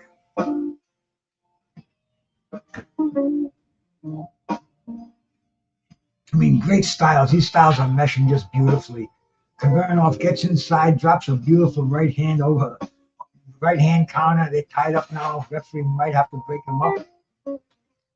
Just barely. Juan's of a headbutt, but I didn't see a headbutt. Just a real mild one. I guess he wanted to let him know that he was still around here, still in the ring. I mean, these guys are ripping some nice, clean punches.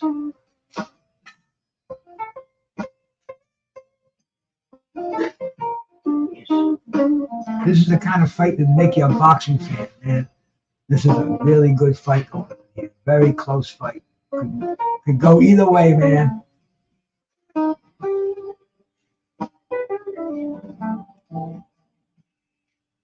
Roland, how you doing, bro? Are you working right now, man? Got the earbuds in. Can't put the phone on, but you can definitely listen to us over here. You know what I have to do?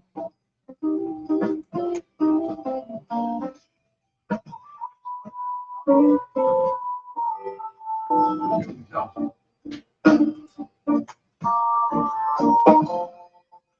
Yeah, there's a lot of celebrities at ringside. They're showing one dude, Jose something or other. I don't know what he's big football promoter. I guess football is soccer, and that's like huge over there. Probably takes a backseat to boxing. I mean, I'm sorry, boxing probably takes a backseat to what they call football. Football. I just think it's easier to call it soccer, and we'll call NFL football. Just makes it easier. No disrespect at all. I never played soccer at all. I never played one game of soccer in my life. Just wasn't my thing, man. But anyway, back to boxing over here, bro. We go in the 5th round of a 12-round fight. Madrimov, Kurbanov, bro. I mean, we got 2 Eastern Europeans going at it. And I'll tell you, it's like the Iron Curtain is burned down here. These guys are going at it like there's a prize coming on. You know, there's a big prize coming on here. You know, you got the WBA super welterweight title is on the line, and both of these guys know it, man. This takes them from obscurity, a main event status, to starting to get those 6-figure paydays, bro. 7-figure paydays, man. Boom. Madrimov seems to be more effective right now. Keeping his head down. He's looking for a shot to land. Kurbanov is not throwing punches right now. So, Kurbanov just threw a nice combination. Beautiful left hook. Double left hook. Got Madrimov against the ropes. He's opening up on him. We're seeing some good stuff going on in here, man. Get this back. Man.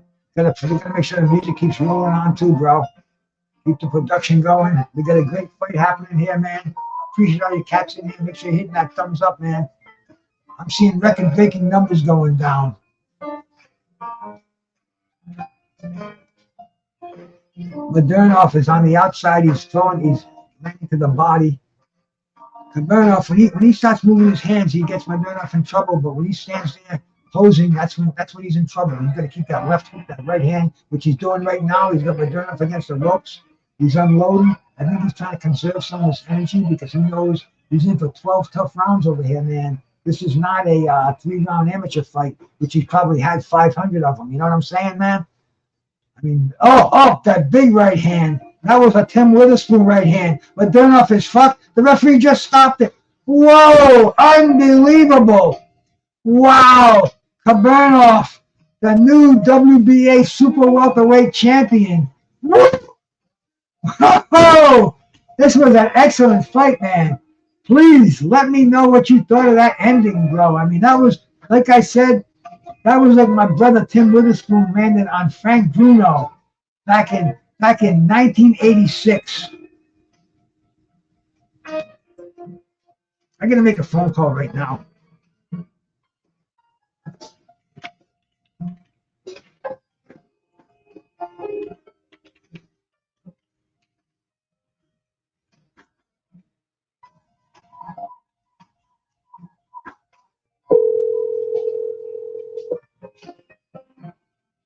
I'm going to call my friend up and see what's up. I'm going to tell him about this right hand. Let's see if he answers the phone.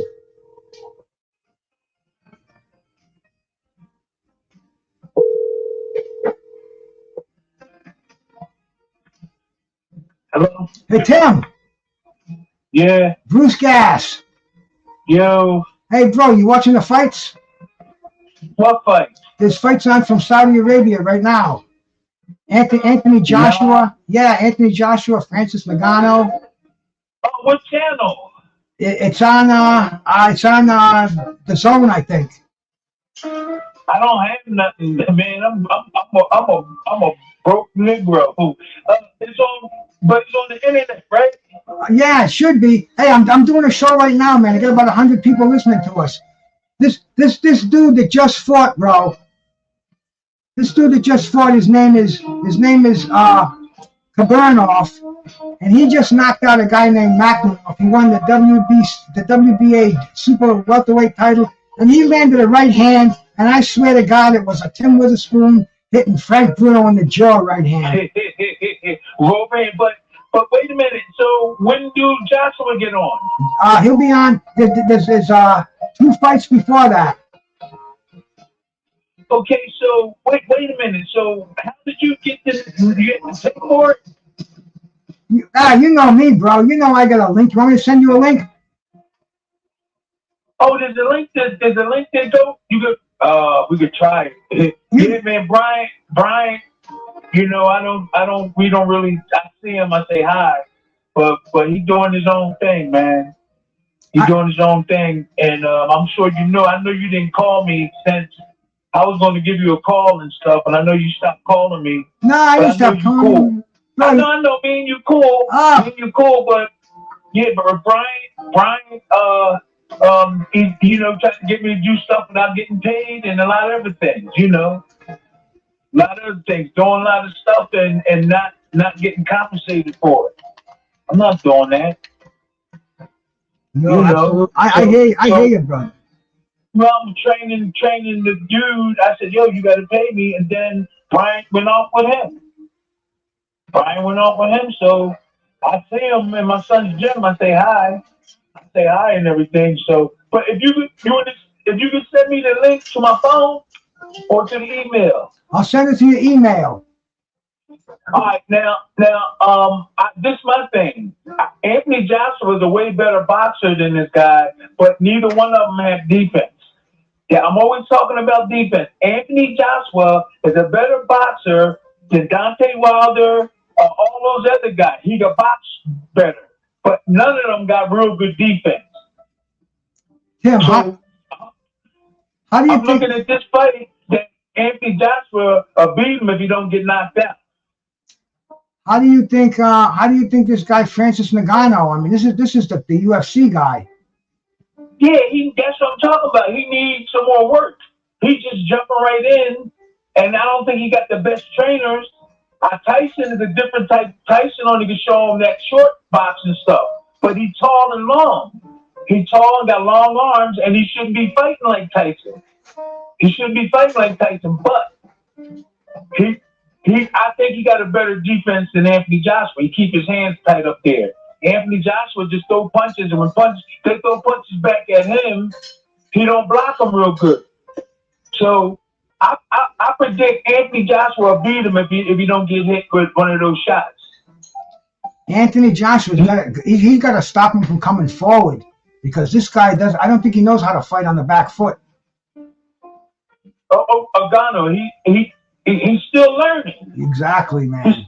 He's still learning, and he's getting a break because he's big, he's muscular, he's a martial arts guy from the martial arts stuff, and that's how come. And it's a shame that all these other boxers are not getting their shot up the title, and guys just jumping right over into the the boxing thing. I think it's a shame, but the promoters did that because they knew that would generate money because he's like a champ for the martial arts, right?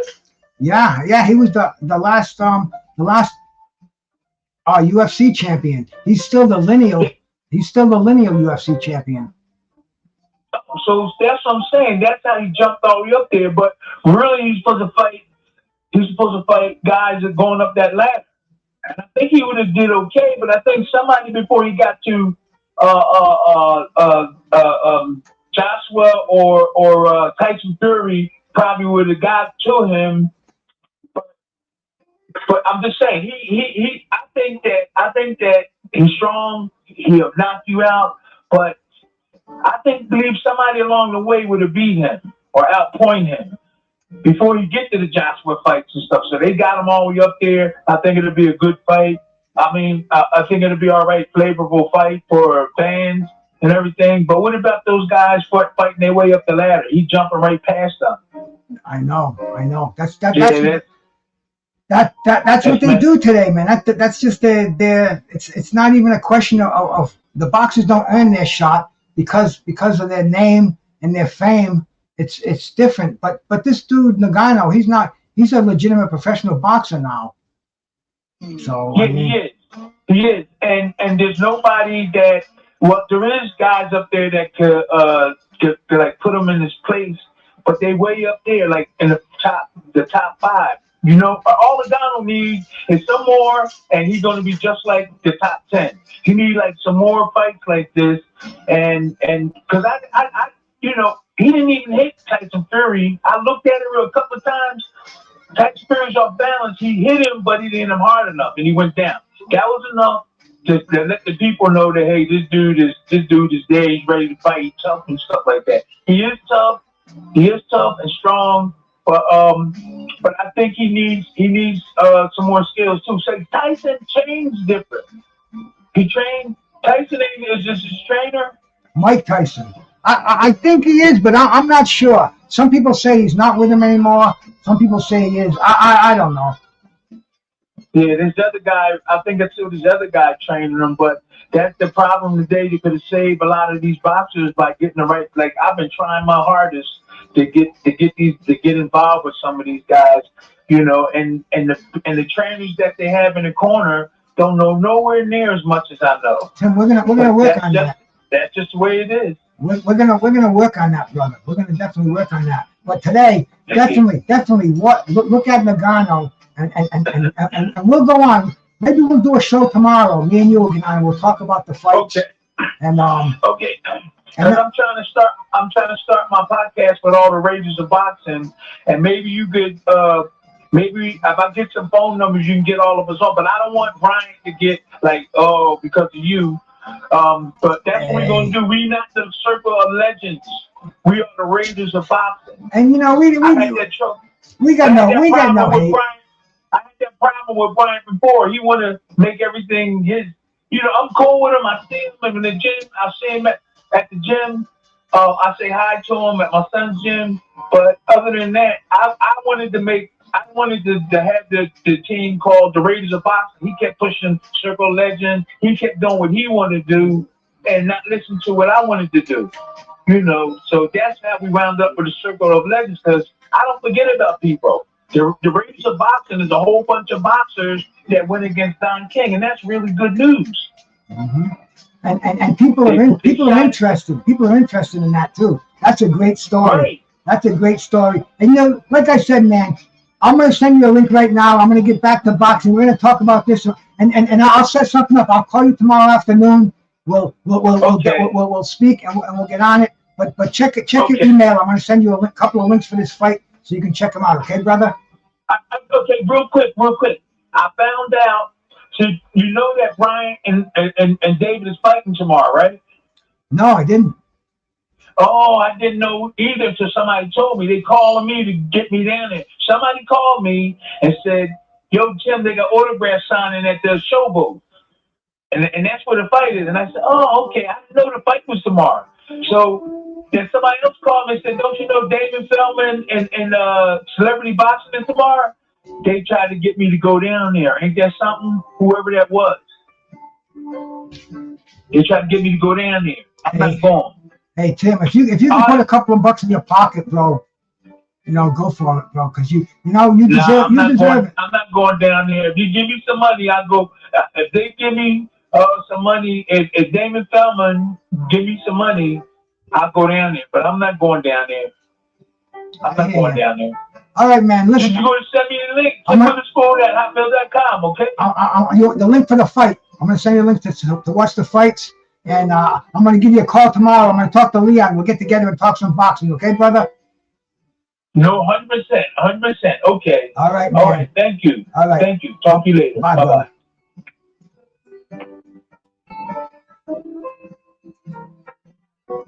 That was my friend. That was my friend Tim Witherspoon, bro. Former two-time heavyweight champion of the world. I mean, you know, I got him on speed dial. And we get Tim Witherspoon on here to talk about boxing. This right hand that Kurbanov landed to end this fight. I mean, that looked like go watch Tim Witherspoon against Frank Bruno, man. 1996, he defends the heavyweight championship of the world with a right hand just like that. So right now I'm going to go in my mail. So bear with me for a second. We're at downtime right now between fights. I'm going to send this. I'm going to send this to my friend Tim, so he can come in, so he can watch the fights. Because, like he said, he's a broken. I don't use that word.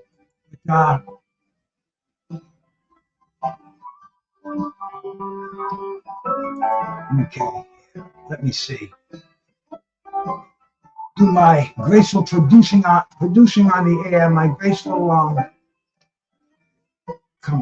compose. That would be going to my man Tim Witherspoon at Hotmail, and we want to send him links for the fights. There's one, and let's see, I got another one in here.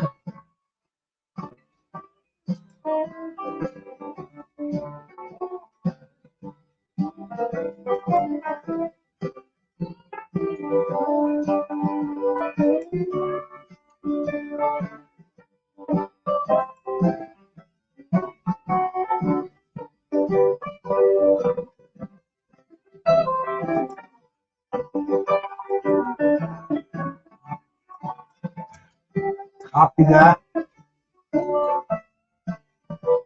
Copy that there, and then paste that there.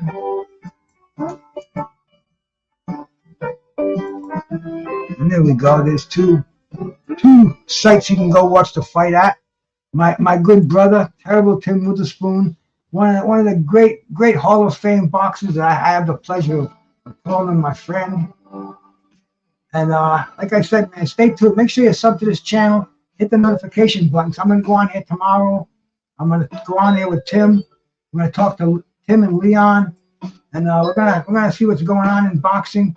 And these guys will tell you how boxing screws people over. And I mean, dude, I mean, no punches being held back.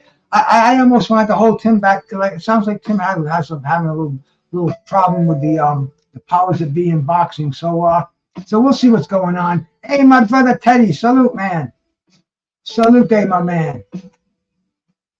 Let me go over and check on our Facebook thing here. Got a couple of people that watched it. Let me put a comment on there. Make sure comments are going through.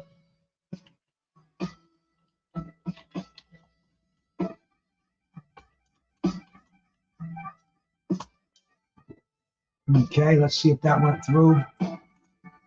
Yep. Don't get a lot of users, don't get a lot of followers on there, but hey, man, it's another outlet, another platform. We keep it going. And now I think the next fight is going to be the Ray Vargas and Nick Ball fight. And I'll tell you, I called that last one wrong. This is why I'm glad I don't bet on fights anymore. Because I used to be a gambler. I used to bet on basketball games. I bet on boxing matches. Oh man, I don't want to get into some of my gambling stories. But gambling is a bad addiction, man. And you're talking to someone who has been addicted to almost everything that he touches in his life. And gambling is one of the hardest ones to grasp and to quit, because it's always one more hit, just like a junkie, one more hit, one more line, one more drink. I mean, it's the same fucking thing. But gambling, man, I had to get a grip on that back in my 20s, and I just never had the nature for it again after that. It's just I go once in a while. Me and my wife go to the casino. I play blackjack. I'll play the slot machines, and sometimes I do well, man. I was down in New Orleans with a friend of mine. We had a powerlifting competition down there. We went to one of the riverboat casinos, and women. And I'm like, give me 50, give me $20 worth of quarters. I went to the slot machines. I'm playing whatever. Back then you could play, I think, for $1 a spot, $1 a thing. Anyway, bang, $500. Whoa! And man, I said to my buddy, I said, hey, let's get out of here. He's like, I just won too. I just got $500 on the trap machine. I said, let's fucking go. And that's the extent of my gambling. Me and my wife, we go. I get lucky to go have a steak dinner or something like that. God. I mean, some cats I know. These guys I know on the internet, my friends, they're betting on everything. Basketball, football, baseball. Only the bookies win in that game, bro. You're gonna have to learn that the hard way. Especially habitually. You can hit and run, and you can win that. You can win and go home, but believe me, you're not gonna break the bank. You're not gonna become a professional gambler on sports betting. Too many variables. And anyway, I could never be. Like the last fight that I bet on, I bet Larry Holmes. I bet Jerry Cooney to beat Larry Holmes, and I lost my shirt. And I had never bet seriously big money on a fight after that. Stupid me. I didn't give Larry Holmes the credit that he deserved. I thought he was. Didn't think he was as good as he turned out to be, and I thought Cooney was better. I didn't think he was. I didn't think he was as. I don't even know, man. I don't even know, but anyway, I don't gamble on boxing anymore. I'll gamble on anything. They're getting ready for fights. They're showing Francis Ngannou knocking down Tyson Fury, which was quite the rush, bro. If you can remember watching that, that was so much fun, man. And that's when everybody was in Riyadh watching those fights, man. Everybody was in Riyadh. Where did I say Riyadh? Riyadh.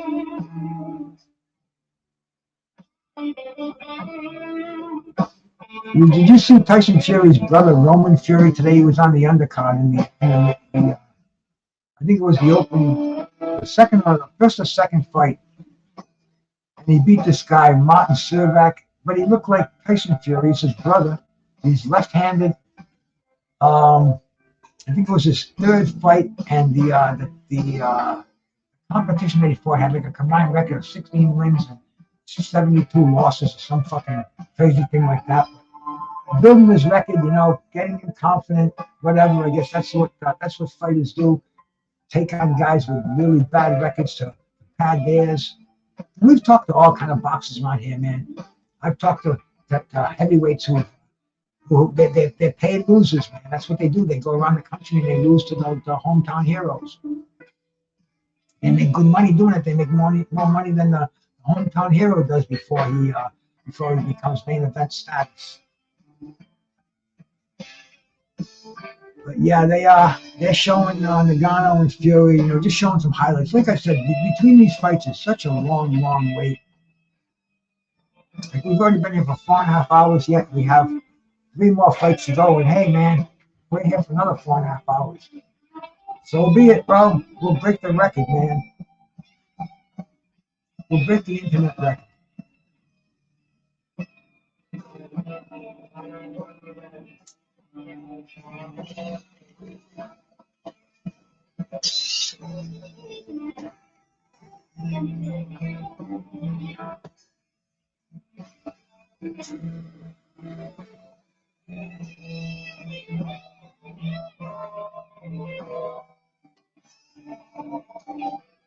The next big fight is on in another month and a week. The next huge heavyweight card from Riyadh, and that would be the undisputed heavyweight championship of the world with Tyson Fury and Alexander Usyk. And I haven't seen the undercard of that. I haven't seen the co-main or anything, man. It's going to be interesting, but this is the first time in like 20 years since Lennox Lewis that we've actually had an undisputed heavyweight champion of the world, which was a norm.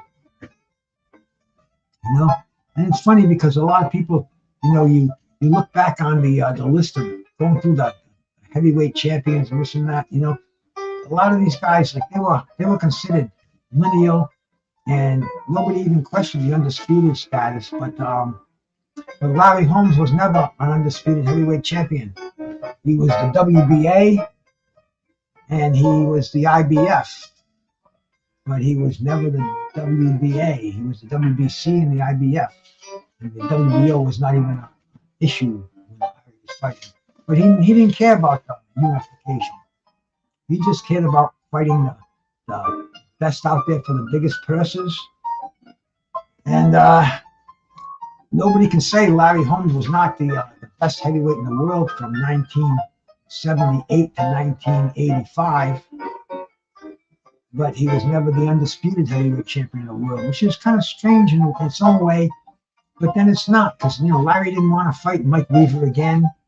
He was going to fight John Tate at one time. Tate got beat. I mean, all kind of slips between the cup and the lip, as they say.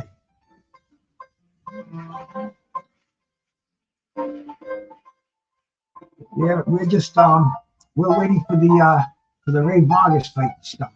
That's going to be an interesting fight too, man. That's a That's for that prestigious WBC featherweight championship belt. The one I said before, man, the belt that was formerly worn by Salvador Sanchez, Juan Laporte, Danny Little Red Lopez. I mean, the list goes on and on. Once defeated Ray Vargas, who lost when he came up to fight Shaki Foster for the super featherweight title. Still got the featherweight title. I mean, I'm learning more and more as the fight goes on because fights start. Yeah, see, right now, Teddy, we're in between fights, and they do a lot of downtime, man. These guys, they kill like a half hour between fights. So I'm just over here. I'm like you, man. I'm waiting for the fights to start again. But pretty soon we'll have the walk down for the Nick Ball and the Ray Vargas fight. It's a heavyweight fight, man. A lot of people I've seen a lot of Ray Vargas fans out there. Nick Ball undefeated out of the United Kingdom, man. You know, dude, we've seen some really, really entertaining fights so far. No reason in the world this can't be one. And I got 96 people watching me. If I could get 4 more people, I'd have 100 people, and that's will be one of my records, bro. 5 more people. So they dropped 1. Hey, man, I wish you cats would all say something to me out in the chat. Let me know where you're from.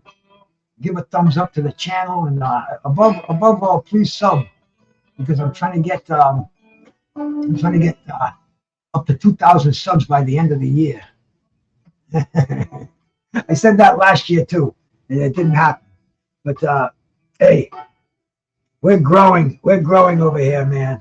And if you like what I'm doing, just let me know by a simple act of a sub and a thumbs up. That's all I ask of you, man. And we just keep on doing it. I'm showing Ray Vargas in the ring, man. Ray Vargas looks like he's got some shop-worn miles on him. He's been around for a bit. When did he start fighting? He made his debut in 2010. So he's been fighting professionally for 14 years. Let's see what kind of an amateur career he's had. They only have 12 of his amateur fights listed in here.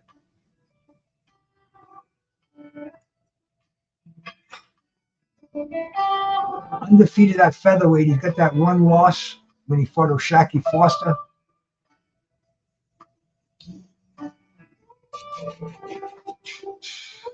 So now he defends that featherweight title against Nick Ball. And Nick Ball, an undefeated fighter out of the UK with a 19-0 record with 11 knockouts. He looks like a tough kid, bro. Ranked number 6 in the world. Number 2 in Great Britain. He's from Liverpool. I think that's where Pigeon's from, isn't it? I see the ring walks are happening now, so it's only a matter of a short bit of time here where we're going to have the fights starting, man.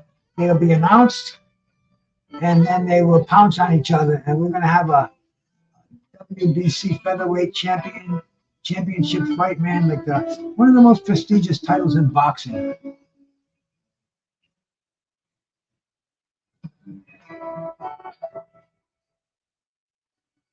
We got Mexico against England over here, man. Definitely a rivalry in boxing.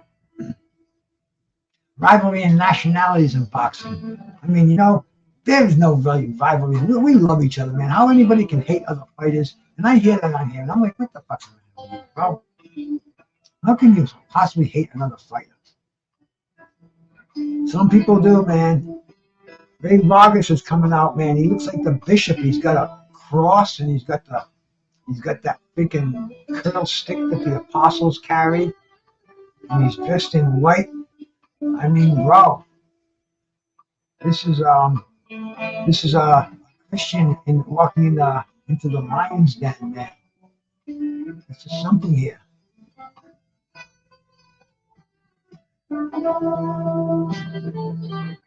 I'm getting a fuzzy feeling watching this, bro. Looks like we're going to see some action coming up here, bro. Featherweight action. I've seen a lot of featherweight fights, man. Salvador Sanchez and Patrick Codell. That was an amazing fight. So, man, we've seen, dude. I mean, this is. Oh, my screen froze. Come on, baby. Come on, baby. No freezing on me. There we go. There we go. There we go. There we go. Okay, back again. I think if I have my cursor on that screen, it gets kind of funky.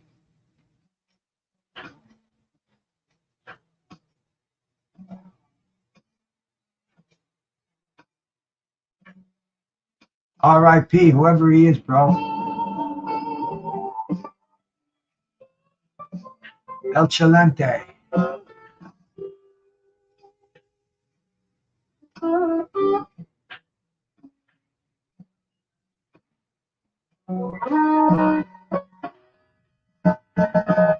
Yeah, we will see if Ray Vargas is as talented as some say. Nick Ball, 27-year-old man. He's been fighting professionally since 2017.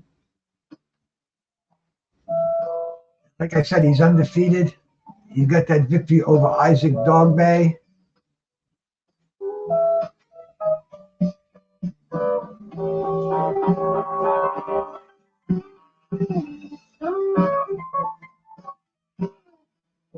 And we see how he does against a seasoned world champion in Ray Vargas.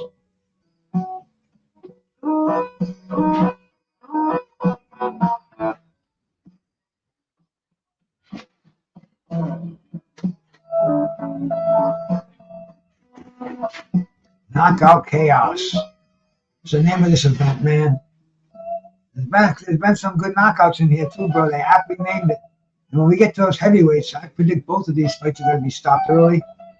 We'll see what happens, man. This is the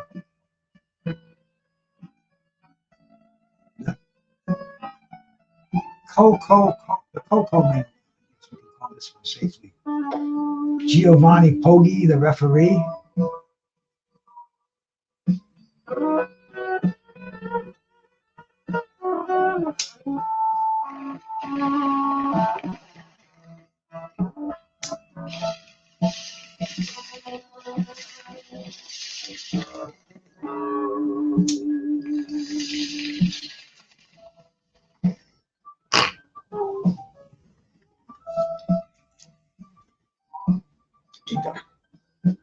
Clean out the stuff and get it in trouble. Nice and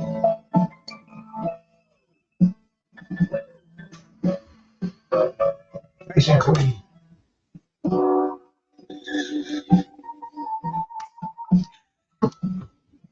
Nice and clean.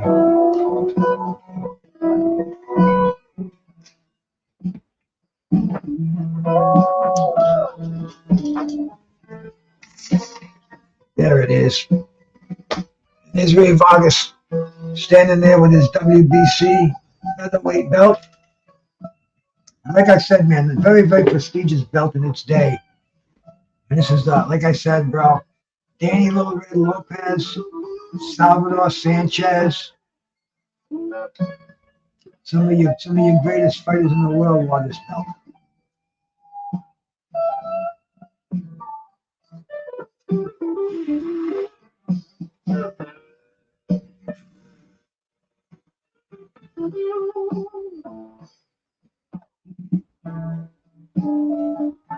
Both of these guys getting ready for battle. UK against Mexico. Here we go, man. Both fighters being called to the center ring right now.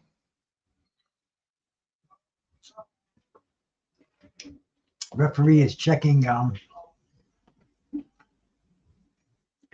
Nick Ball's gloves in the ring before he comes to the center.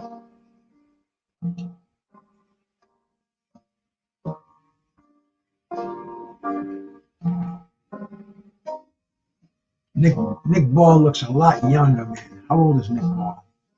He's 27. Ray Vargas is 37. No, how old is he, man? Doesn't have his age in here. I'm sure I could go find it, but I'd rather just watch the fight. And here we go, man. Referee getting ready to ring the bell, calling the fighters to center ring, and bango, here we go. Ray Vargas, long and lanky. Keeping that right hand up high, plodding with that jab, shoots with the right hand. Nick Ball staying low, man. Very compact fighter. Ray Vargas, you know he's going to try to keep him on the outside with that long jab. Ball's job to get inside, bust some balls in here. Keeping his guard high, moving in, man, shooting a jab. These featherweights are quick. Oh, nice right hand by Vargas. Ball's moving forward. Ball's fighting like a bull in here. Bull against a matador. Ball's got to figure out how he can move those hands and not get hit with counters. Trying to get down real low. Moving forward. Vargas is staying elusive, out of reach.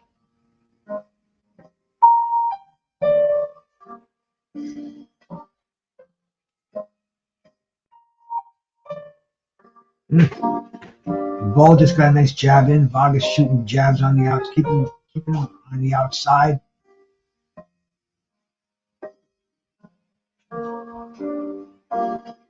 Nick Ball is trying to chase him around the ring, just landing a nice right hand. Moving side to side. Vargas, nice double hook to the body. Showed him a double left hook. Nick Ball going upstairs, hugs him. Referee breaks him apart. Nick Ball has got to get inside, and he's got to whack that body. Vargas has to keep him outside, drop a right hand on him, which is what he's trying to do.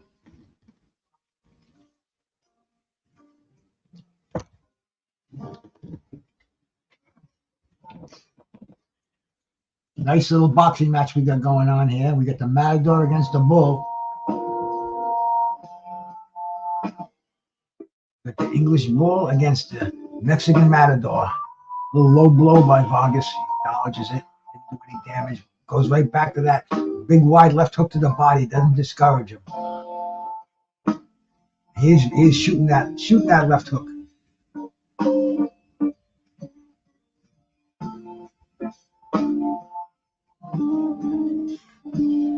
Tries a right uppercut.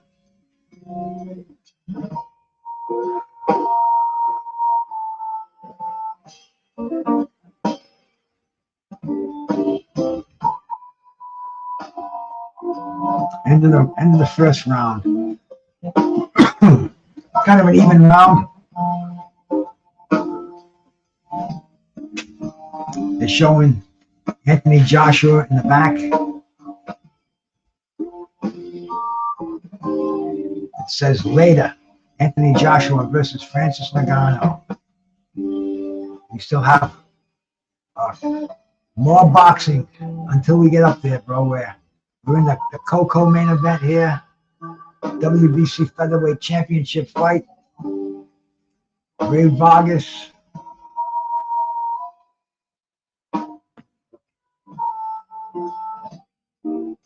Nick Ball going to center ring, man. It's amazing how much taller Vargas is. It's almost like a Fedora freakish height advantage. I mean, Fedora's another one. We're going to see him against a Russian coming up on the. He's fighting for the WBC interim super welterweight. There's a lot of action happening in the super welterweight.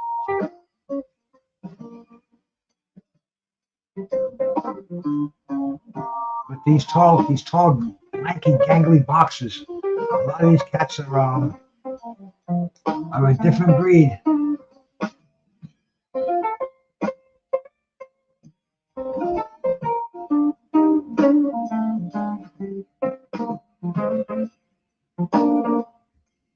Vargas very unorthodox too, man. A lot of herky jerky going on in his in his arsenal. Oh no, my screen is freezing on me. I'm gonna have to check it out on another.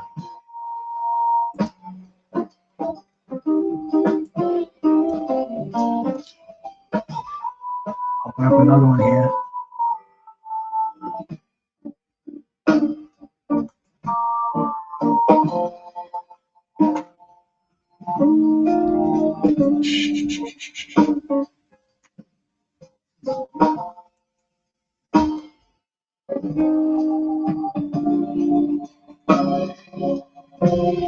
There we go.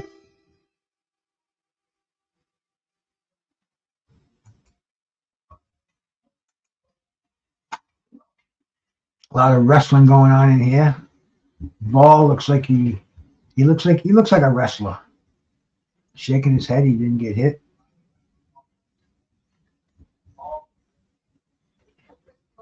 Vargas shooting those jabs out there. I mean it's unbelievable the height discrepancy in this fight. It's really, really evident.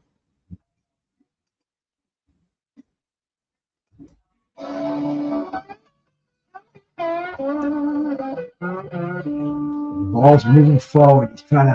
He's trying to get Vargas against the ropes, trying to corner him. Vargas using footwork, moving side to side, staying out of the way of the aggressive Ball, shooting a jab out. And Ball's almost jumping in there with the jabs, trying to hit that head, which is way up there. He's a step ladder.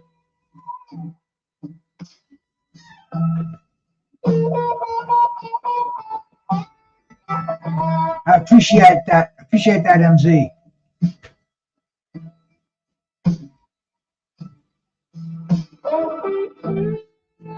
And then there we go. The end of, was that round number 2?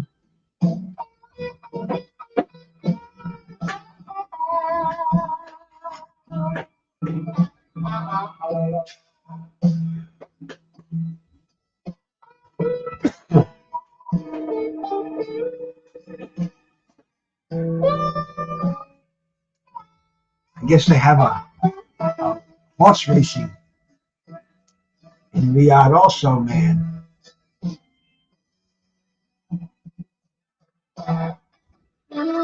It's just amazing what they're doing to entertain us these days. But here we go, man. Let's get ready, man. Nick Ball's coming out there. I think he realizes he's gotta break this man down, man. He's gotta break Ray Vargas down. And Ray Vargas does not want to let that happen. Ray Vargas is using that height to his advantage. He's using that long jab. That's to keep this little bulldog away. Drops that right hand on him. And like I said, man, Nick Ball, he was almost going to leave his feet to throw punches. It's almost like he's closing his eyes and just winding up. Not a good strategy.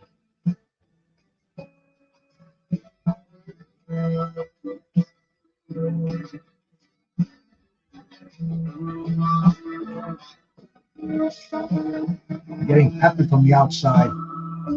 Through Vargas down.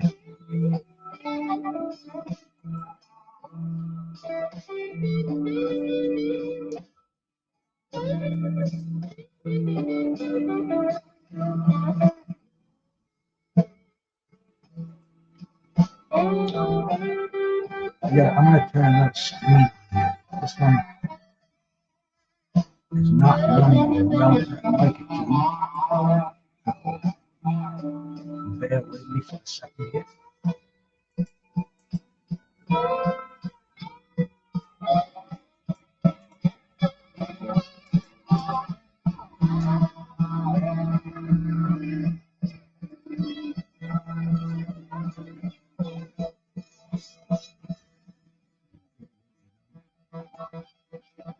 There we go. I'll put it on the BCL. Comes in a lot smoother than the Bluetooth.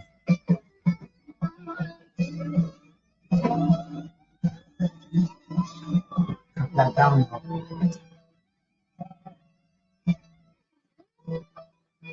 Big ball is coming in low, though, man. Vargas is standing on the outside. Vargas starting to throw some big shots.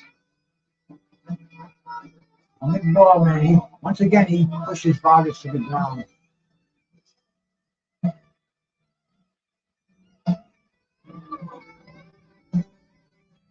Nick Ball is trying to get up there and land some punches. He just can't get inside.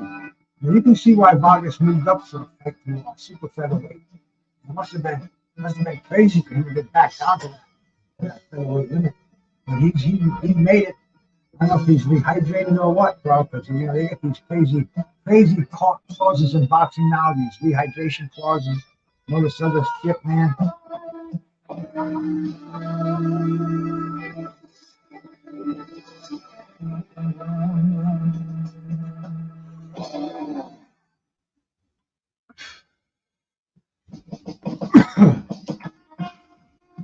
Ball just got a couple of nice shots to the head.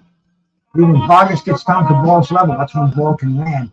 Vargas has to fight Paul. Keep that jab out there. Keep that long right hand out there. I don't like Tommy Hearns.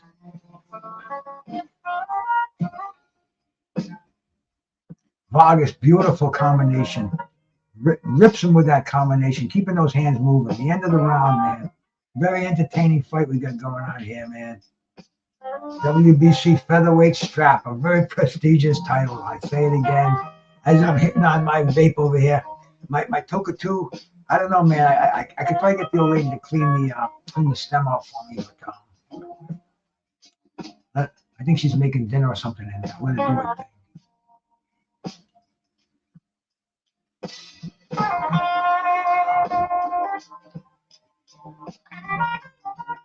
Miguel Duran and the cut man. Vargas looks like he has a very well organized corner. Just his trainer doing the talking. Vargas is looking better as the fight's getting moving on. I think we're in the third round over here. Round 4, I'm sorry. Vargas moving forward behind the jab and the right hand, and now Ball like a bull charging him, man. All awkward angles. I'll tell you, man, Ball is definitely like a bull. Rolling, my brother. Salute, man. Vargas has got that Thomas Hearns jab. He's just got to put that snap on it, throw that big right hand. You got to keep this baby bull at bay because Ball just wants to bite down on his mouthpiece, get in Vargas' chest. He can't get in his face because he's too short. He just wants to get inside and throw big punches. He's not concentrating on the body. He's concentrating on the head. Man, I'd give up on that head. That window's closed, bro. You got to hit those big ribs, bro. You got to play the xylophone, man.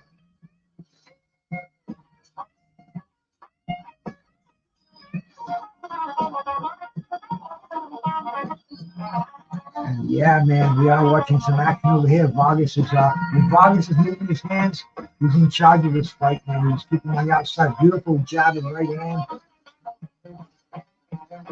It's tough to discourage this Nick Ball, though, man. Undefeated. And you can see why, bro. He doesn't want to be defeated.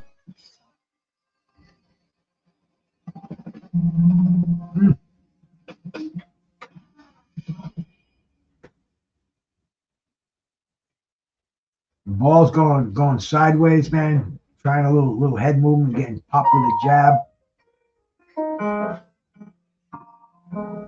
He's got that one chance, and he's got to rush him. He's got to make a brawl out of this.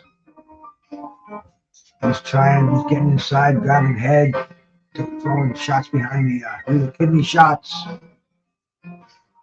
He's just got to concentrate on that body. It's his only chance. He's safe on the outside. He's going to get kicked apart.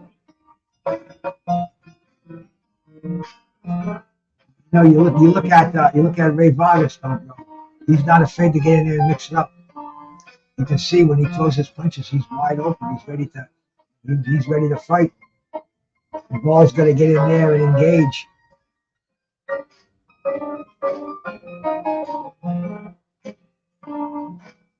know what he broke him up for that time.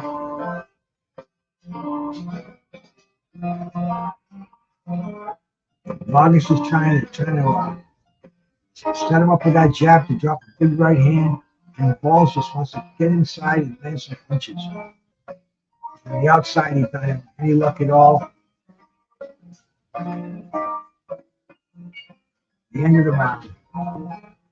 The end of round number 4.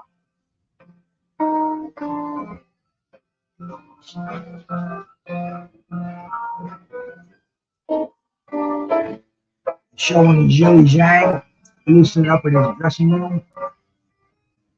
I forget his trainer's name. I saw him in one of the things on the weigh-in yesterday. And an American fighter. Very, very low-key, very confident.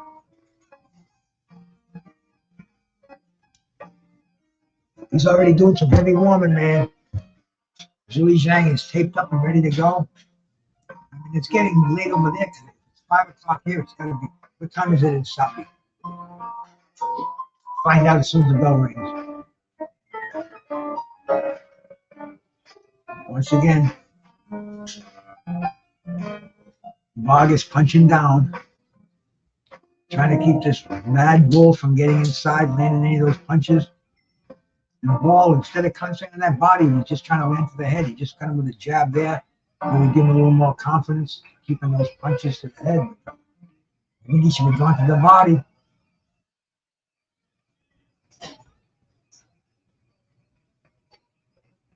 Vargas, nice combination. Ball trying to get inside. They get separated by the ref. Vargas, nice combination on the outside. No answer. No response from Wall.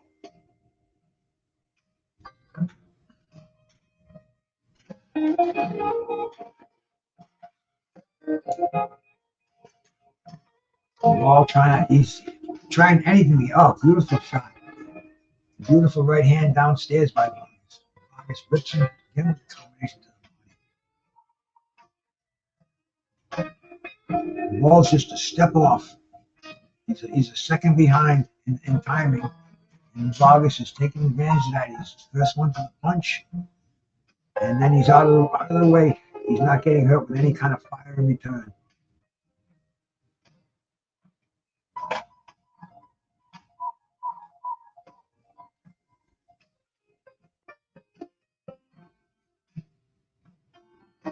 Halfway through this fight, Vargas pumping out that jab again. Really doing a nice job with that. Every time ball gets inside, he gets tied up.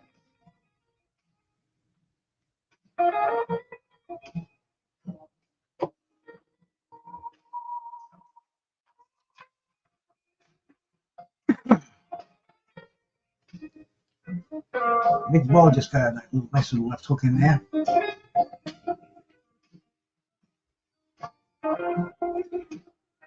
He's got to time Vargas.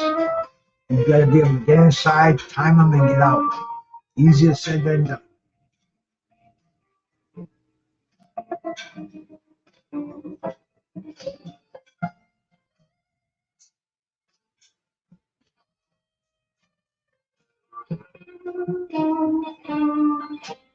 Beautiful right hand. He's landing that right hand. Seems like it's effortless.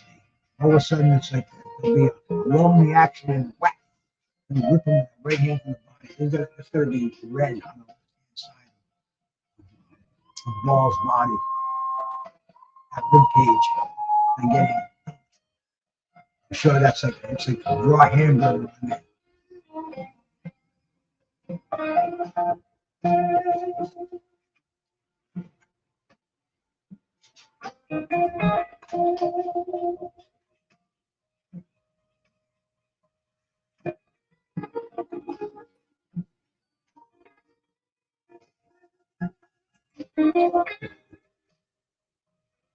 Look in this window here.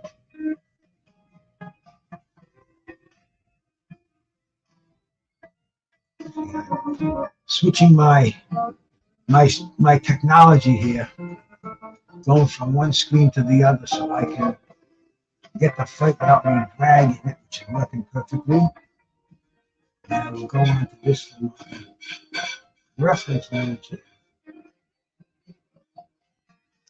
as we prepare.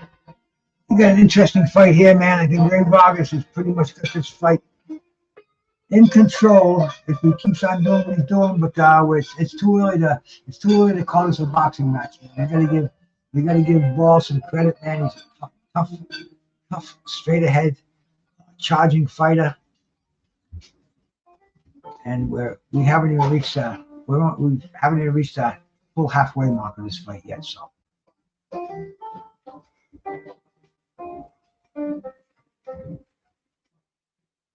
And Vargas, he takes the longer strides, but he takes the strides. It's like once again he throws him down, and man, this has been a lot of Ball's been on that canvas several times. None of the times have been by a knockout. It's all been by dragged down there. He's been wrestled to the canvas. Vargas is on his toes. He's dancing. He's staying on the outside. Now he's resorting to real serious boxing right now. I guess Vargas is the antithesis of a Mexican warrior. You know, not of that Chavez mold.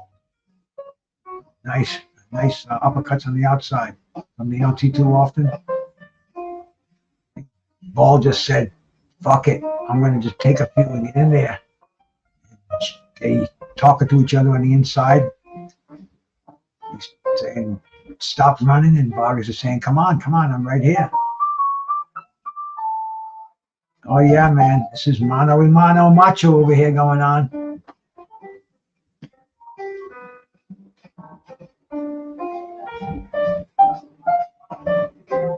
They're both Vargas landed a nice combination. Ball tried to hold him. Ball got nailed with a couple of nice shots. Vargas just hit him again with that right hand is landed on the ribs, man. Whenever he throws it, it's got to be slowing him up. Once again, man, Vargas has to push to his knee. No, I don't like that when a fighter gets pushed down like that, man. That's almost it kind of lets him know what that canvas is like, and that sends out bad vibes. You know, you want to stay on your feet.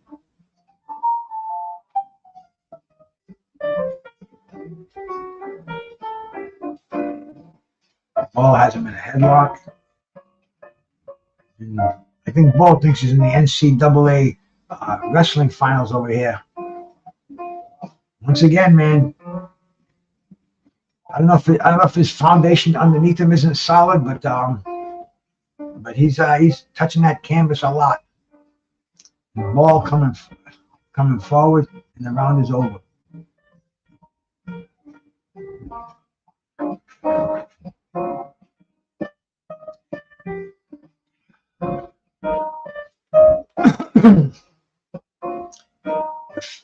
In the middle of this WBC featherweight championship fight,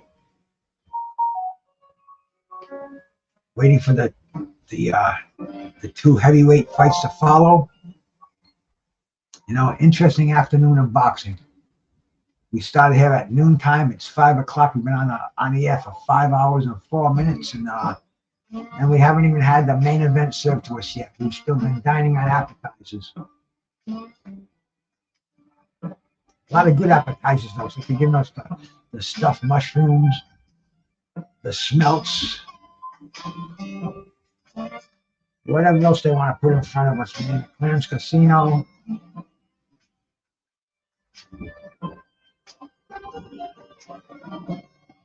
And Ball moving forward once again, man. He wants to get him in the corner against the ropes. He wants to unload those punches.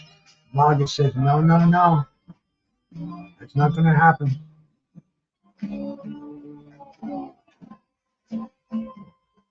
Using that jab effectively, keeping it in his face. Now Ball's getting a warning. I just saw that scorecard, but it came so fast I missed it. You guys saw 59-56. I'm going to say Vargas is ahead. Vargas just got butted. Referee's checking it out. There's some feelings going on in this fight, man. These guys want to get at each other. And Ball, bro, I mean, Ball can, that style can do it. Ball's fighting the Mexican style here. He's fighting like the little bull.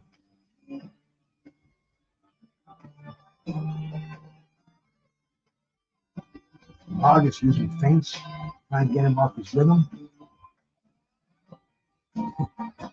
Always going to the body. I mean, Nick Ball's gotta have some solid ribs right now. I haven't landed that magical one right on the liver yet. But, hey, we'll see. It might happen.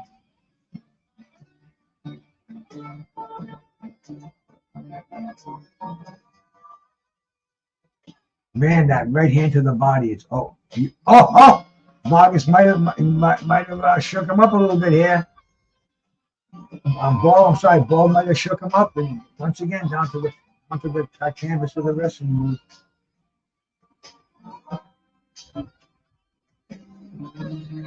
Ball hurt him. And Ball's trying to follow up on it. Vargas does not want to engage in that slugfest, man. He still wants to clear his head. Oh, he just got nailed again.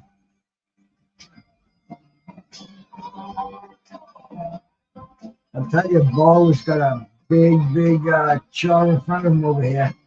And he's telling him, come on, hit me.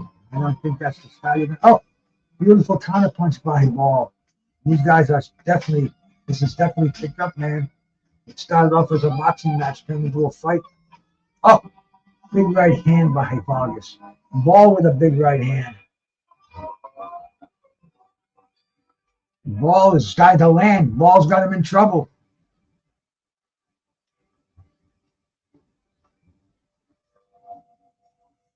And Ball is like a little bull in here, man.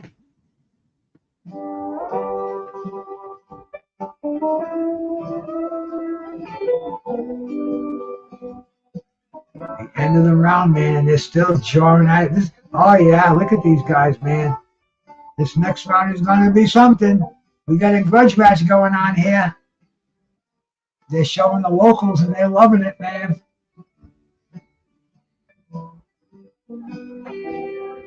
Boxing as we learn to love it, and like I said earlier, this belt brings back a lot of sweet memories for me in the game.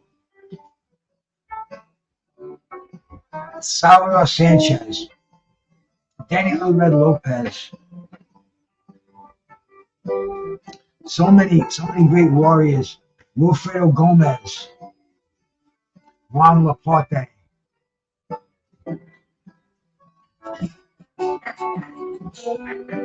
Jeff Fennick, Zuma Nelson. I mean, dude, this is a royal.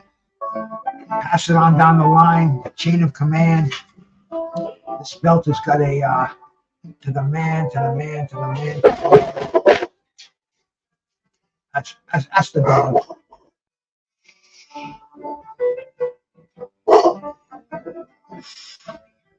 He's going to be 9 years old next week.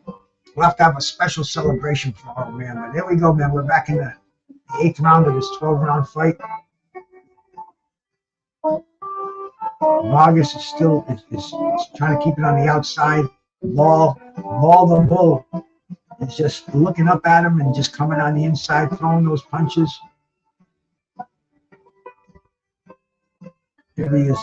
He's got his hands up. He's just trying to get inside and whip that body. Hey, Vargas has had a lot of experience with fighters like this too. This is the style that most Mexicans are famous for. And I'm sure he's fought many of these fighters in this country.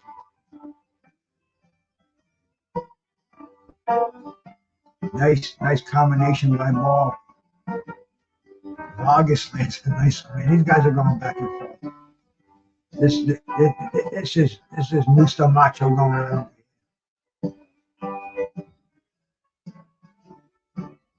Vargas 3 jabs.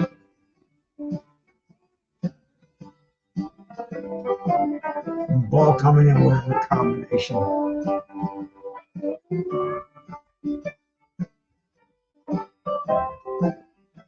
Oh, beautiful left hook. Throw him down. Once again, man. I don't know how many times Vargas has been on the canvas in this fight. Not one knockdown. Pretty, not your norm in boxing.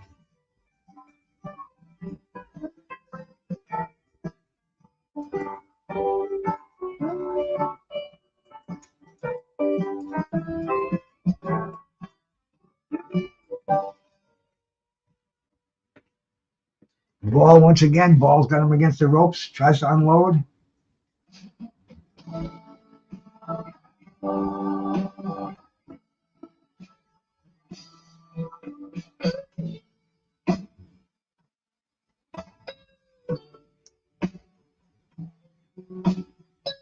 Once again, Vargas is on the canvas. I mean, is this like getting a little bit redundant or what, man?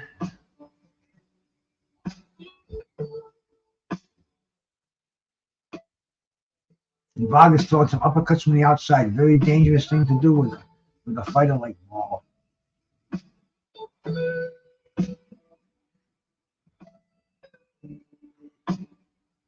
Oh, he just went down. That's a knockdown right there, man. That is a knockdown.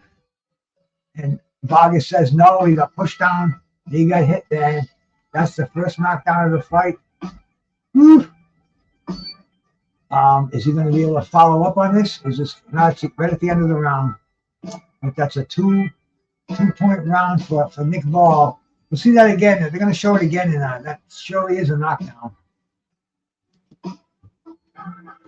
Interesting.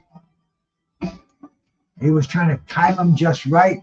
He caught him while he was stumbling off balance, but no doubt about it, left hook put him on the canvas. He was headed there anyway, but that left hook made sure he was going there with a little authority. And once again, 2-point round for Nick Ball, what's turning out to be a fairly close fight, depending on how the judges are scoring this fight. So here we go, man. What is this? The start of the 8th round?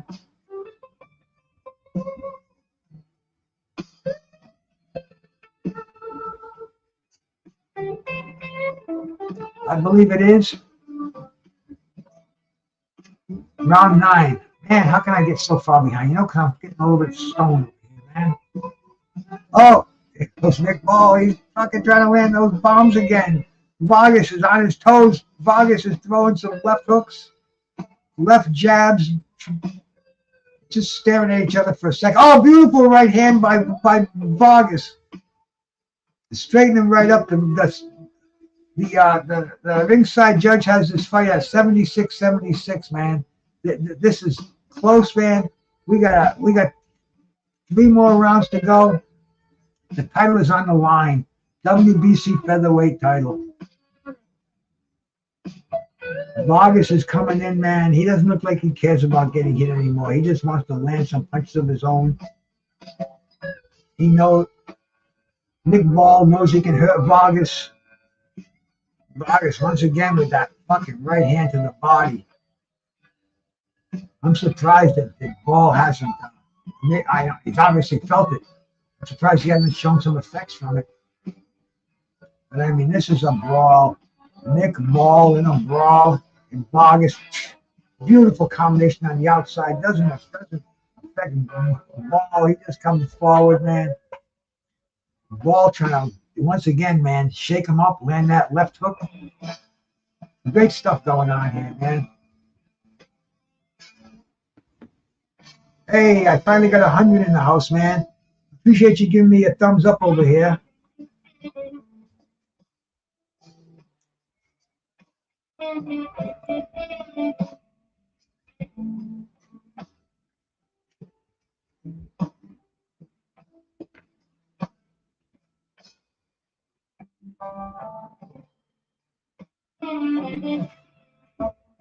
Once again, man, they are just exchanging bombs in the center of the ring. Vargas on the outside, getting leverage on his punches. Nick Ball just jumping in, ripping those hooks upstairs. In a very close fight, according to the judge scoring at the non-official ringside scorer. Triple uppercut on the inside by Vargas. Ball just keeping those gloves high, coming in, ripping those short hooks, overhand rights. Trying to fold Vargas in half.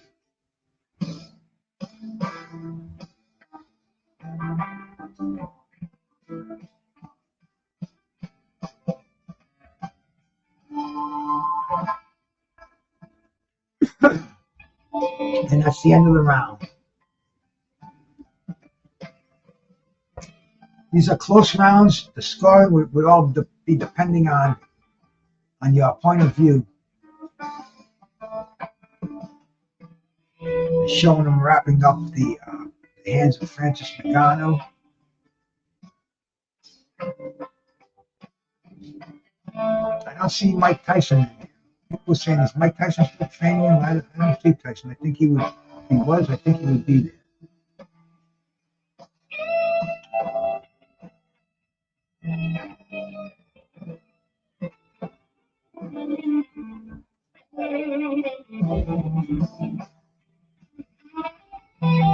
Getting ready for this round to start.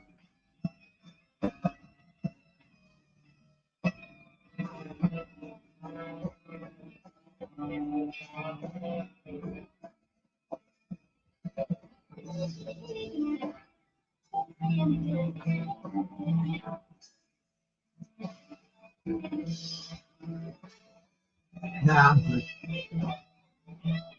I'm good, baby. I'll come in there after and eat something. My lovely wife asked me if I want to eat. Being kind and not trying not to talk over us. But anyway, man, I'm too excited to watching boxing right now. And one thing I said I would never do when I started doing this broadcasting bullshit, I said I'm not going to eat online here because it's kind of gross, bro. I see other people do it, smacking their lips and crunching on food and talking with food in their mouth. And bad enough I smoke online. That I'm not going to stop doing. I mean, the vapor's kind of cool.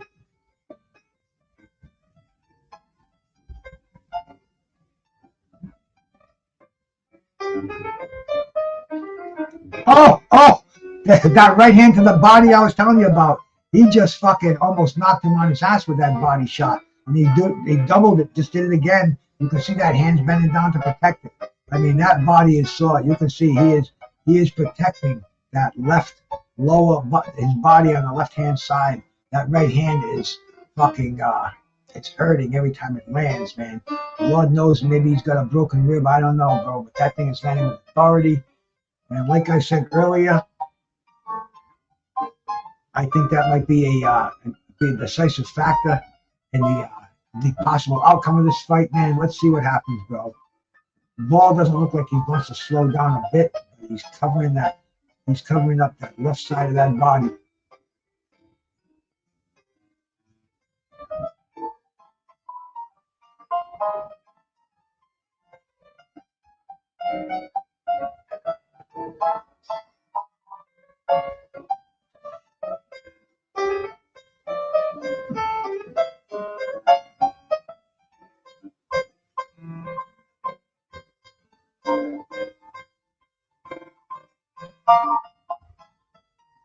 Vargas trying to throw that jab out there, man. Trying to keep Nick Ball from coming in. Nick Ball just wants to come in. Oh, there you got landed that right hand, bro.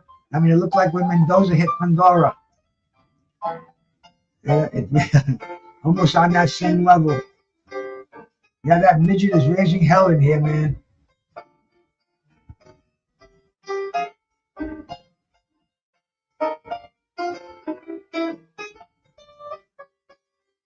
He is trying so hard to land those hooks to the upstairs. He's neglecting the body. He's trying to land that big one.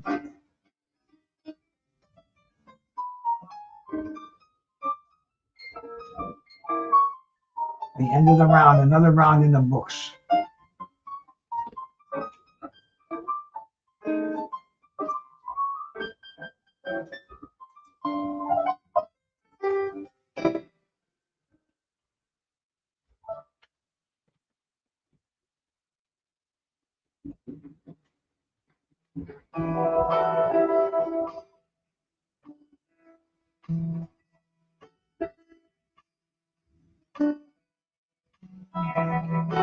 Okay, make sure we're still on the Facebook page. Make sure our broadcast is still going out to the millions and millions of people that are watching it.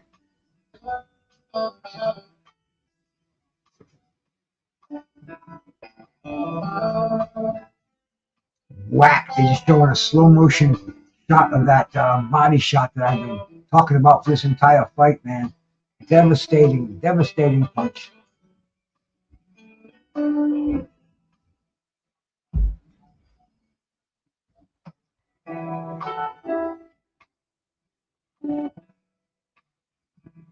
Oh, he's trying that ball, bro. He's trying like hell to land that right hand upstairs. Vargas is keeping that jab, trying to stay away from that punch. It's a very close fight. We don't know how this fight is going to end, but they are definitely going back and forth over here, man. We got a big man with a jab that likes to go downstairs. You got a little guy that likes to go. Oh, he just fanted that right hand. Vargas throws a lot of punches. He leaves himself open. The ball is just trying to jump inside, land.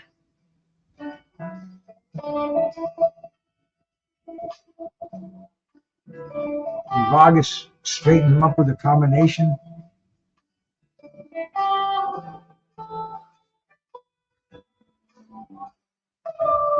We're in the 11th round of a 12-round fight, getting ready for the two main events to be happening. Coming up very shortly.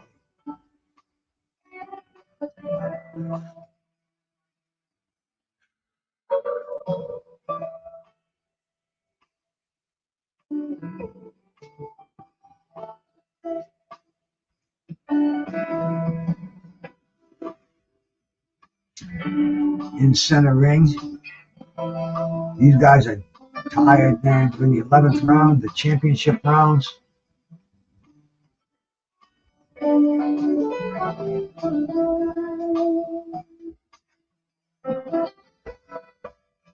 The ball staying right in front of them.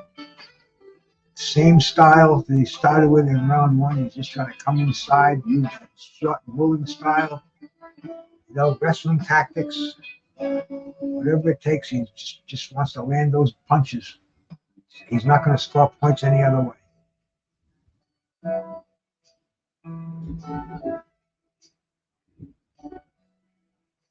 Just got nailed with the left hook. Oh, he's down. Again, is that another slip or is it a knockdown? No, it's a knockdown. And they call another knockdown. Vargas is down again. We have to see that, man. See, man, there's so much pushing around and shoving around. The hands are going down. He gets hit with a glancing blow, and he still goes down. They're calling it a knockdown. So we're going to have to see this again. But that could be very big in this fight. That's 2 knockdowns. That's 2 extra points, man. This is a world title fight.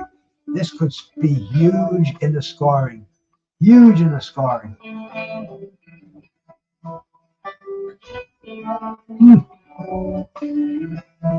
Let's see that. Let's see that knockdown in slow motion. Vargas is saying, "You didn't knock me down." Hey, man, it's too late to argue about that now. What time is it in Riyadh, Saudi Arabia, right now? The time in Riyadh, Saudi Arabia, is 1:24 a.m. on Saturday. It's 1:24 a.m. out there, and they haven't even had the co-main yet, so they're going to be up till 3-4 in the morning. I guess it's an all-night thing for the Saudis this evening. But yeah, it got him with the left hook on the way down, and that's counted as a knockdown. And this is going to be a controversial fight when it ends, no doubt about it now.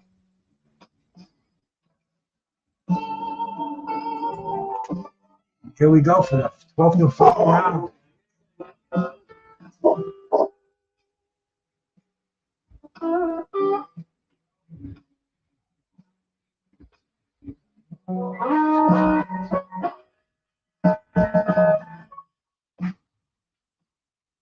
Once again, man, I don't see any desperation in.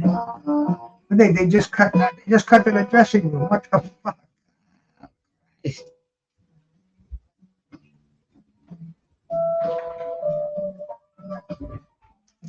My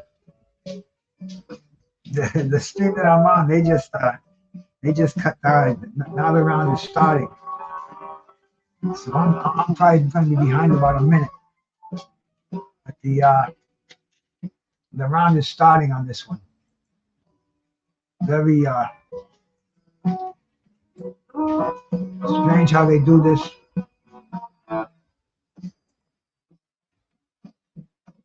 But here we go. We're in round 10 for the first time. Actually, the second time, but this is the signal that they give us. And here we go, man. Like I said, once again, very, very close fight. Hey, yo, Ghost, how you doing, my brother? Salute.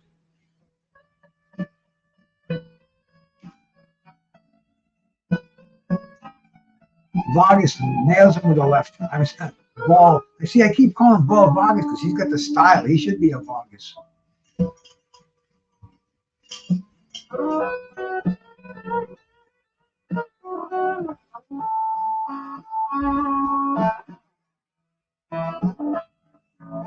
Vargas keeping him on the outside with that jab. This is gonna be a close decision when if this goes to the wire. There's 2 minutes left. I don't see a knockout. Oh, that shot to the body. Oh man, almost took his feet out. That fucking right hand to the body. That I don't know if he's got broken ribs over there or what, but you can see his left hand is down there to protect it.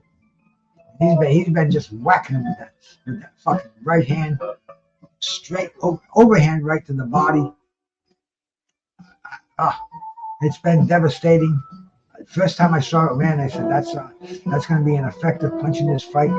Almost took his feet out with it earlier. The ball is just trying to get inside.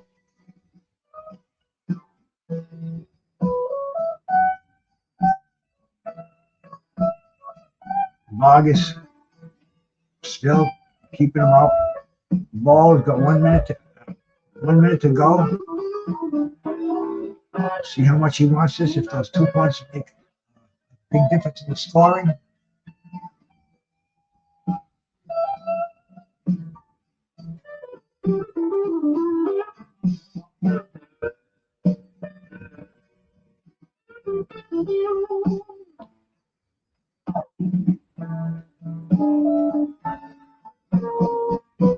Neither one of these guys are in any position to slack off. Ball with a nice right hand. Now he's starting to move forward.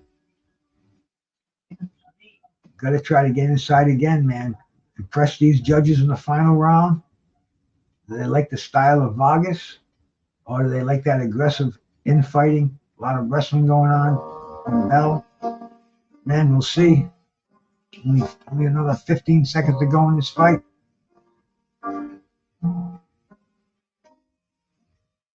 And are they going to say and still or the new?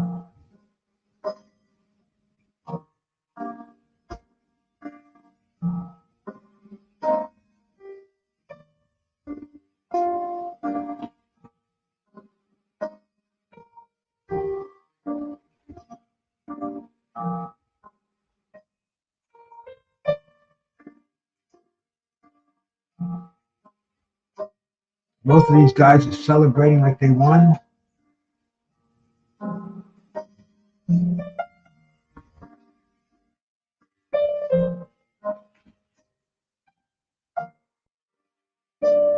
Unofficial scoring at ringside. They have Ball ahead, winning the fight 116 to 111.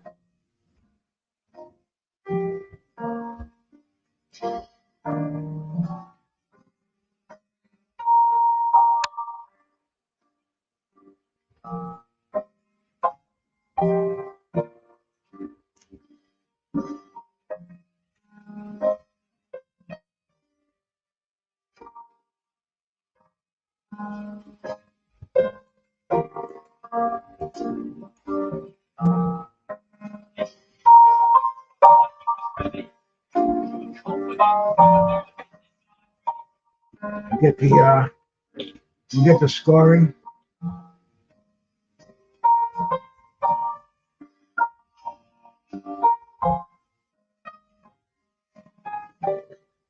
We'll see if it's going to be the new and still.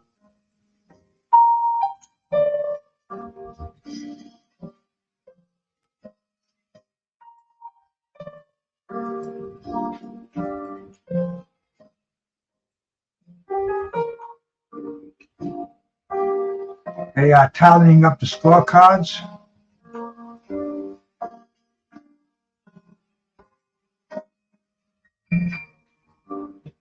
Waiting to see, like I said, is it going to be in still? Or is it going to be in the new?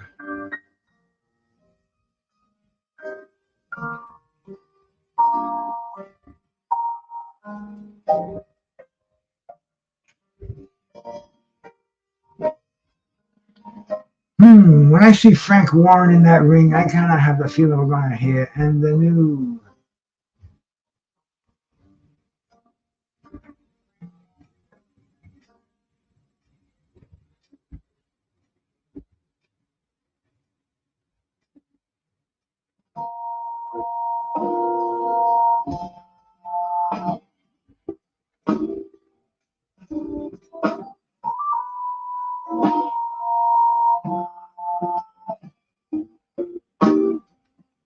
We got either a split decision or a draw.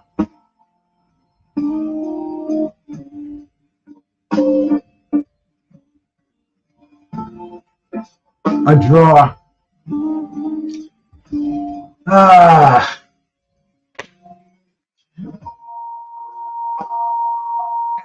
You know, when I think about it, it's not a bad verdict for the fight because there was really no clear winner in this fight. I don't know, man. Anybody out there see any clear winner in this fight? It kind of looked like neither one of them really could, really showed any domination in this fight. I could see how judges could score it differently looking at different fighters on here. So I'm not going to complain about that. A rematch? I don't know.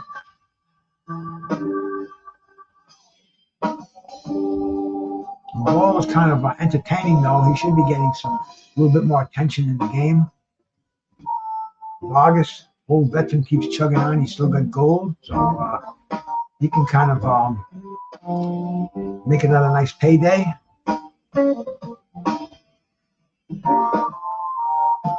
So we'll see how we get ready for our next fight. We'll see how long they make us wait until the next fight's happen. I think the last time was at least about a half hour. But I just checked, and it's 1:30 in Riyadh right now. So do they want to stay awake? Do you think the heat's old lady's hand shaky? I want to go home. You just go. Different culture. But yeah, man, we complain about fights being up late over here. They're doing it to themselves. They're doing it. It's great for a guy like me watching it on 5:30, but for someone like them, it is it's late. It's early in the morning kind of late. They're showing some highlights of this fight.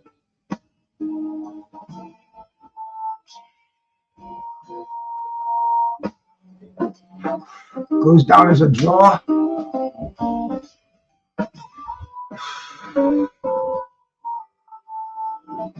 Nobody's ever satisfied with that draw, that decision. But I think Vargas will accept it.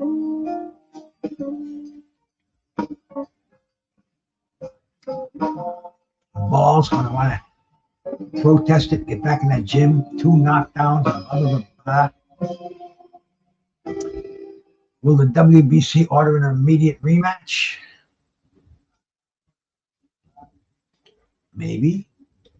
Oh, I gotta make sure my music stays on. Background music.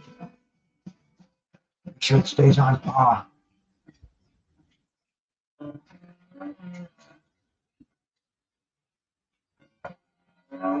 Okay.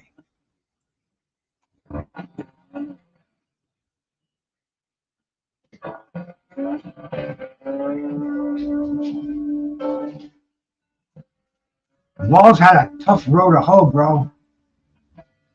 I mean, dude, he had to, this dude was a giant. It's kind of like when Evander Holyfield fought Nikolai Valuev.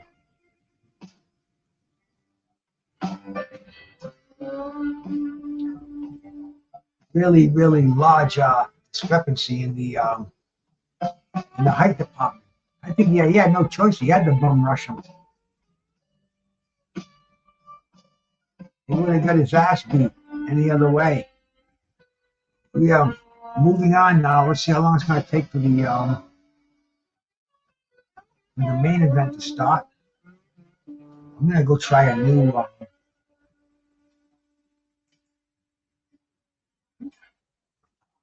I'm going to try a new site to watch the main event.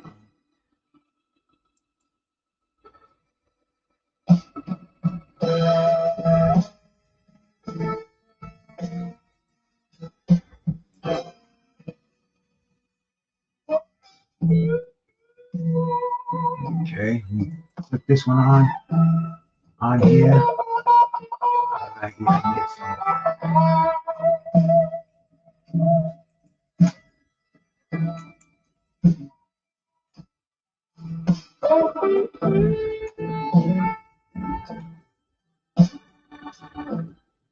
We're coming down to our two main events on this card. A nice party afternoon of boxing here, which all boils down to our two main events. Hey, Mick Smith, bro, how you doing, man?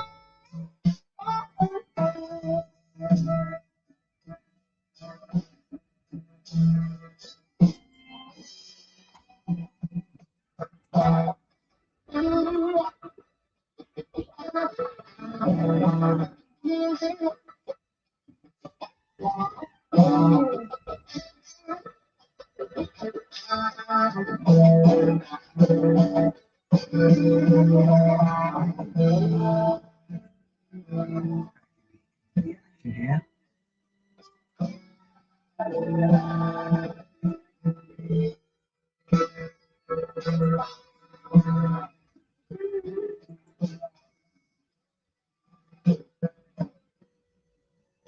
Yeah, they are hanging in the ring, man, talking to Vargas' manager, saying what happened. Back in the studios now. I'm gonna have to find a new stream because this one here is going back and forth. If it does that during the main event, I'm gonna be pissed. So, I'm gonna go to another one of these free streaming services that I have locked up in my repertoire. Let's try this sports.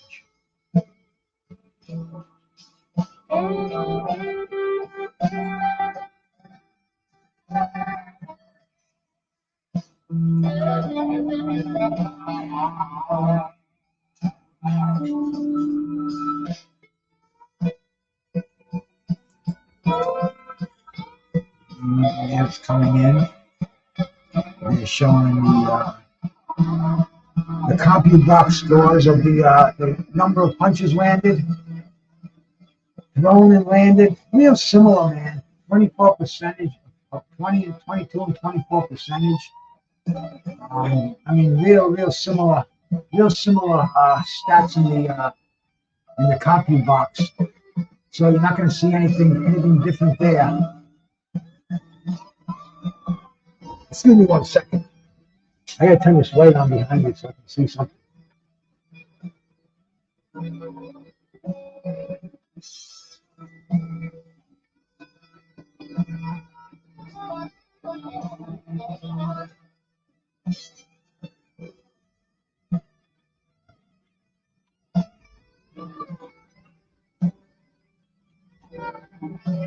We're getting ready for Zhang and Parker coming up now, man. This is the next fight of the night.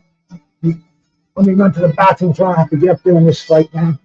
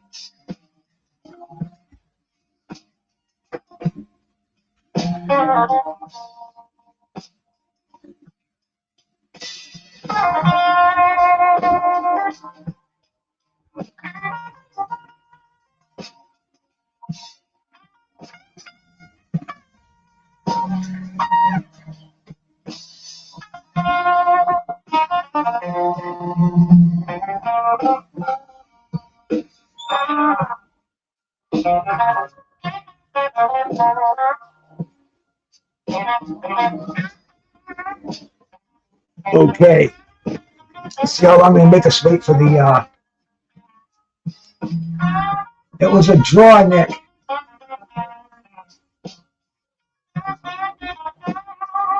It ended as a draw.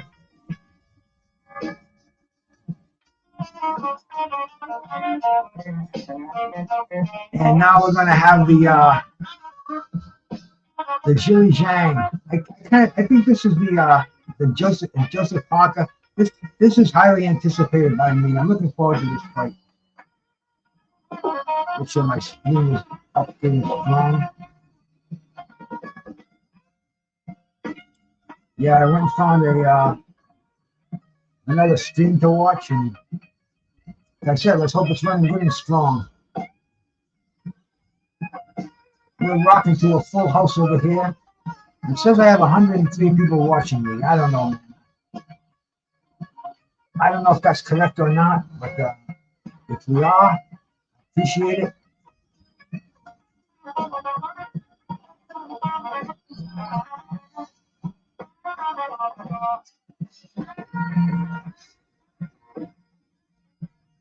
Yeah, there were two knockdowns in the fight, Nick. They were disputed knockdowns. Very very tough fight to score. This is going to be a good fight, man. Zhilei Zhang looks indestructible, man. I think his weight was like 295 pounds. He was at a crazy weight. Let me go check it out again.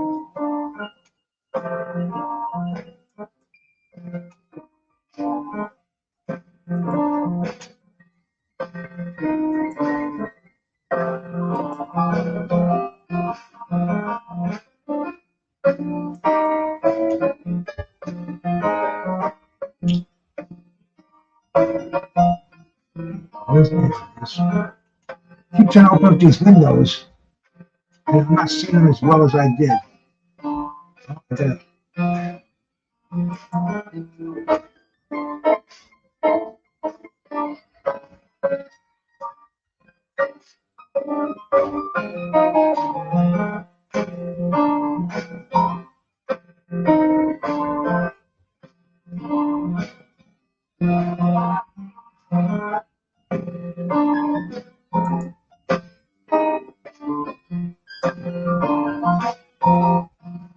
So what is Zhilei Zhang's weight?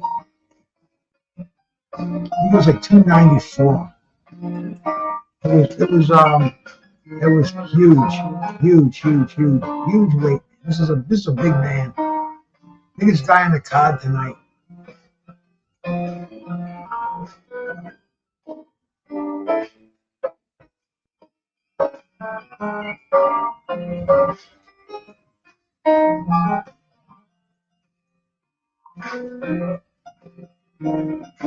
Okay, man. Zhilei Zhang, 291.6. And Parker, 247.6. These are big guys. These are huge individuals. I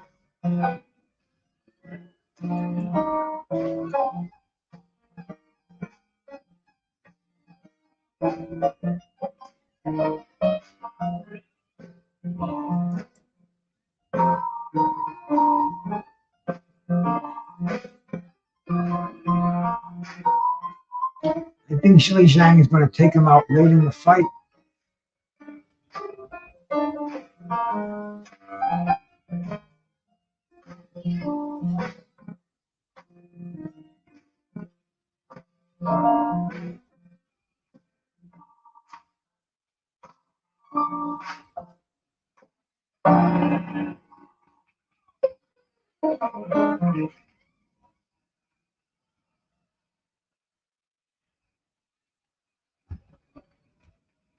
Man, I want to see if Zhilei Zhang's a loose 291. That's huge, man. That's like 300 pounds.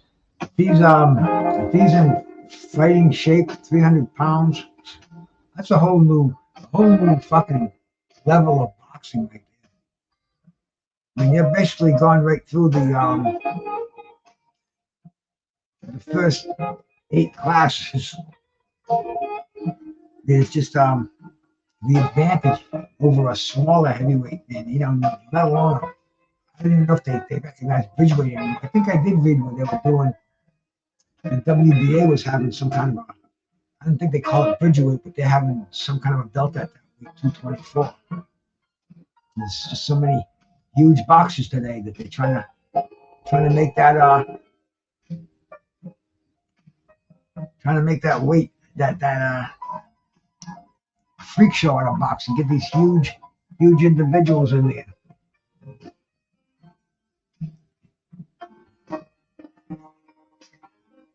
They're showing Conor Ben, and then Conor Ben made his I don't know if it was his debut, but he fought in the U.S. not long ago. Didn't look very impressive. And they're talking about him and Chavez, I think, man.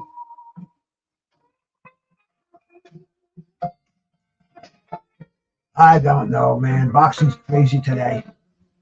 No, they were talking about, was it Bud Crawford? I don't know. It was a big name fighter. I forget these all the time. Well, Parker's on a roll right now, man. He's been looking good his last couple of fights. If not for the Joe Joyce stoppage. And Joe Joyce is fighting again, too, I believe, in a week or so. Cash Ali. I saw this, that they're showing an interview they had with Zhilei Zhang yesterday. I saw this one. And I'll tell you, he's a very imposing looking fighter. He looks like one of those mad samurai warriors. 26-1. 26-1-1.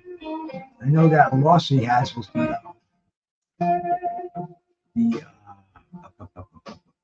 what the hell's his name?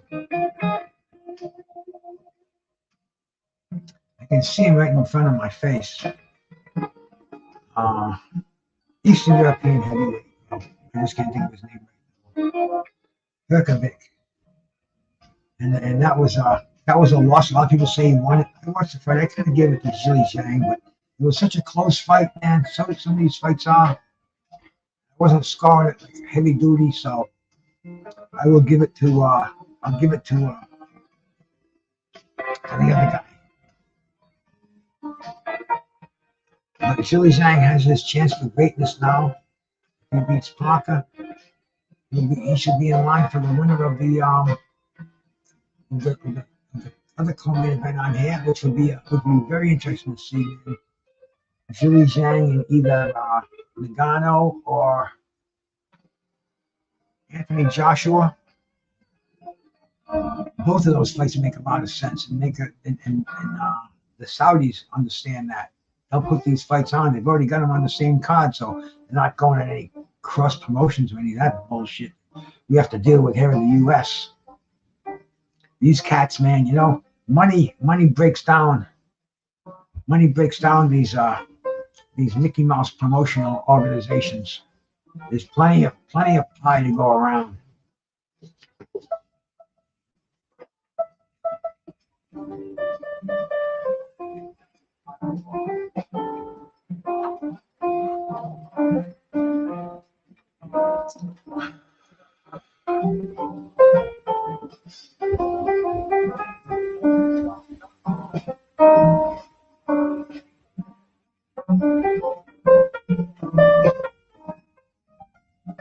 The long wait before the fight.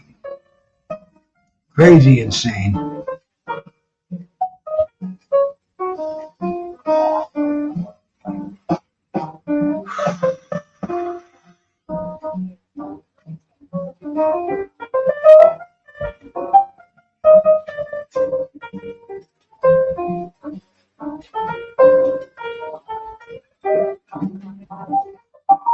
They really drag these.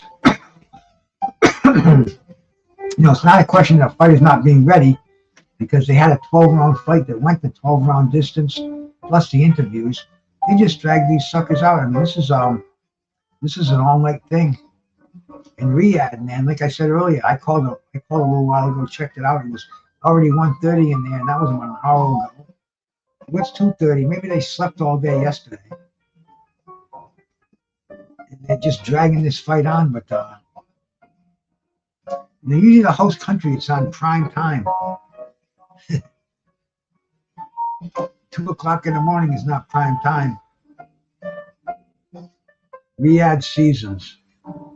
That's the name of the palace, of the hotel. Johnny Nelson in there.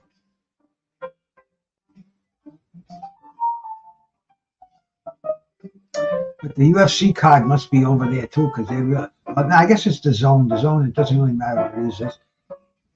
It's a global world. But I wouldn't be surprised to see them having fights, having UFC in Saudi. I'm sure they have already. Just a friendly environment for athletes. They pay well. They pay well and they pay well. The 3 Ps.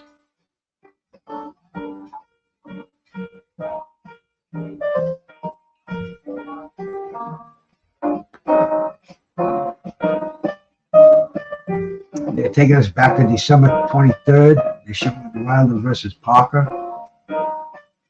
And you know, Parker had the answer for Wilder. You back him up and you got him beat.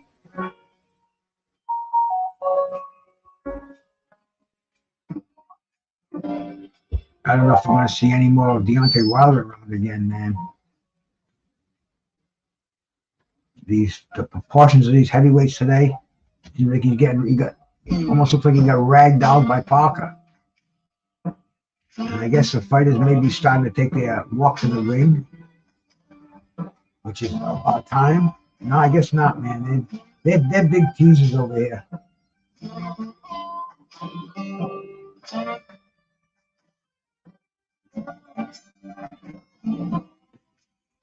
They are just making us wait around.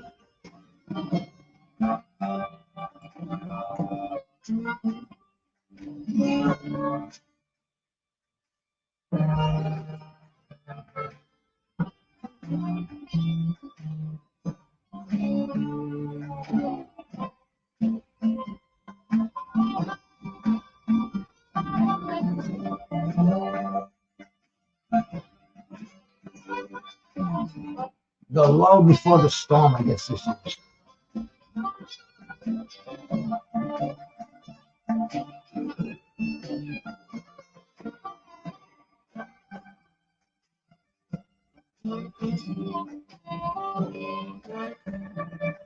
Genius of all geniuses, salute. An honor to have a Oh man, if you're a higher steam in here.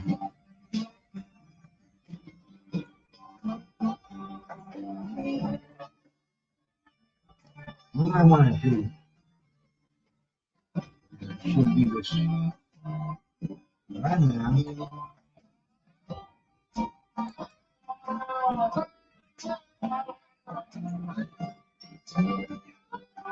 Put my subscriber mode on.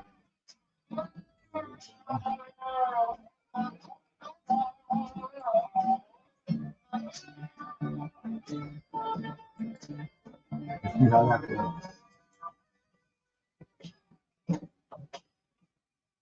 There we go. For the poll on Joshua and Ngannou, 50% Joshua, 41% Ngannou.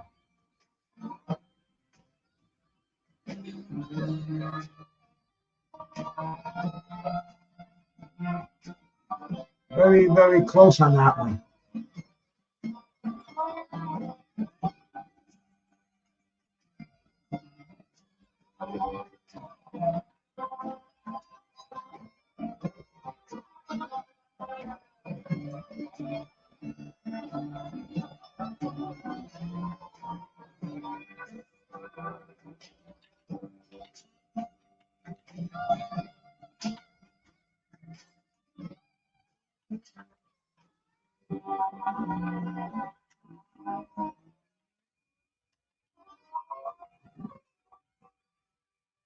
Good. Cast your opinions over here.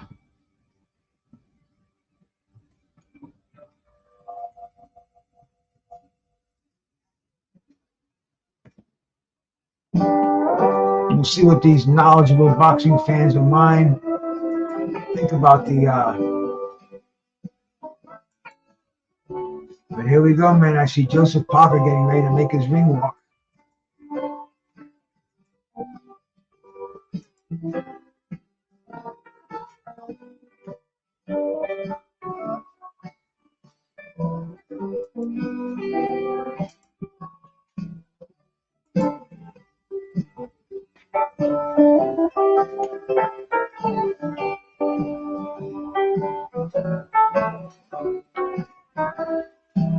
That place is huge that they're fighting in that stadium. I don't know how many people it holds. It looks like it looks like it's got to hold 40,000.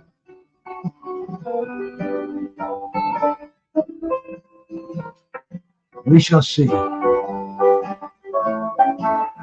But man, getting closer, man. Getting closer for a highly anticipated fight.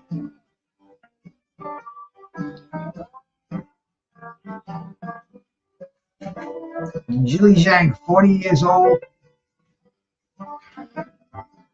with the proper nutrition and the inactivity and everything else that they have. 40 is like 30. Hang on a second.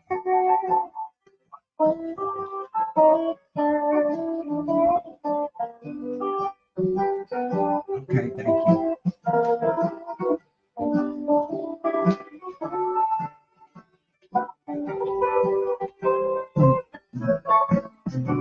Okay, let me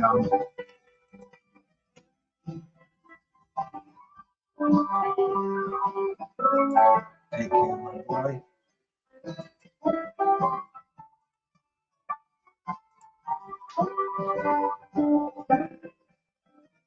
There you go, bro. We appreciate your participation.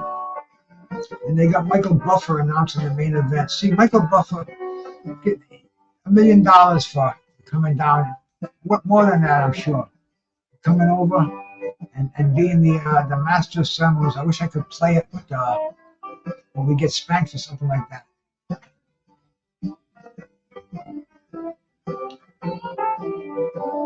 But nonetheless, we have Joseph Parker, Green Hood, the Mad Butcher. He got all kind of advertisement on his robe. Did you see that dude that fought Adam Kownacki last week? This guy had stickers on him. He had advertisement. He was like a freaking, like I've never seen before. I remember they'd have the Bet Lab and across their back. They have people would have different advertisements. I think they said they couldn't, but there was something big about it. Maybe the TV networks wouldn't let them do it. But dude, this guy that fought Adam Kalinowski, what a freaking what a walking billboard this cat was. But this is Zhilei Zhang. Is Joseph Parker making his ring walk? So it's not long now, man. We're getting there.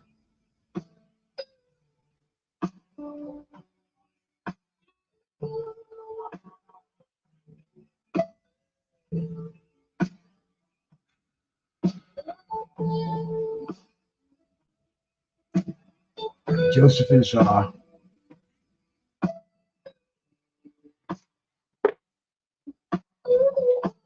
coming into the ring first. Big guy, almost 250 pounds. Giving a fist bump to the Sheik a la Turkey. Turkey a la Sheik. Sheik a la Turkey. Michael Buffer, bro. This Michael Buffer's got last time I looked, I check these out once in a while when people say it. I just don't believe it, so I go look. Over $400 million from a guy who made up the synonymous "Let's get ready to rumble." Just for saying that, he's getting he already is rich, and the guy was out of work. He was a used car salesman, an actor, unemployed actor, bro, and he got into announcing back in the early 80s of the ESPN Atlantic City days. And man, look at him now. And here's Zhilei Zhang. He's the WBO interim champion. Took that from Joe Joyce. Yeah, see, Zhilei Zhang's got the war face on.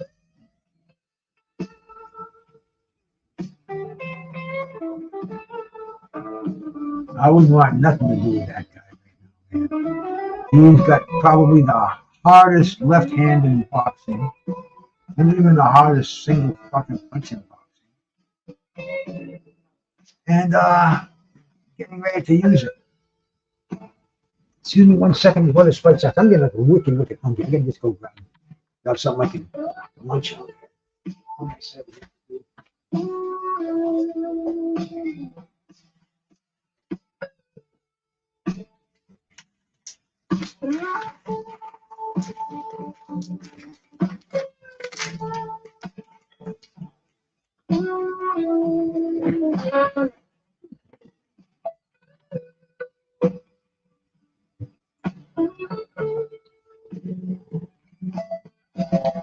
I said I'd never eat on camera. I'm listening to this little bars my way.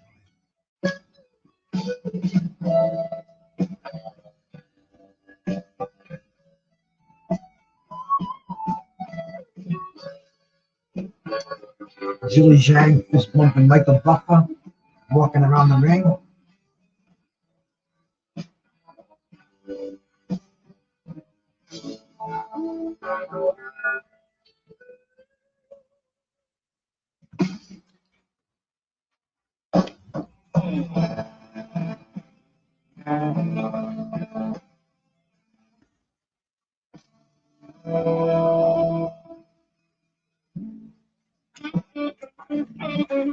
Okay, this is done. I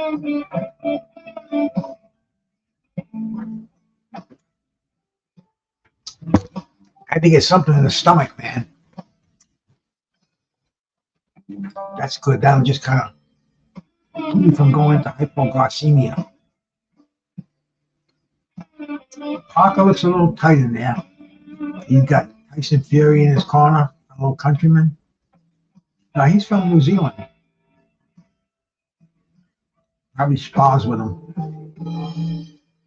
Zhilei Zhang.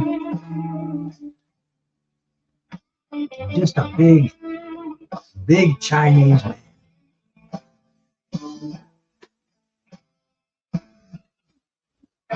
Seconds are ticking down till they touch gloves. They go through some pretty elaborate ceremonies over here in Saudi before fights start.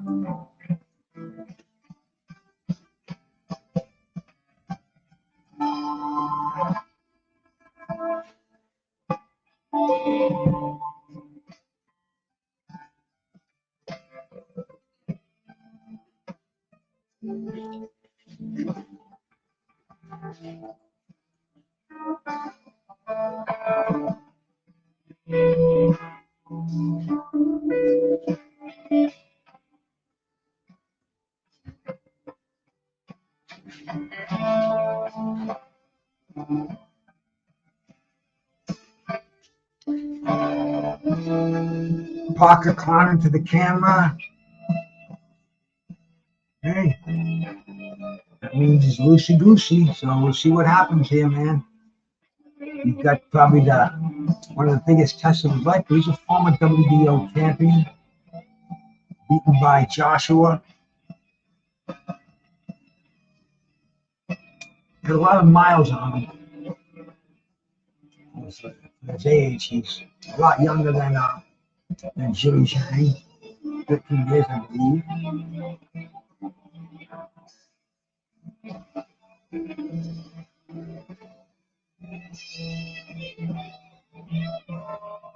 Zhilei Zhang taking his robe off right now.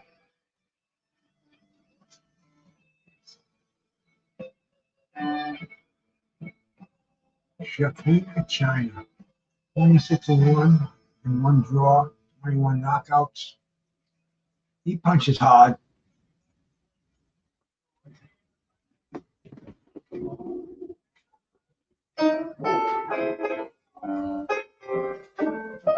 Narrow shoulders, man.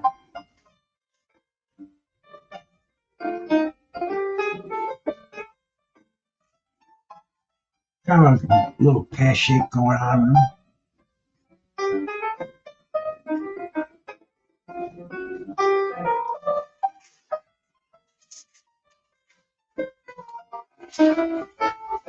Fighters moving to the center ring.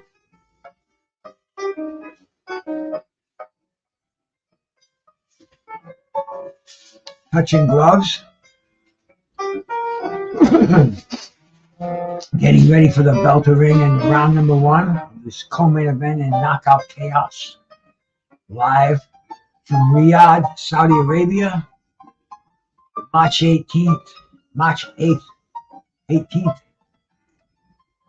March 17th. That's St. Patrick's Day. That's right around the corner too, man. I live in Rhode Island, and there's a lot of Irish bars around here. Man, I'll tell you, that's a day to drink green beer, river dances, everything, man. Corned beef and cabbage. Newport, Rhode Island, man. Google Newport, Rhode Island, St. Patrick's Day. They have riots and everything over there.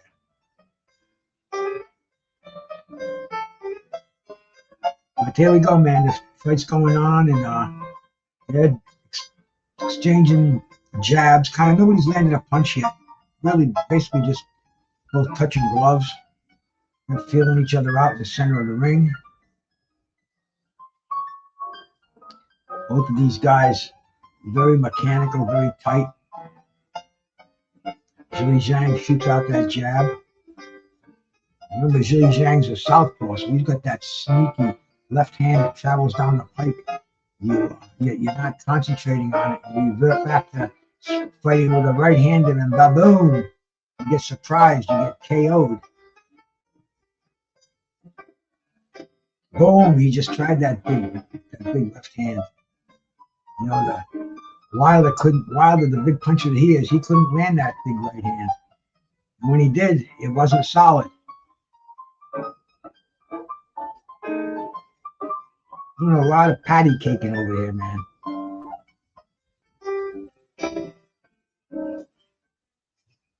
Boom, nice right hand by Parker. Zhang with the left. Parker goes downstairs, Zhilei Zhang look upstairs, Zhilei Zhang circling that right jab around.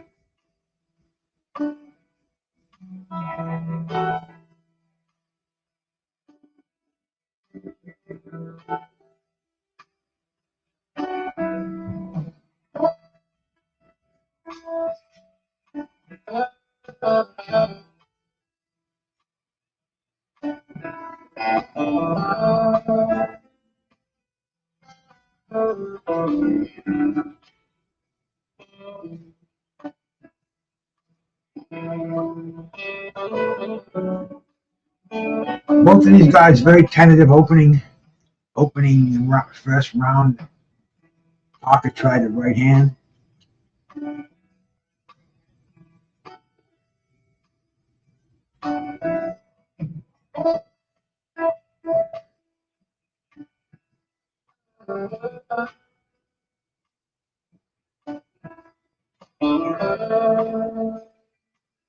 Not much going on. A little bit of head movement. Like I said, man, both these guys are playing patty cake with the extended right jab of Zhang and the jab of Parker. They just kind of banging their fists off each other. Not even, it's a playful little bump, little fist bumps going on.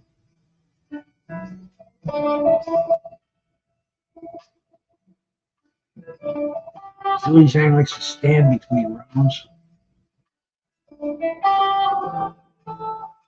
Kind of like the old George Foreman.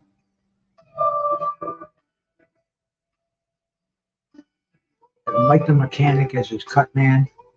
Put some Vaseline on his head. Mike the Mechanic Basil.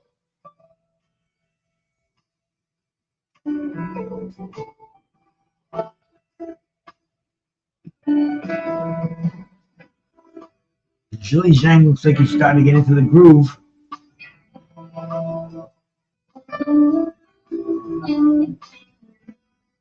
Here we go, man. It's start of round number 2.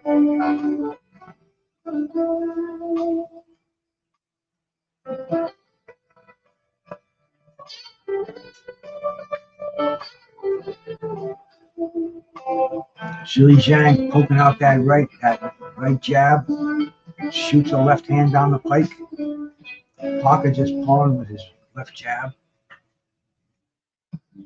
Parker just tries a right hand. Both of these guys are big heavyweights, man.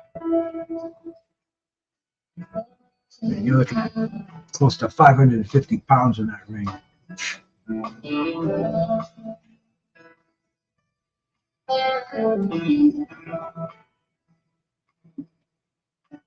Zhang tries a left hand a little slow. Parker trying to pump that jab in there.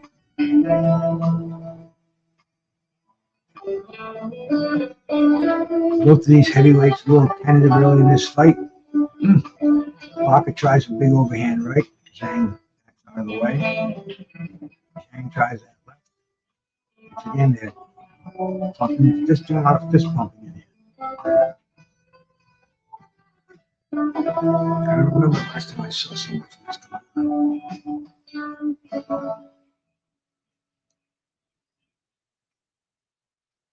Zhang trying to get inside, just landed a nice left hand.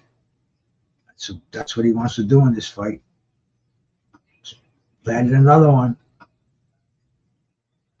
Parker might have felt those punches.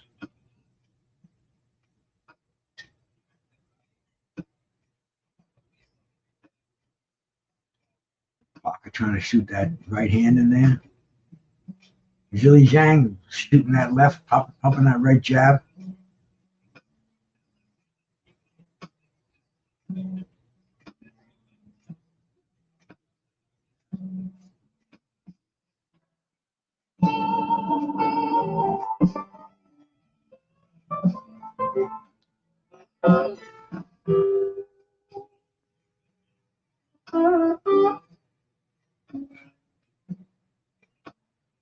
Going back and forth slowly in this first round.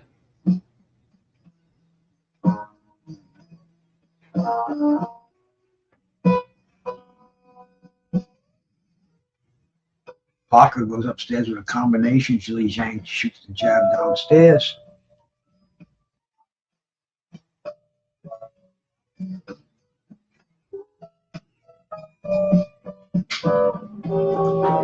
Uneventful round number 2.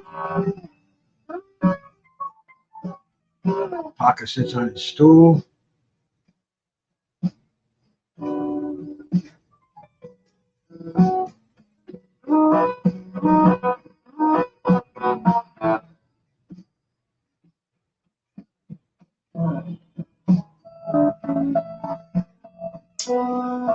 Getting ready to start round number 3.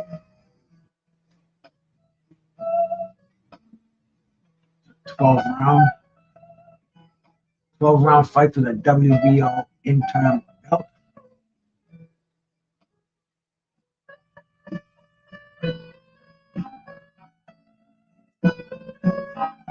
Andy Lee is trainer, a reputable trainer.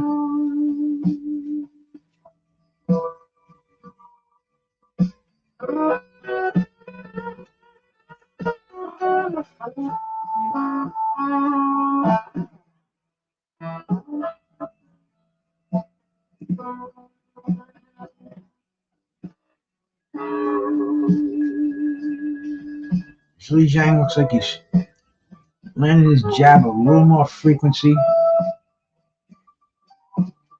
Parker shooting is out there, but I don't see it landing. It's more landing on the.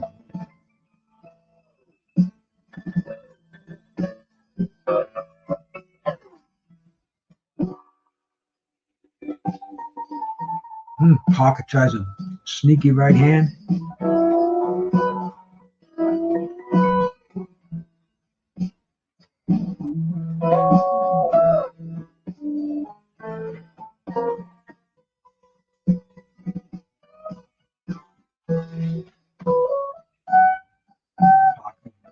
Exchanging. Zhang with a nice little combination. Zhang's got him against the corner.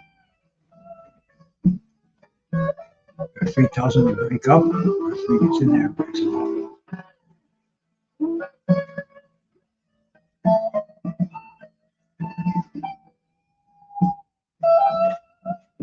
Zhang pushing down the back of Parker's head. They're tied up in the center ring right now.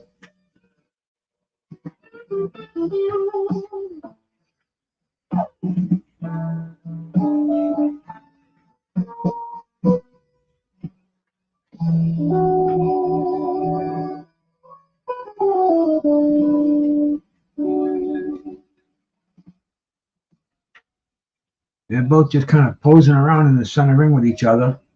No meaningful shots fired. Parker shoots a combination. Zhang with that jab. Both of them just shooting jabs out. Parker trying to drop the right hand. Neither one has landed anything. Oh, Zhang knocks him down with a straight left hand.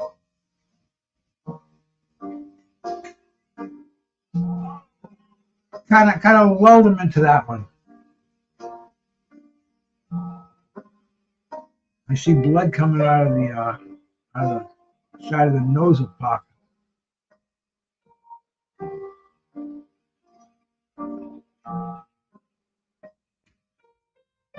Zhang was playing patty cake, man. He got that big left hand in there.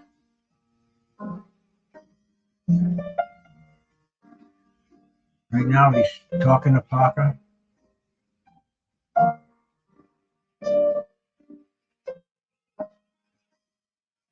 It nails Parker with a combination. He's all over Parker. End of the round. Zhang's like putting his hands up like saying, no big deal, no big deal. Staying on his feet. Don't get too overconfident, my man.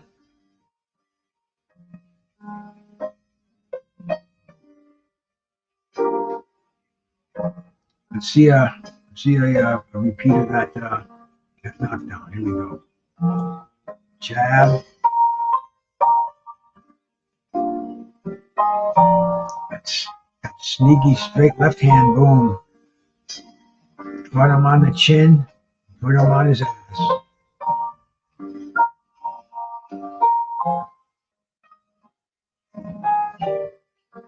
Nailed him with some good punches after that knockdown. We are only in the fourth round, and Zhang is showing his superiority over Joseph Parker.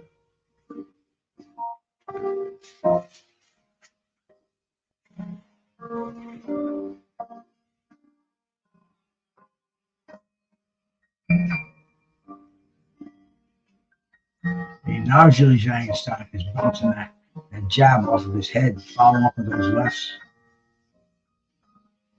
Found his range. Oh, another straight left hand.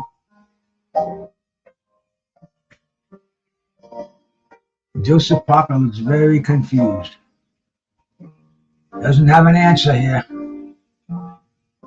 Zhang's dominating him with jabs and straight left hands. Nails him again.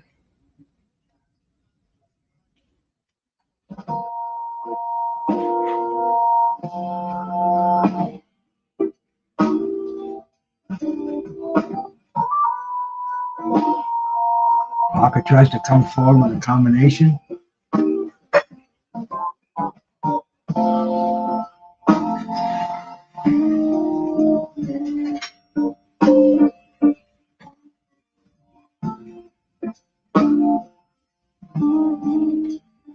Zhang is just walking Parker down here, keeping a high guard, shooting that right jab in.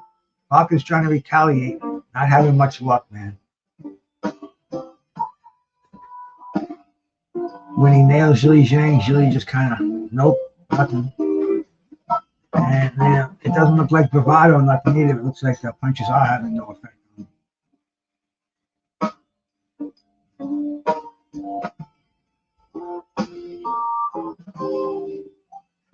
Parker with a combination.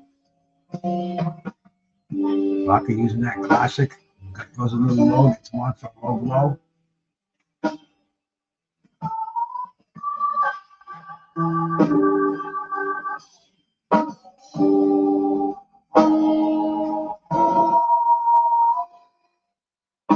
Zhang, nice right hand. I'm sorry, Parker with a nice right hand to Zhang. Again, Parker's trying that right hand. He's having a little bit of success with it. Zhang says, nope, nothing there. Parker tries another one. 250-pound men keep landing those right hands, and something will happen. Down to the last 15 seconds of the round. Parker rips a combination. Parker goes downstairs. Another low blow. Could this be a point deducted from Parker? I think it's going to be. No, it's just warning. Another warning. One more low blow and you lose a point. He's had 2 warnings already. Back to boxing here, man. We only have a few seconds left to go in this round. Could be like a 3-2-1 ding kind of a thing. Yep, there we go, man. The round is over. Joseph Parker's got to listen to his trainer. Got to get a plan B going down.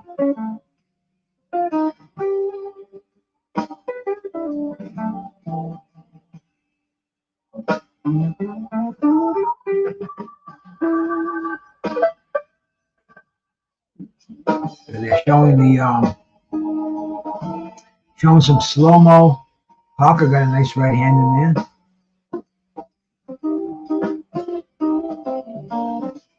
A couple of times.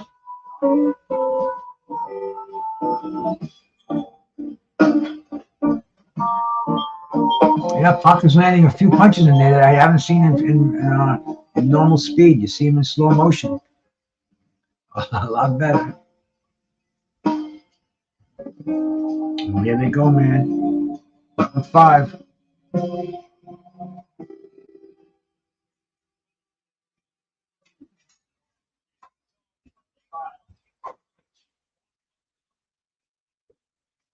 Parker starting it off, bouncing that jab. Parker landed a nice hook. Zhang coming in, keeping the hands up.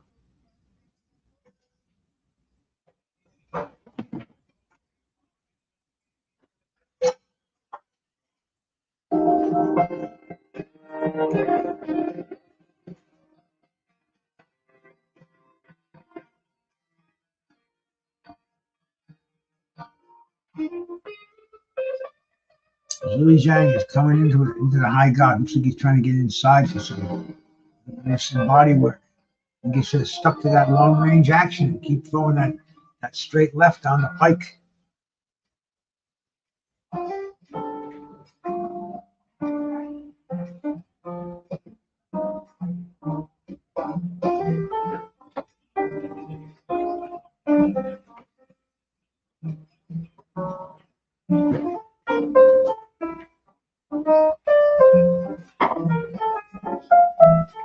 Both of these guys just kind of in center ring, not throwing many punches. You'll early be taking a breather. There goes a nice jab by Zhang. Parker tries downstairs with a right hand.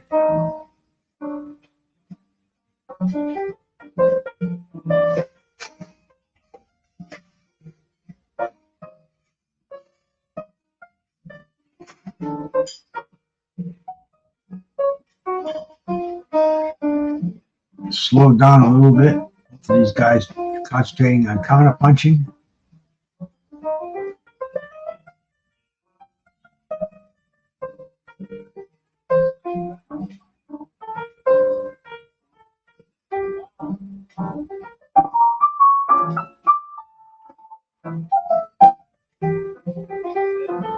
Zhang shooting a jab out. Parker coming back once again. They're playing patty cake with playing a fist bump over here.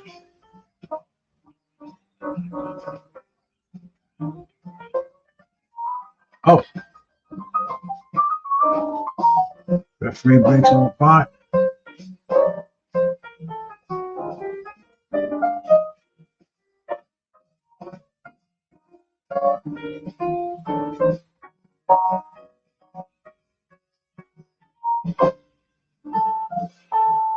Here we go. A little too late action in the round, man. The round is over, and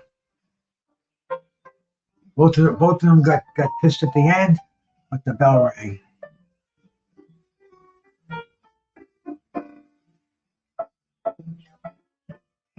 Just showing some of the celebrities in the audience between rounds. I don't even know who half these celebrities are.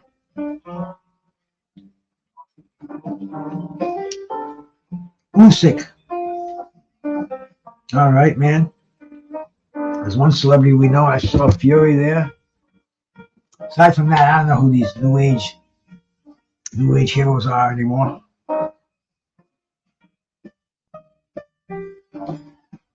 Zhang is sitting down now. I guess he said, hell with that, man. Give me a stool. And if you're going to stand up, do it for the fight, bro. You know, George did.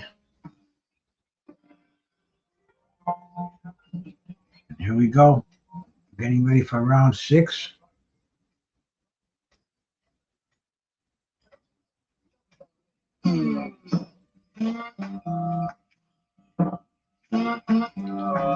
Zhang coming out behind the jab.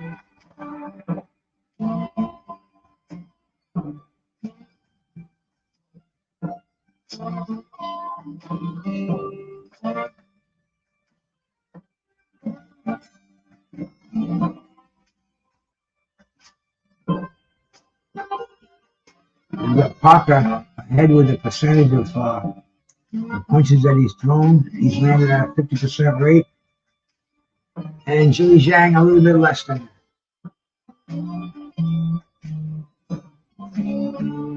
But Zhang got that knockdown. That's scoring that's a 2-point round.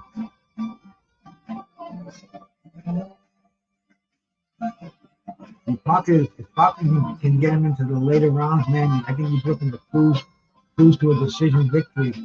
Kind of like he did with Wilder. And Zhang has got to stop that momentum. He's got to land another one of those big left hands. You know, we want to see domination in the heavyweight division.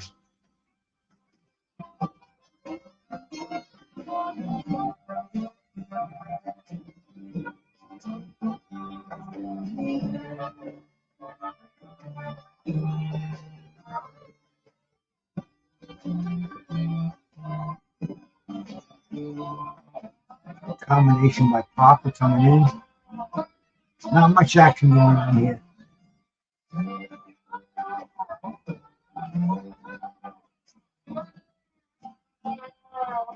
This is why some people are down on the heavyweights. He's had some great action earlier. The featherweights and the super welterweights.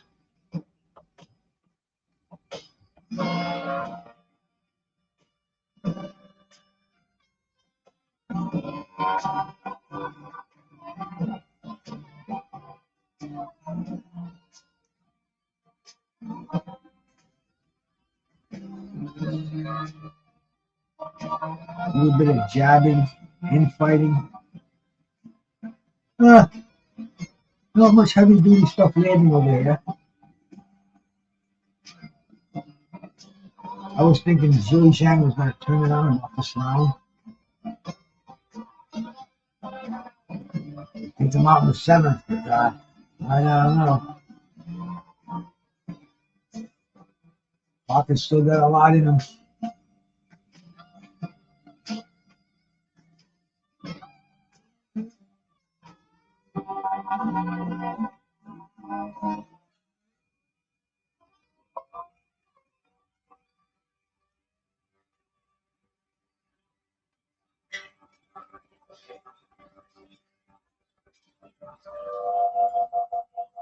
Getting ready for round number 7 to start, the halfway point in this fight. There goes the 12 rounds.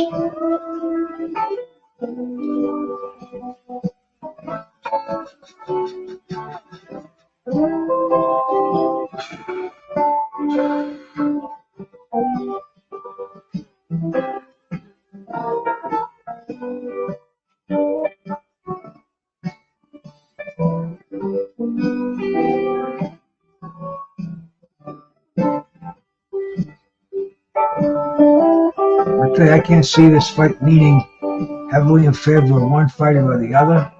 Earlier, I thought Zhang had the momentum after the knockdown. Parker's hung in there, and Zhang just hasn't exploded anymore.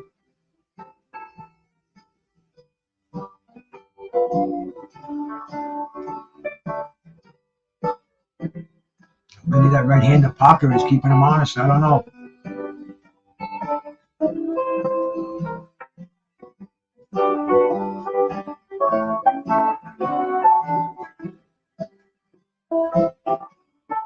Parker moved. He's not moving his hands. I'm getting tired here, man, I guess. Need to see some action here. Here goes Parker with 3 jabs, right hand. Zhang moving forward, trying to drop that left hand in there. Unofficial ringside scorer has it 57 to 56 in favor of Zhang in a close fight. And that knockdown gave him the extra point.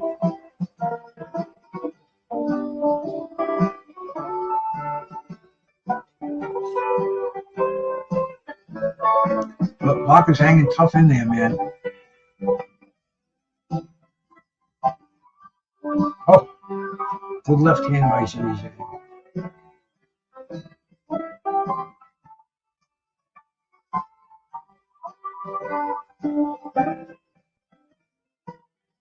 Parker coming through some good body shots. Zhang once again moving forward behind that high guard.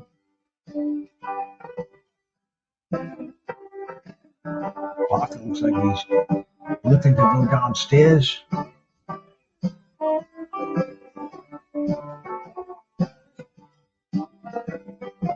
Just landed a nice little hand right, another one.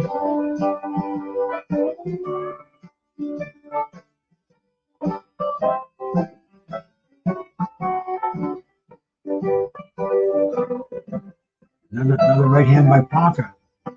Parker's scoring a lot of points over here. Zhang has kind of slowed down in his punch output. Not a good idea. Not a good idea in a close heavyweight fight like this.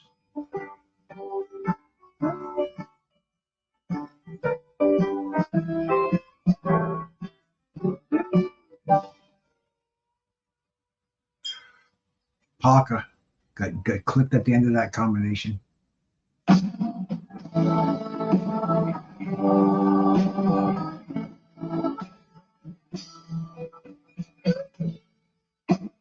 The end of round number 7. I have to give that round to Parker.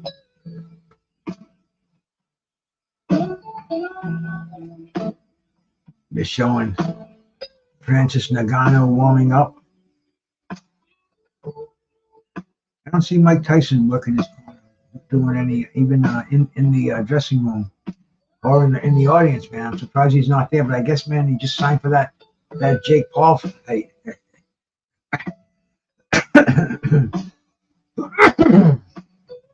So maybe he's already in training. Maybe he decided to go to the mountains.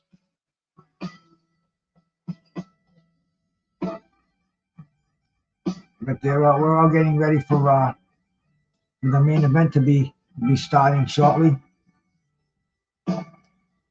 This co-main, very close fight, very close heavyweight fight, man. 2 of the top 5 heavyweights ranked in the world today. Will have some repercussions. Oh, good shot.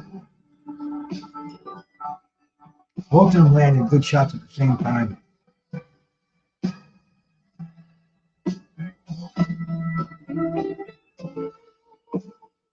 Zhang on the receiving end right now. Parker is opening up a little bit. Parker with a nice right hand to the jaw. Tries the left hook. It's really hard fighting a big guy like Zhang. Got him by about 50 pounds in the weight department.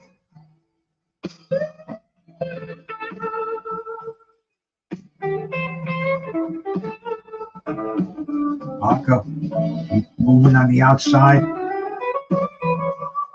Zhang is trying to crowd him.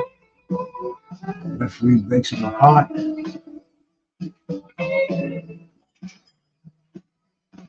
little minute left to go a little under a minute left to go in the 8th round. It looks like Parker is trying to. Looks like Zhang is trying to time Parker's punches so he can nail it right in the middle when he's throwing a punch. Parker is on a knee. It was a knockdown. Must have nailed him with that left hand, man. I didn't see it. It was on my blind side. I'll have to see that one again. The second time Parker's been down. Is Zhang going to follow up on this?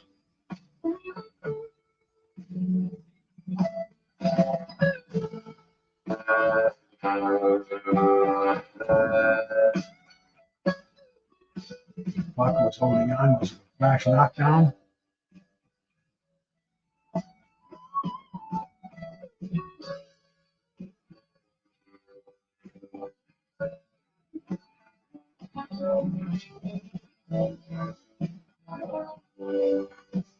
Parker had his legs in there.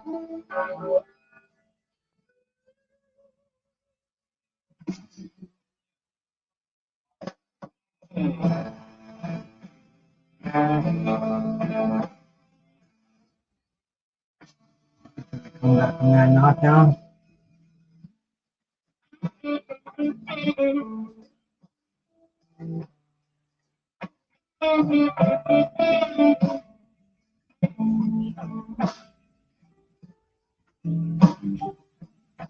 Last 10 seconds of the round, Parker's hanging in there, surviving.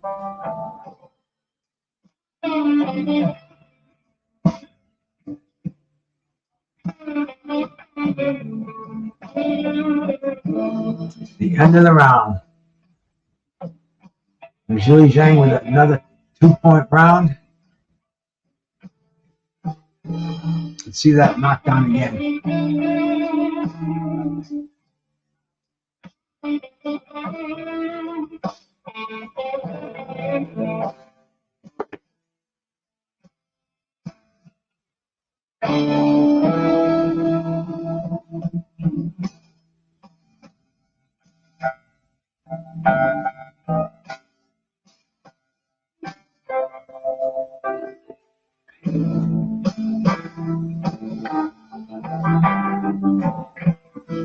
I did not see that knockdown, and I'm looking at it in slow motion, and it looked like more of a push down.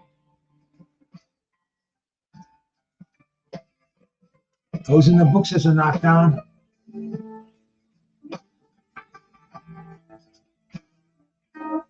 And there they go, man. We're starting round 9. Fight's going by pretty fast, man. 3 rounds to go.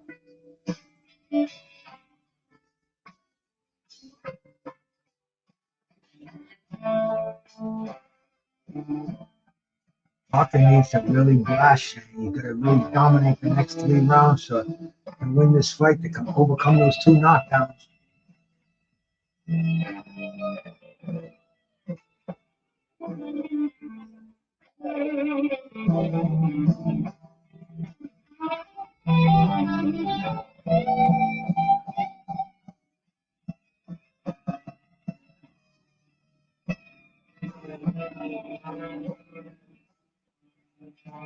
Parker's popping out that jab.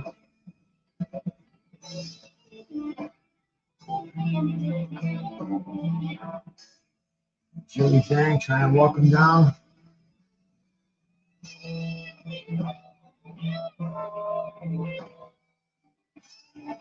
Parker side to side movement.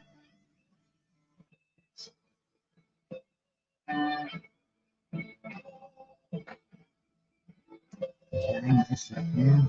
Parker with a combination on the inside.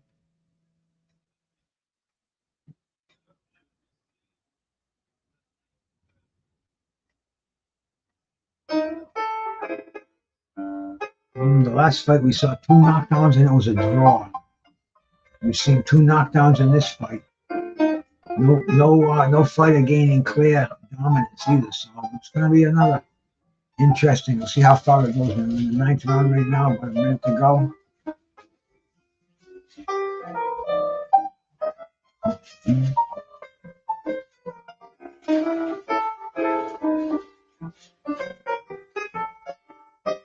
Parker shooting some right hands, some jabs. Zhilei Zhang nails him with the left. Parker going downstairs. Parker tries a big right hand. Again, big right hand. Zhilei Zhang shakes his head and he's landing those punches. And that's the punch. That's the most effective punch he's had all night. Was that right hand? Zhilei Zhang is telling him it's not working, and don't listen to Zhilei Zhang, man. You keep punching him with it, keep scoring with it. It's working.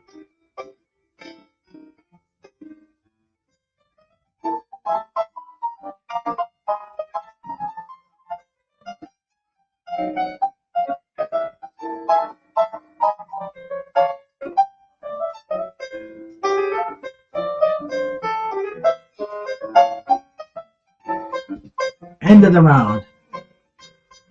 Another one in the books.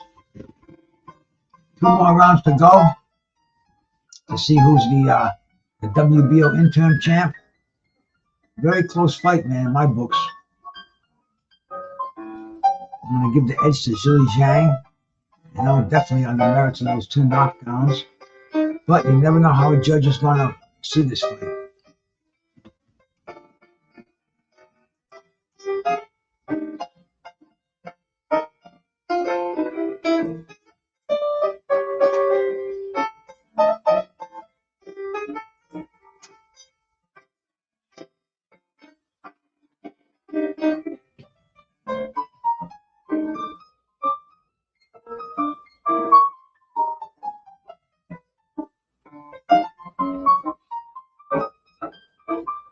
Andy Lee is telling Parker, bite down, man. You got to go for it.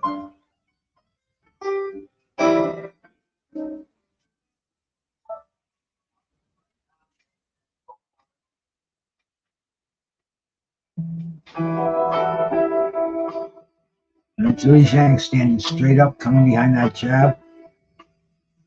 And some good action so far in the beginning of this 10th round.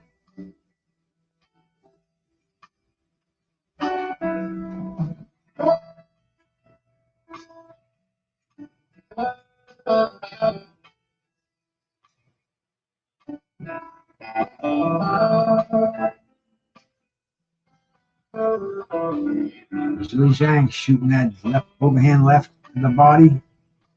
Not a lot of shots landed in this round. They both thrown a few punches, but not a lot landing.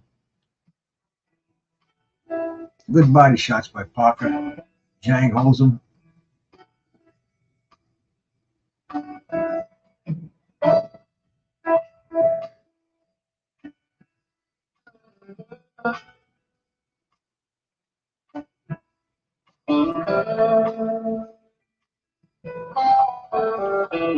Both stand in front of each other.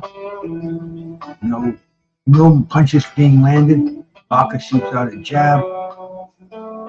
Shoots out a combination. Zhilei Zhang says, no, you didn't hurt me. That's 5 unanswered shots thrown at Zhilei Zhang. Zhilei Zhang just covering up.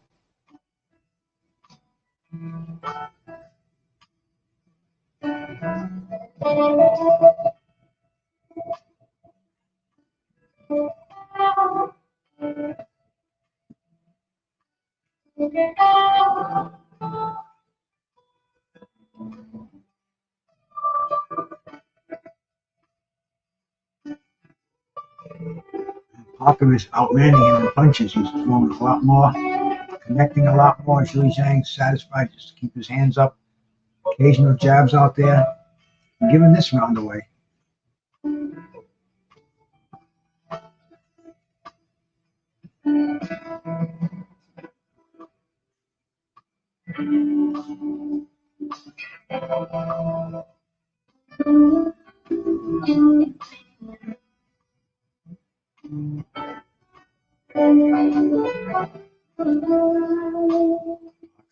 Right hand. Triple jab out there.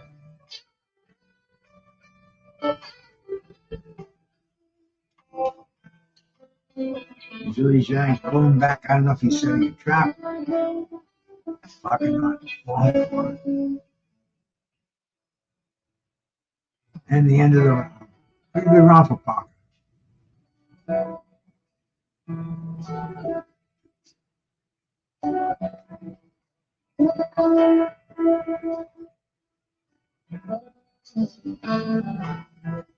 That cut in the bridge of his nose hasn't affected him.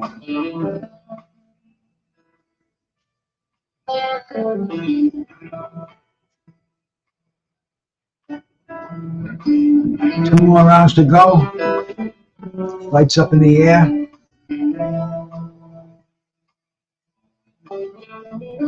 Elbow by Zhilei Zhang.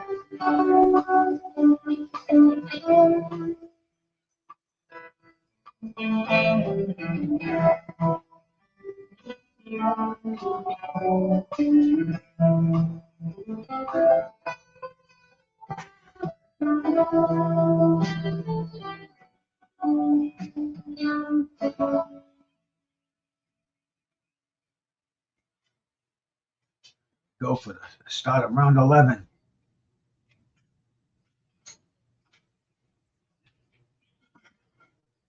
Unofficial ringside score has it on dead heat.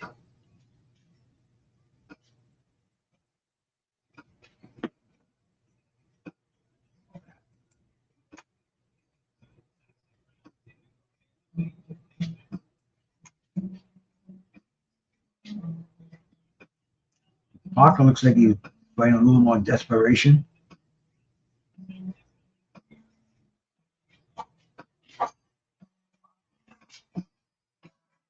Must have been told, man, you're in a close fight. And trust the judges in these last 2 rounds.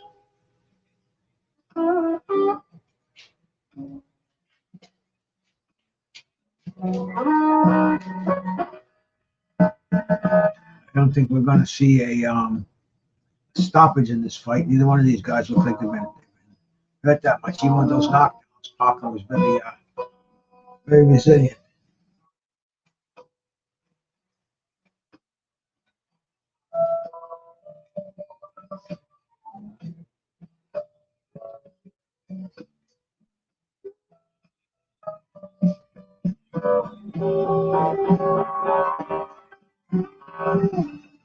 Parker looks like he's doing that. He's stalking Zhilei Zhang around.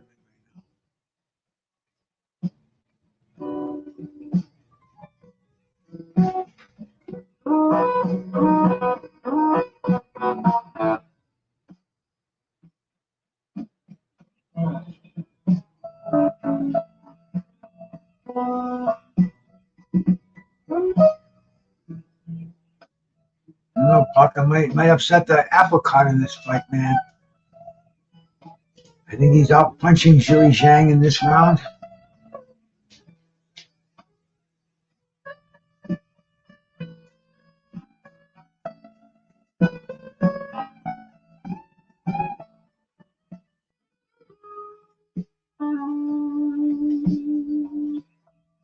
It's a close one, Rolly. I don't know, man.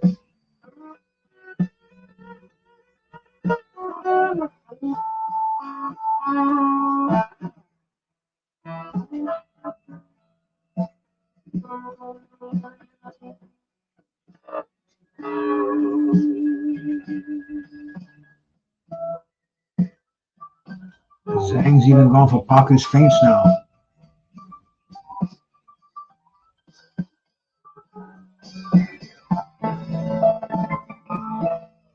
One more round to go, and I think this round is going to decide the fight. Very, very close fight.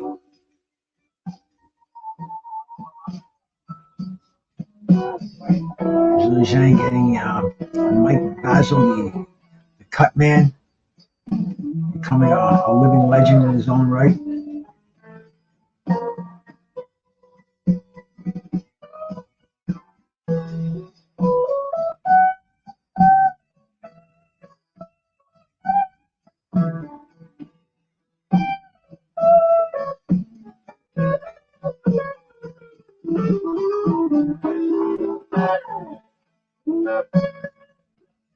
Here we go for the last round. Andy Lee's giving his boy words of encouragement. Touch gloves. Referee tells him to keep the punches up. Here we go. Could it all come down to this round?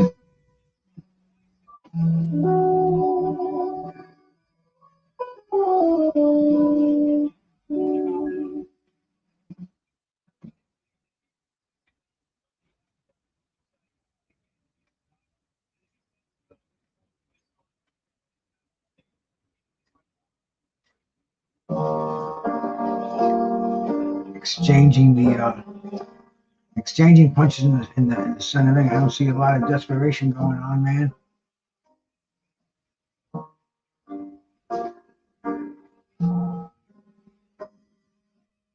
Saving a little reserve for the last 2 minutes or so.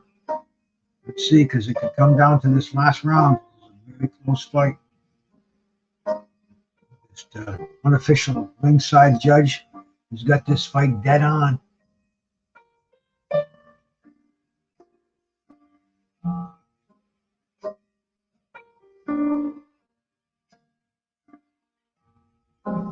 Oh, Parker trying to throw that right hand. Zhang's coming in behind the high guard and the jab.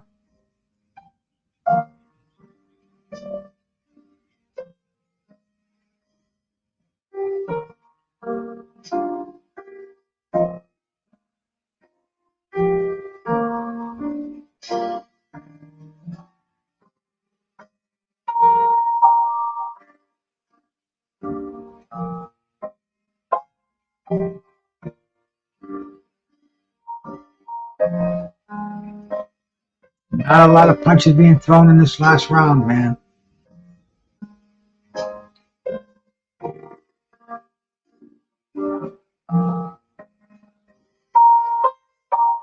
I'd be expecting more, especially with the importance of this fight. The last minute, man. Maybe what Parker was holding it back for the last minute. Maybe Zhang was. Let's see.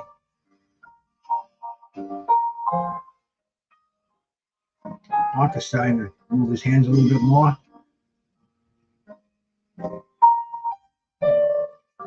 Zhang looks really exhausted. He looks really tired here.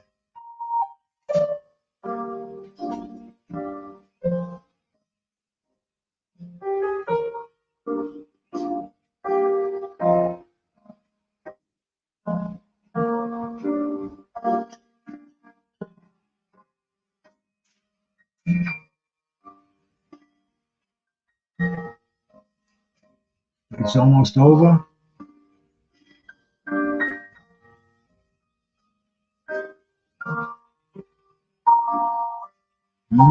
That's it. I was expecting a lot more fireworks in this fight, but then again, I always am.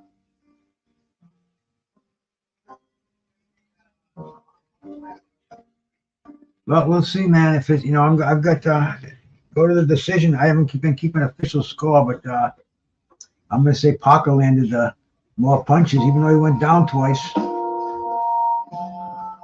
If we can pick up the scores here.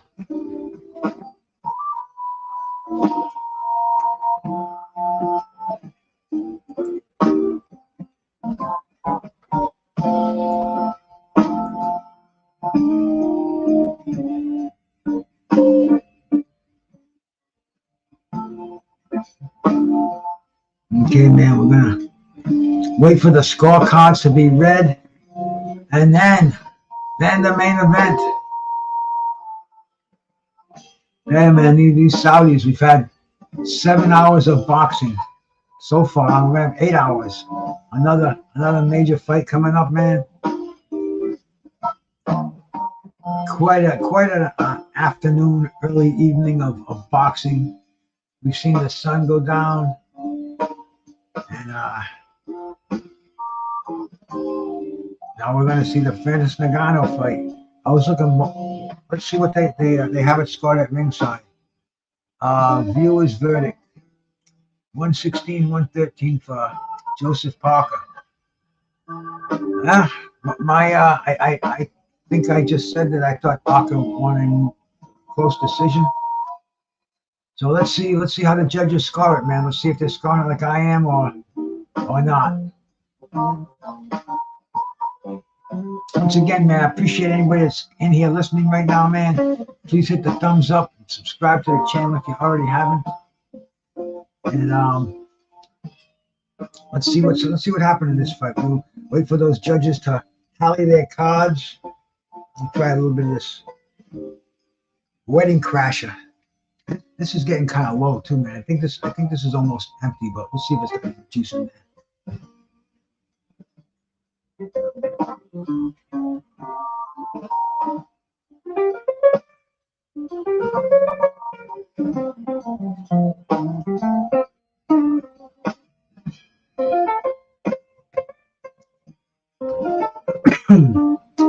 John's scorecard at ringside. They've got Parker winning too.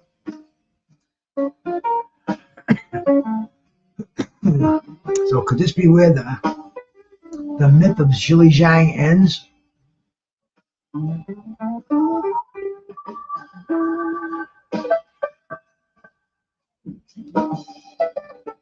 Deontay Wilder didn't want to fight with Zhilei.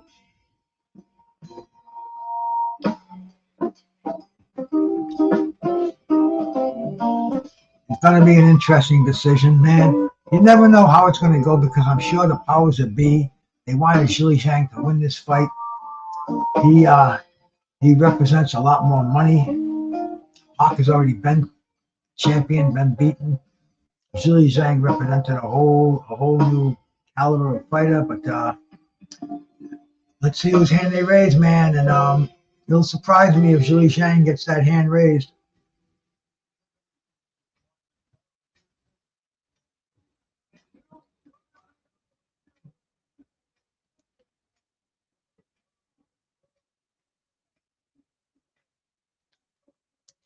Joseph Parker.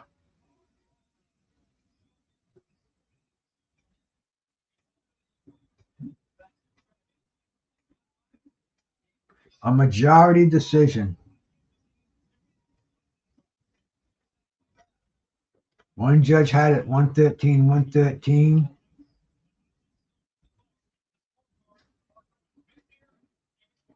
$115-111. One judge had it 114-112. $115-111 is pretty wide.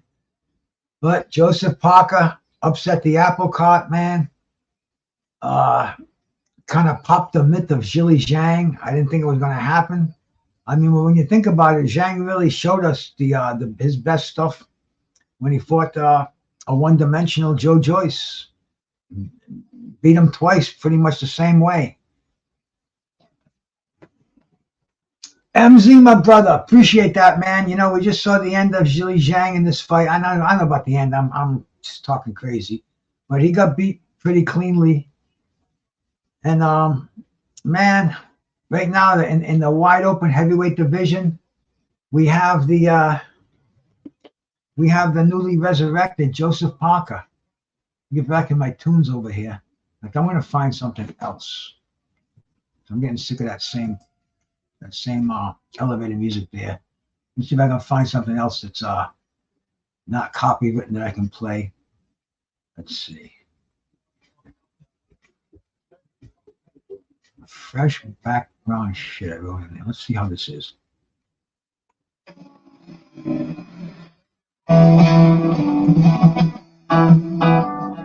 Yeah, that's kind of funky sounding stuff to have in the background. And we'll keep that back there.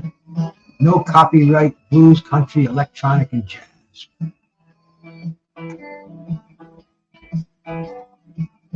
MZ, man, you working tonight or what, my brother? Friday, yeah, Friday, man. You know what? I keep thinking this is Saturday. This is just a regular day. This is Friday. A regular work day for most people. You know, I've been retired now. Christ, I've been retired now for like 6 years. That's almost a sin. You know, I'm taking the Social Security that I paid into it, maybe even a little bit more. But we got one more fight to go, man. Joseph Parker, an upset. We'll see how many armchair experts come and say that they call that one tonight. Let me see if I can get my wife to do me a favor. My wife is the coolest person in the world.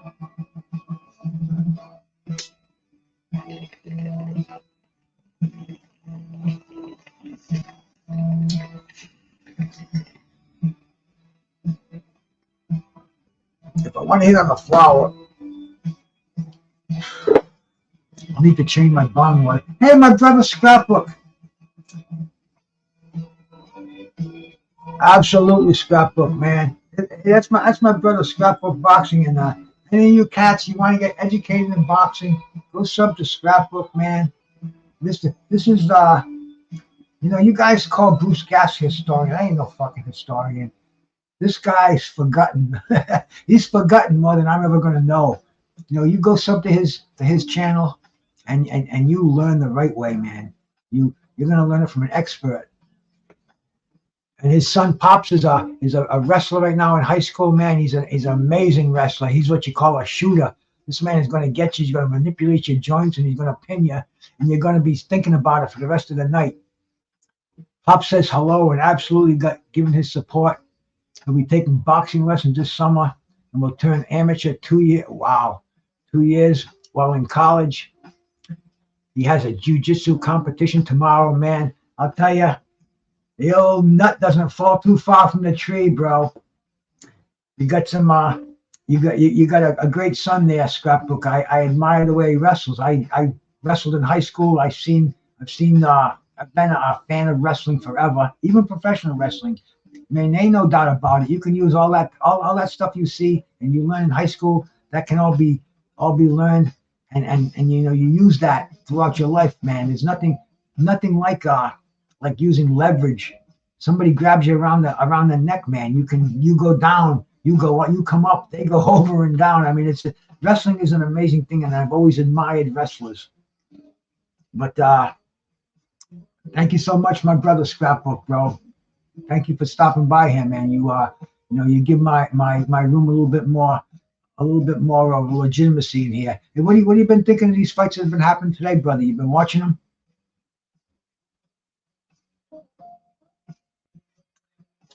It's been an interesting card. I've been on here now since noontime, and I love heavyweight boxing. We've seen a couple of decent heavyweight fights on here tonight. I wasn't all that impressed with Zhilei Zhang. I was expecting a little bit more out of him. Parker's had a resilience, man. That's all I can say. After Wilder And who's the other guy that he beat? Was it Kevin Lerena? No. He beat another guy in Saudi. Might have been an Australian. I can't remember. But anyway, he's on a winning streak. And hey, he just wrote himself another meal ticket, which is what boxers have to do. The Saudis are taking care of the boxers today, and they're putting on some fantastic cards. And hey, I mean, it's giving me something to do all day today. We're working on hour number 8 over here, and I'm loving it, man. The main events to go, man. Fucking Ngannou. That's a total aborigine in boxing, man. You know, you just don't see somebody come up from MMA, fight in a very competitive fight with a world champion, and now he's fighting one of the top 3 heavyweight contenders out there, man. It's the crazy world of boxing. And if he beats Anthony Joshua, that's really gonna upset the apple cart. You can only imagine they're gonna be calling for a rematch with Fury, or the winner of Fury and Usyk. I personally think Anthony Joshua is going to win this fight. I think I think once you back up Ngannou, I don't think Ngannou has a plan B. And I think if Joshua can establish his dominance, get Ngannou on the back foot, and keep him there, I think he'll win an easy decision, maybe even stop Ngannou. Ngannou is a strong guy. That's like close to 280 pounds, and you don't see none of that jiggling.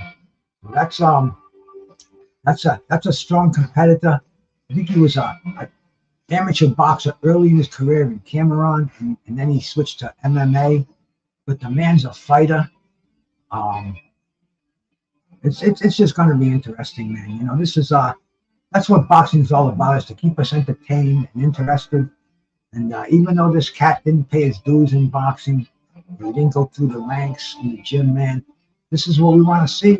He paid it in the MMA world, and he graduated to boxing, and now he's doing a main event, and Lord knows what his bank account looks like now after that fight with Tyson Fury. And now this one, I mean, that's generational changing money. And that means not just his generation, but his next generation.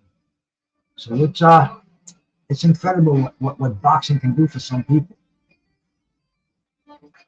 And Anthony Joshua, I mean, this guy, former 2-time unified heavyweight champion of the world. And he was beaten in 2 close fights when he lost his fight to Usyk.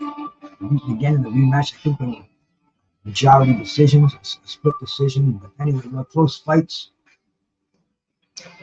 And everybody's talking about him taking on the winner of Tyson Fury and Usyk, which they presume is going to be Tyson Fury, in an all British heavyweight championship match.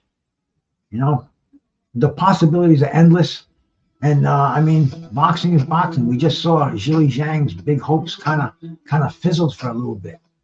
But then again, you never know. You know, you never know, because he could get a big opportunity. Mr. Green, salute, man.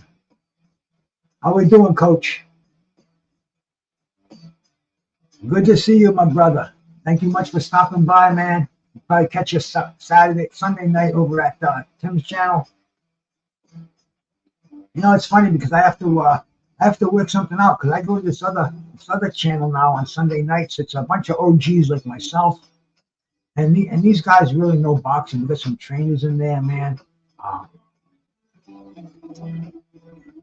We got some very knowledgeable people in that chat. It's on Hardcore Boxing. Marvin McDowell is in there, man. I'm so bad with names, but you got Tank. You got Tank Davis's trainers in there with us.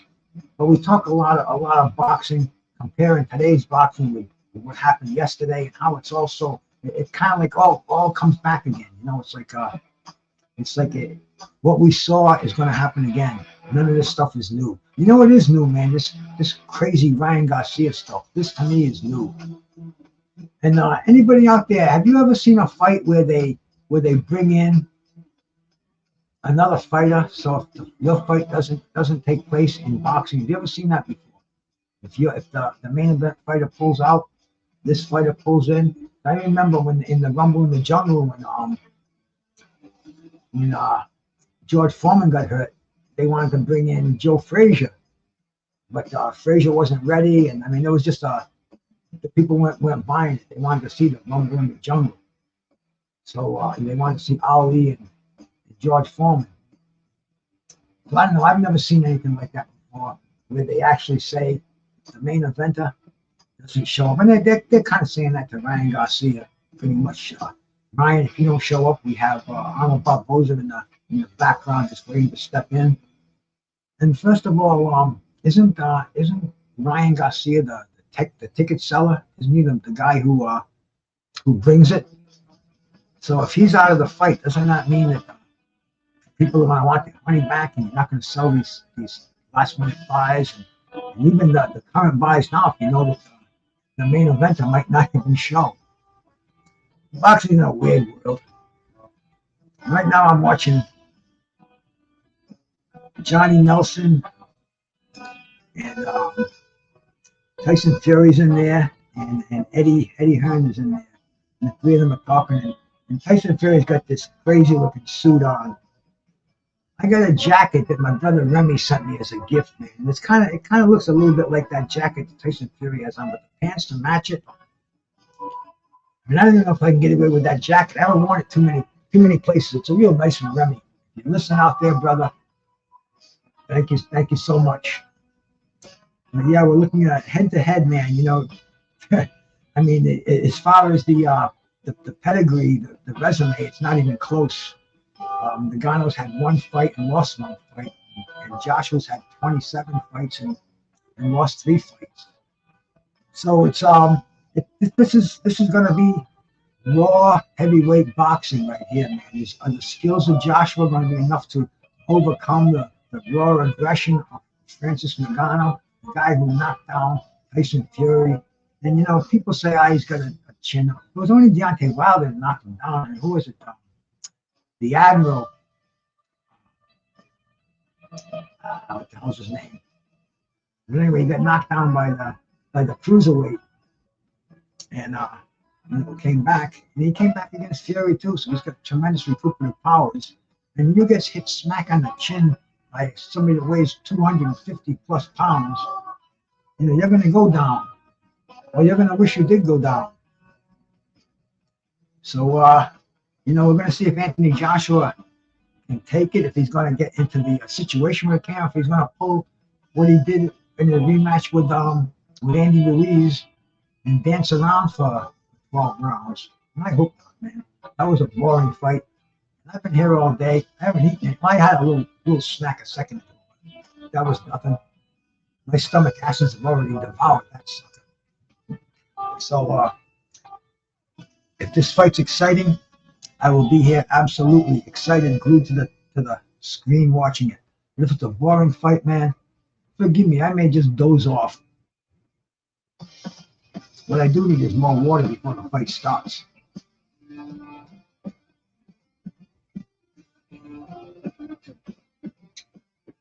So give me 1 second. I'm gonna fill up my water glass and probably hit the John before I come back.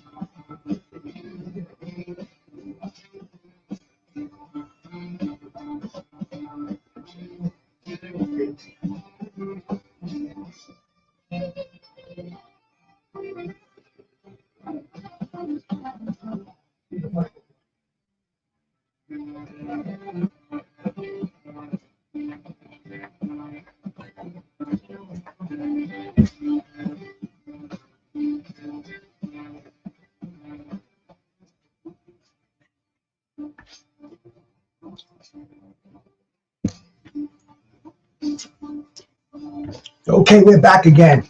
Coach, shout out to Coach Gwynne out there.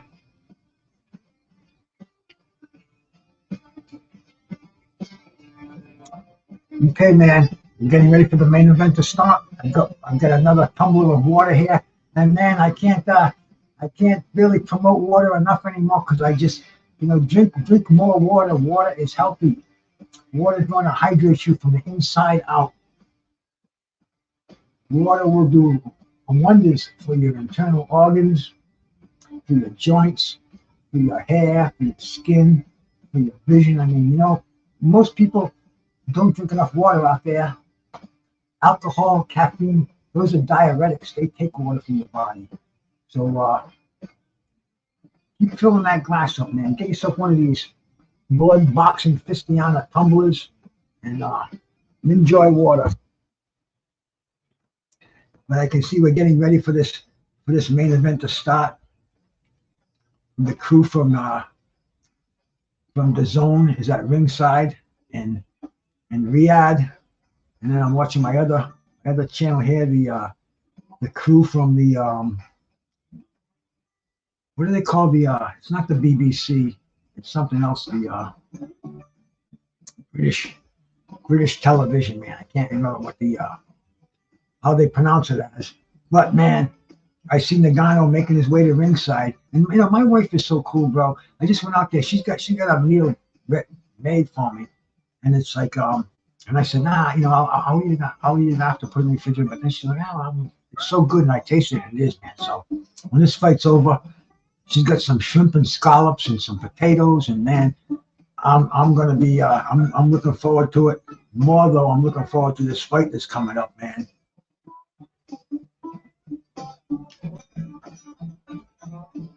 The Sheik, Turkey Al Sheik is talking to Tyson Fury at ringside.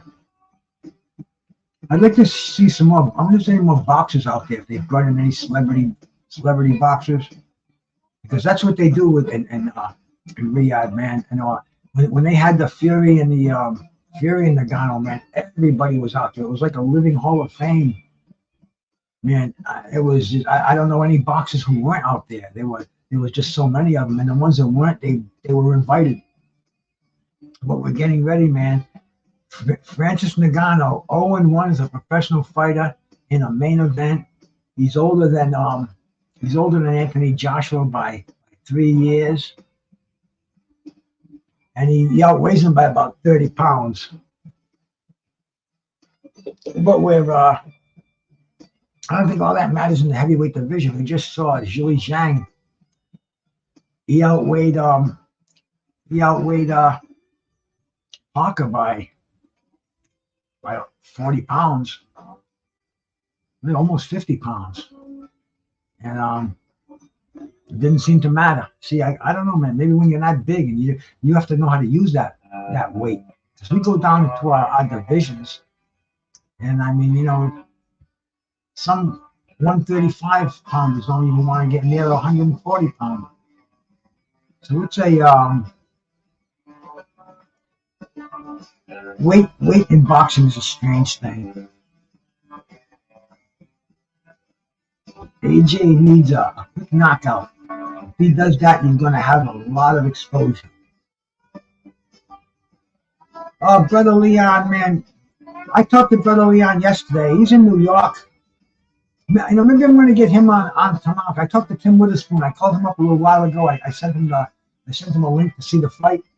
And in fact, if you play the show back, you'll see, you can hear me talking to Tim on here. Tim came on for, I don't know, about 10, 15 minutes with me. And he's got some shit going on, and Tim likes to talk, so I'm going to get Tim on here, and of course I'm going to call Brother Leon up and see if he wants to join in. And you never know. Sometimes Leon loves YouTube. Sometimes nothing out of him. So we'll see how he's feeling tomorrow. And right now, man, Francis Ngannou is making his way to the ring. He's heads and shoulders above everybody out there. He's big.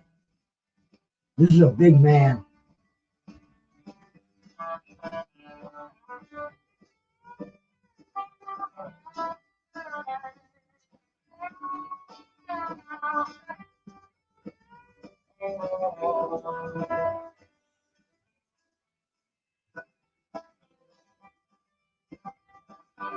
Joshua making his way to ringside.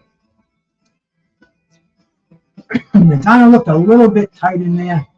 He's used to being under the big light. He was there with Fury. He's been under the relatively big light with UFC. I don't think he's going to get the butterflies. Anthony Joshua, he's a veteran of this. And once again, like I said, man, Michael Buffer, the $1 million ring announcer out there, the man who the last time I looked, and that was about a year or so ago, he was worth $400 million. I mean, just amazing, amazing. And they bring him in. He's older than I am, man. I'm 69. I think he's got me by a couple of years. And get right down to Riyadh, bro. I think they give him $1 million for just uttering that. Those famous words of his. Let's get ready to rumble. I read articles about him before where he was told by the old time ring announcers back in the day, back in the 80s in Atlantic City, to lose that "let's get ready to rumble" bullshit. This kid, lose that. He kept stuck with it, man, and now that's his moniker.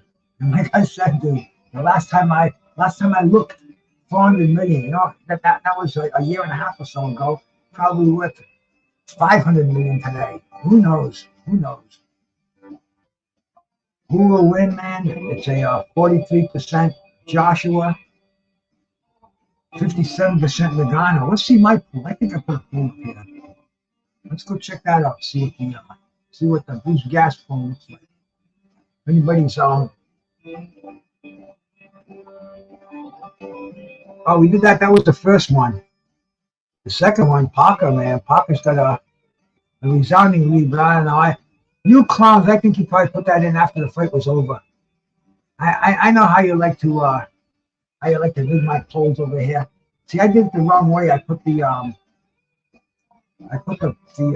Joshua Ngannou fight, and in the Joshua Ngannou, slightly a few more people picked picking Joshua, but Ngannou has got his followers.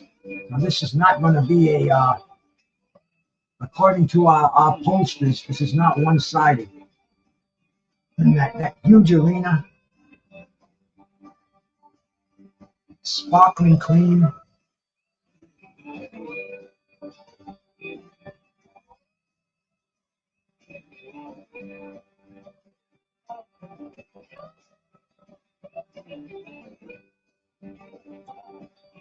The main event in Knockout Chaos. Getting ready to go down. It's almost like working a job. It wasn't so much fun watching boxing. Joshua looks very serious, man. I've been watching him in the press conferences and the interviews they show him around Riyadh, and he looks very, very focused. He looks like he's got something to prove here. His Royal Highness.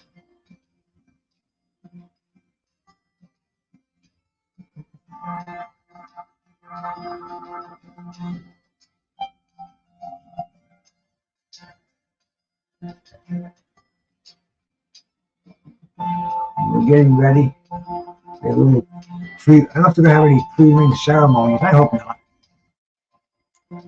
Yeah, it's 7:30 here. So what time is it in Riyadh right now?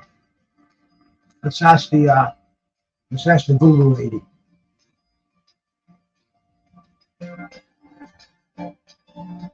What time is it in Riyadh? The time in Riyadh, Saudi Arabia, is 3:25 a.m. on Saturday. 3:25 a.m. tomorrow. Excuse me.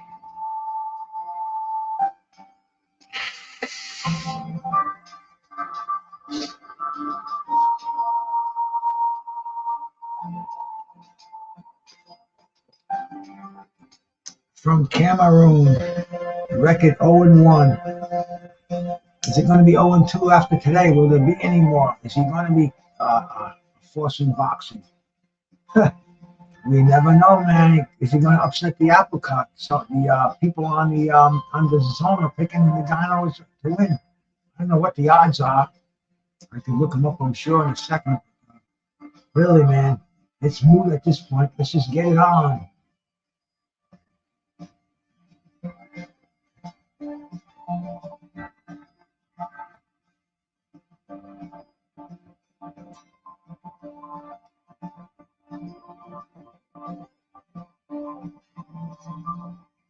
Right now, Leon's hanging with Bill Haney, Devin Haney people up in New York when he did the press conference. I thought Zhang was going to win it, Iceman. I called that. I was way off with that one, man. And this one, I'm saying Joshua's going to take him out late in the fight. But I could be wrong there too. But the more I think about it, I'm changing it to a Joshua decision. Because I'm looking at Ngannou, and he doesn't look like he could be taken out.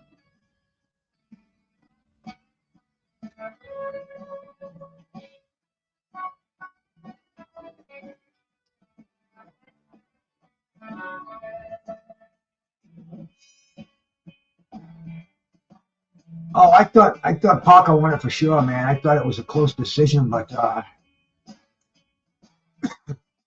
even with the knockdowns, it was wicked close, man. I wouldn't have even complained about a draw. You know, we had a draw in the fight before it, the featherweight fight, and Vargas. And this one, I wouldn't have complained if it was a draw either, man. It was that close. And especially with the two knockdowns, you're going to give it to Zhang. I'm glad I'm not a judge, though, man. But here we go, bro. This fight has started. I am definitely stoned. I let that slip right by me. Getting into this fight right here, man. Ngannou got these crazy pink and white trunks on. Joshua all in white, gloves of brown, I'm sorry. Ngannou's got the white gloves. The brown Everlast gloves. Joshua giving him a lot of respect, not going for the early knockout. And somebody like Lennox Lewis, he'd try to hit you fast. And if he didn't, he'd still have plan B. He'd still have his whole repertoire in the toolbox ready to go. I mean, he had a lot of fast knockout hits.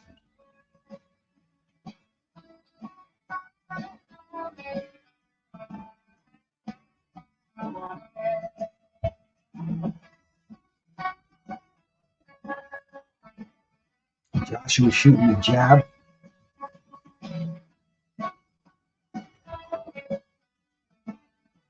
Oh, good overhand right by Ngannou, man. That's what he wants to do. That's really his chances winning this fight is by brutalizing Joshua, who's been brutalized before. So let's see if he's going to take his advantages, if he's going to land that big right hand. Oh! Ngannou's on his ass, a straight right by Anthony Joshua. 6, 7, 8. He's up at the count of 9. First round knockdown, man. This could be an early night for Anthony Joshua. Let's see if we've never seen Ngannou down, but he's only been in one professional boxing match. I'm telling you, he did not take that punch well. That was a flash knockdown. He was down there for a little bit. He didn't just bounce right back up. Anthony Joshua is a cool customer, bro. Is he looking like an executioner out to finish the job? And this is going to send a statement to Tyson Fury.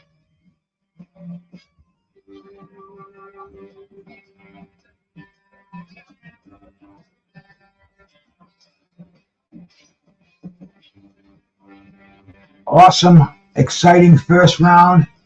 Anthony Joshua knocks down Francis Ngannou. And straight right hand, right over the pipe, ba-bang, right on the chin. Ngannou doesn't know what hit him. He did not think this would happen so fast. Boom. Josh was just showing him the superiority of an accomplished boxer. T4 Husky, salute.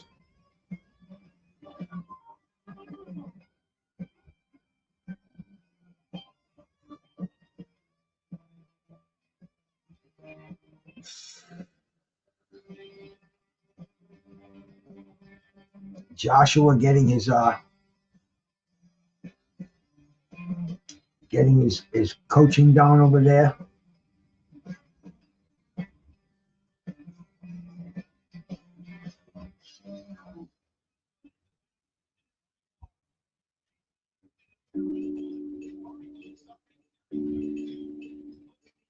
And here we go, man. There goes Joshua standing up straight in the ring once again.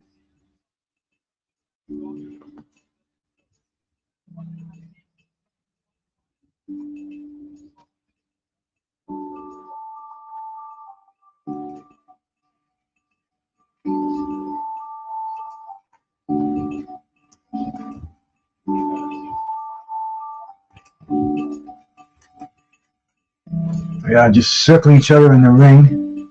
And Joshua's looking for the opening to drop that right hand again.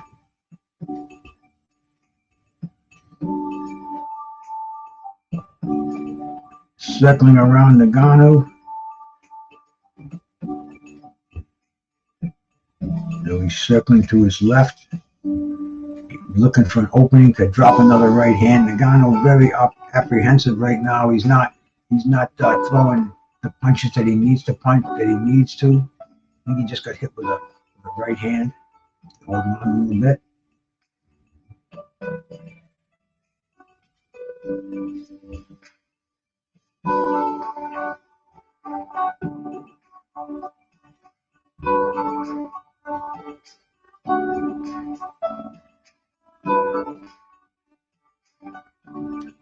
Ngannou does not want to mix it up now, man. I think he felt something he wasn't expecting. A blast from the shotgun right hand of Anthony Joshua. I thought we were going to see that later on in the fight, but he surprised him early. Ngannou's still shaking the cobwebs out.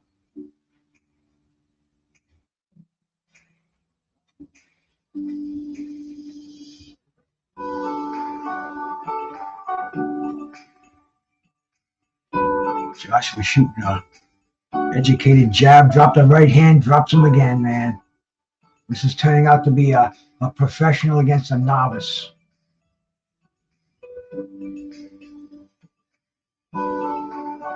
Ngannou looks confused.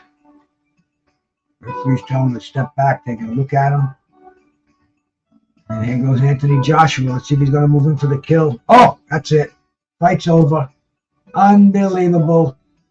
Knockout, bro. I mean, he just dropped him. Anthony Joshua stole the show. Incredible. Wow. The skills of Anthony Joshua, they dominated Francis Ngannou. People thought Ngannou had a puncher's chance. I thought he had a puncher's chance. He had no chance, man. Joshua was spot on, as you Englishmen say. I mean, he's still looking stoic, like he just punched his day's work in there, man. He looks like a man on a mission. And Anthony Joshua against Tyson Fury. If Tyson Fury gets by Usyk, I mean, is this a newly dedicated, a newly rejuvenated Anthony Joshua? He looked fantastic to me, bro. He definitely mad Coach Green.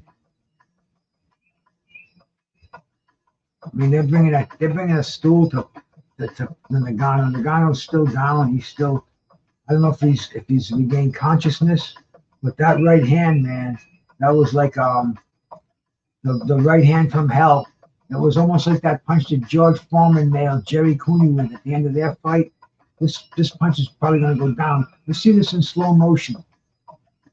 This might go down as one of the most devastating. You know, we've seen this in a few fights before. I mean, dude, the Marciano Jersey Joe Walcott.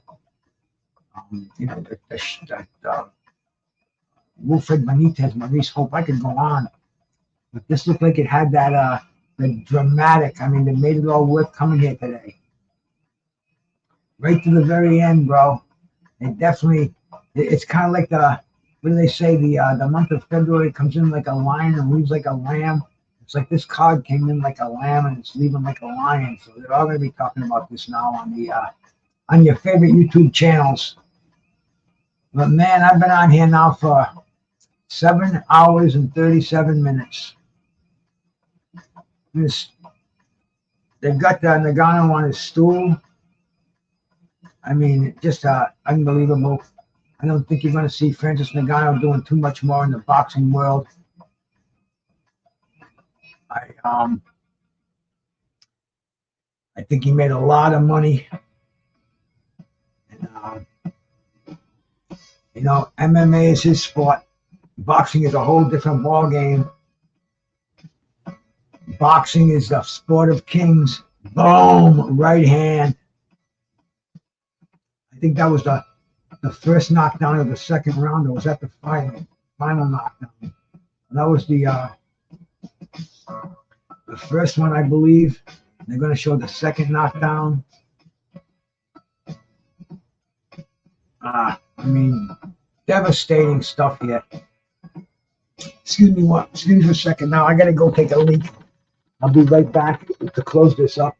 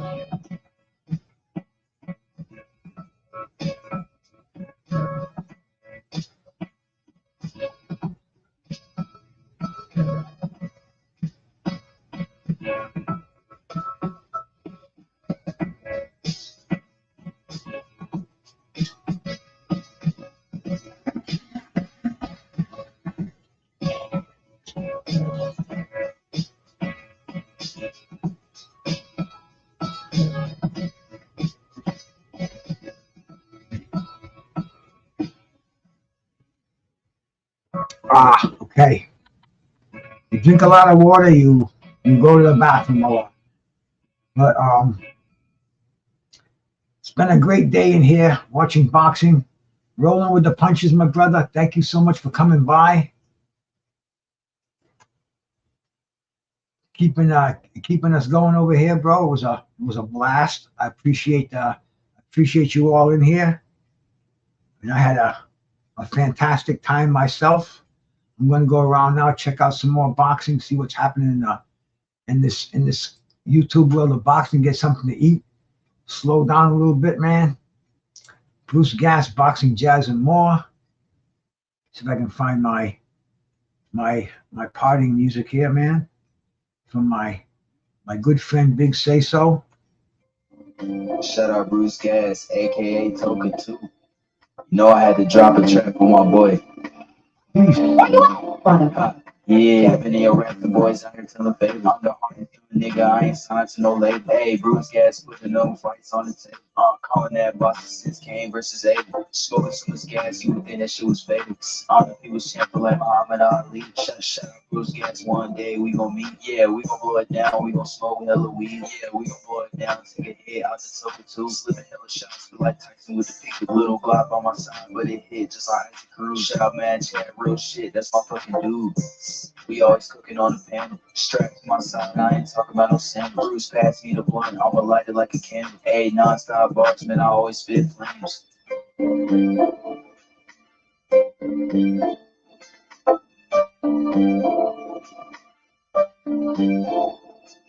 Feel like Brucegas always got a different strain. Bitch, you ain't like me, you can never feel my pain. You win and you lose, well, this a fight game. Don't beef on the net and the shit won't change. Said that on the stream, gotta do it for the game. Said that on the stream, gotta do it for the chat. I ain't undisputed. Yeah, hold on, I ain't undisputed, but I want all the straps.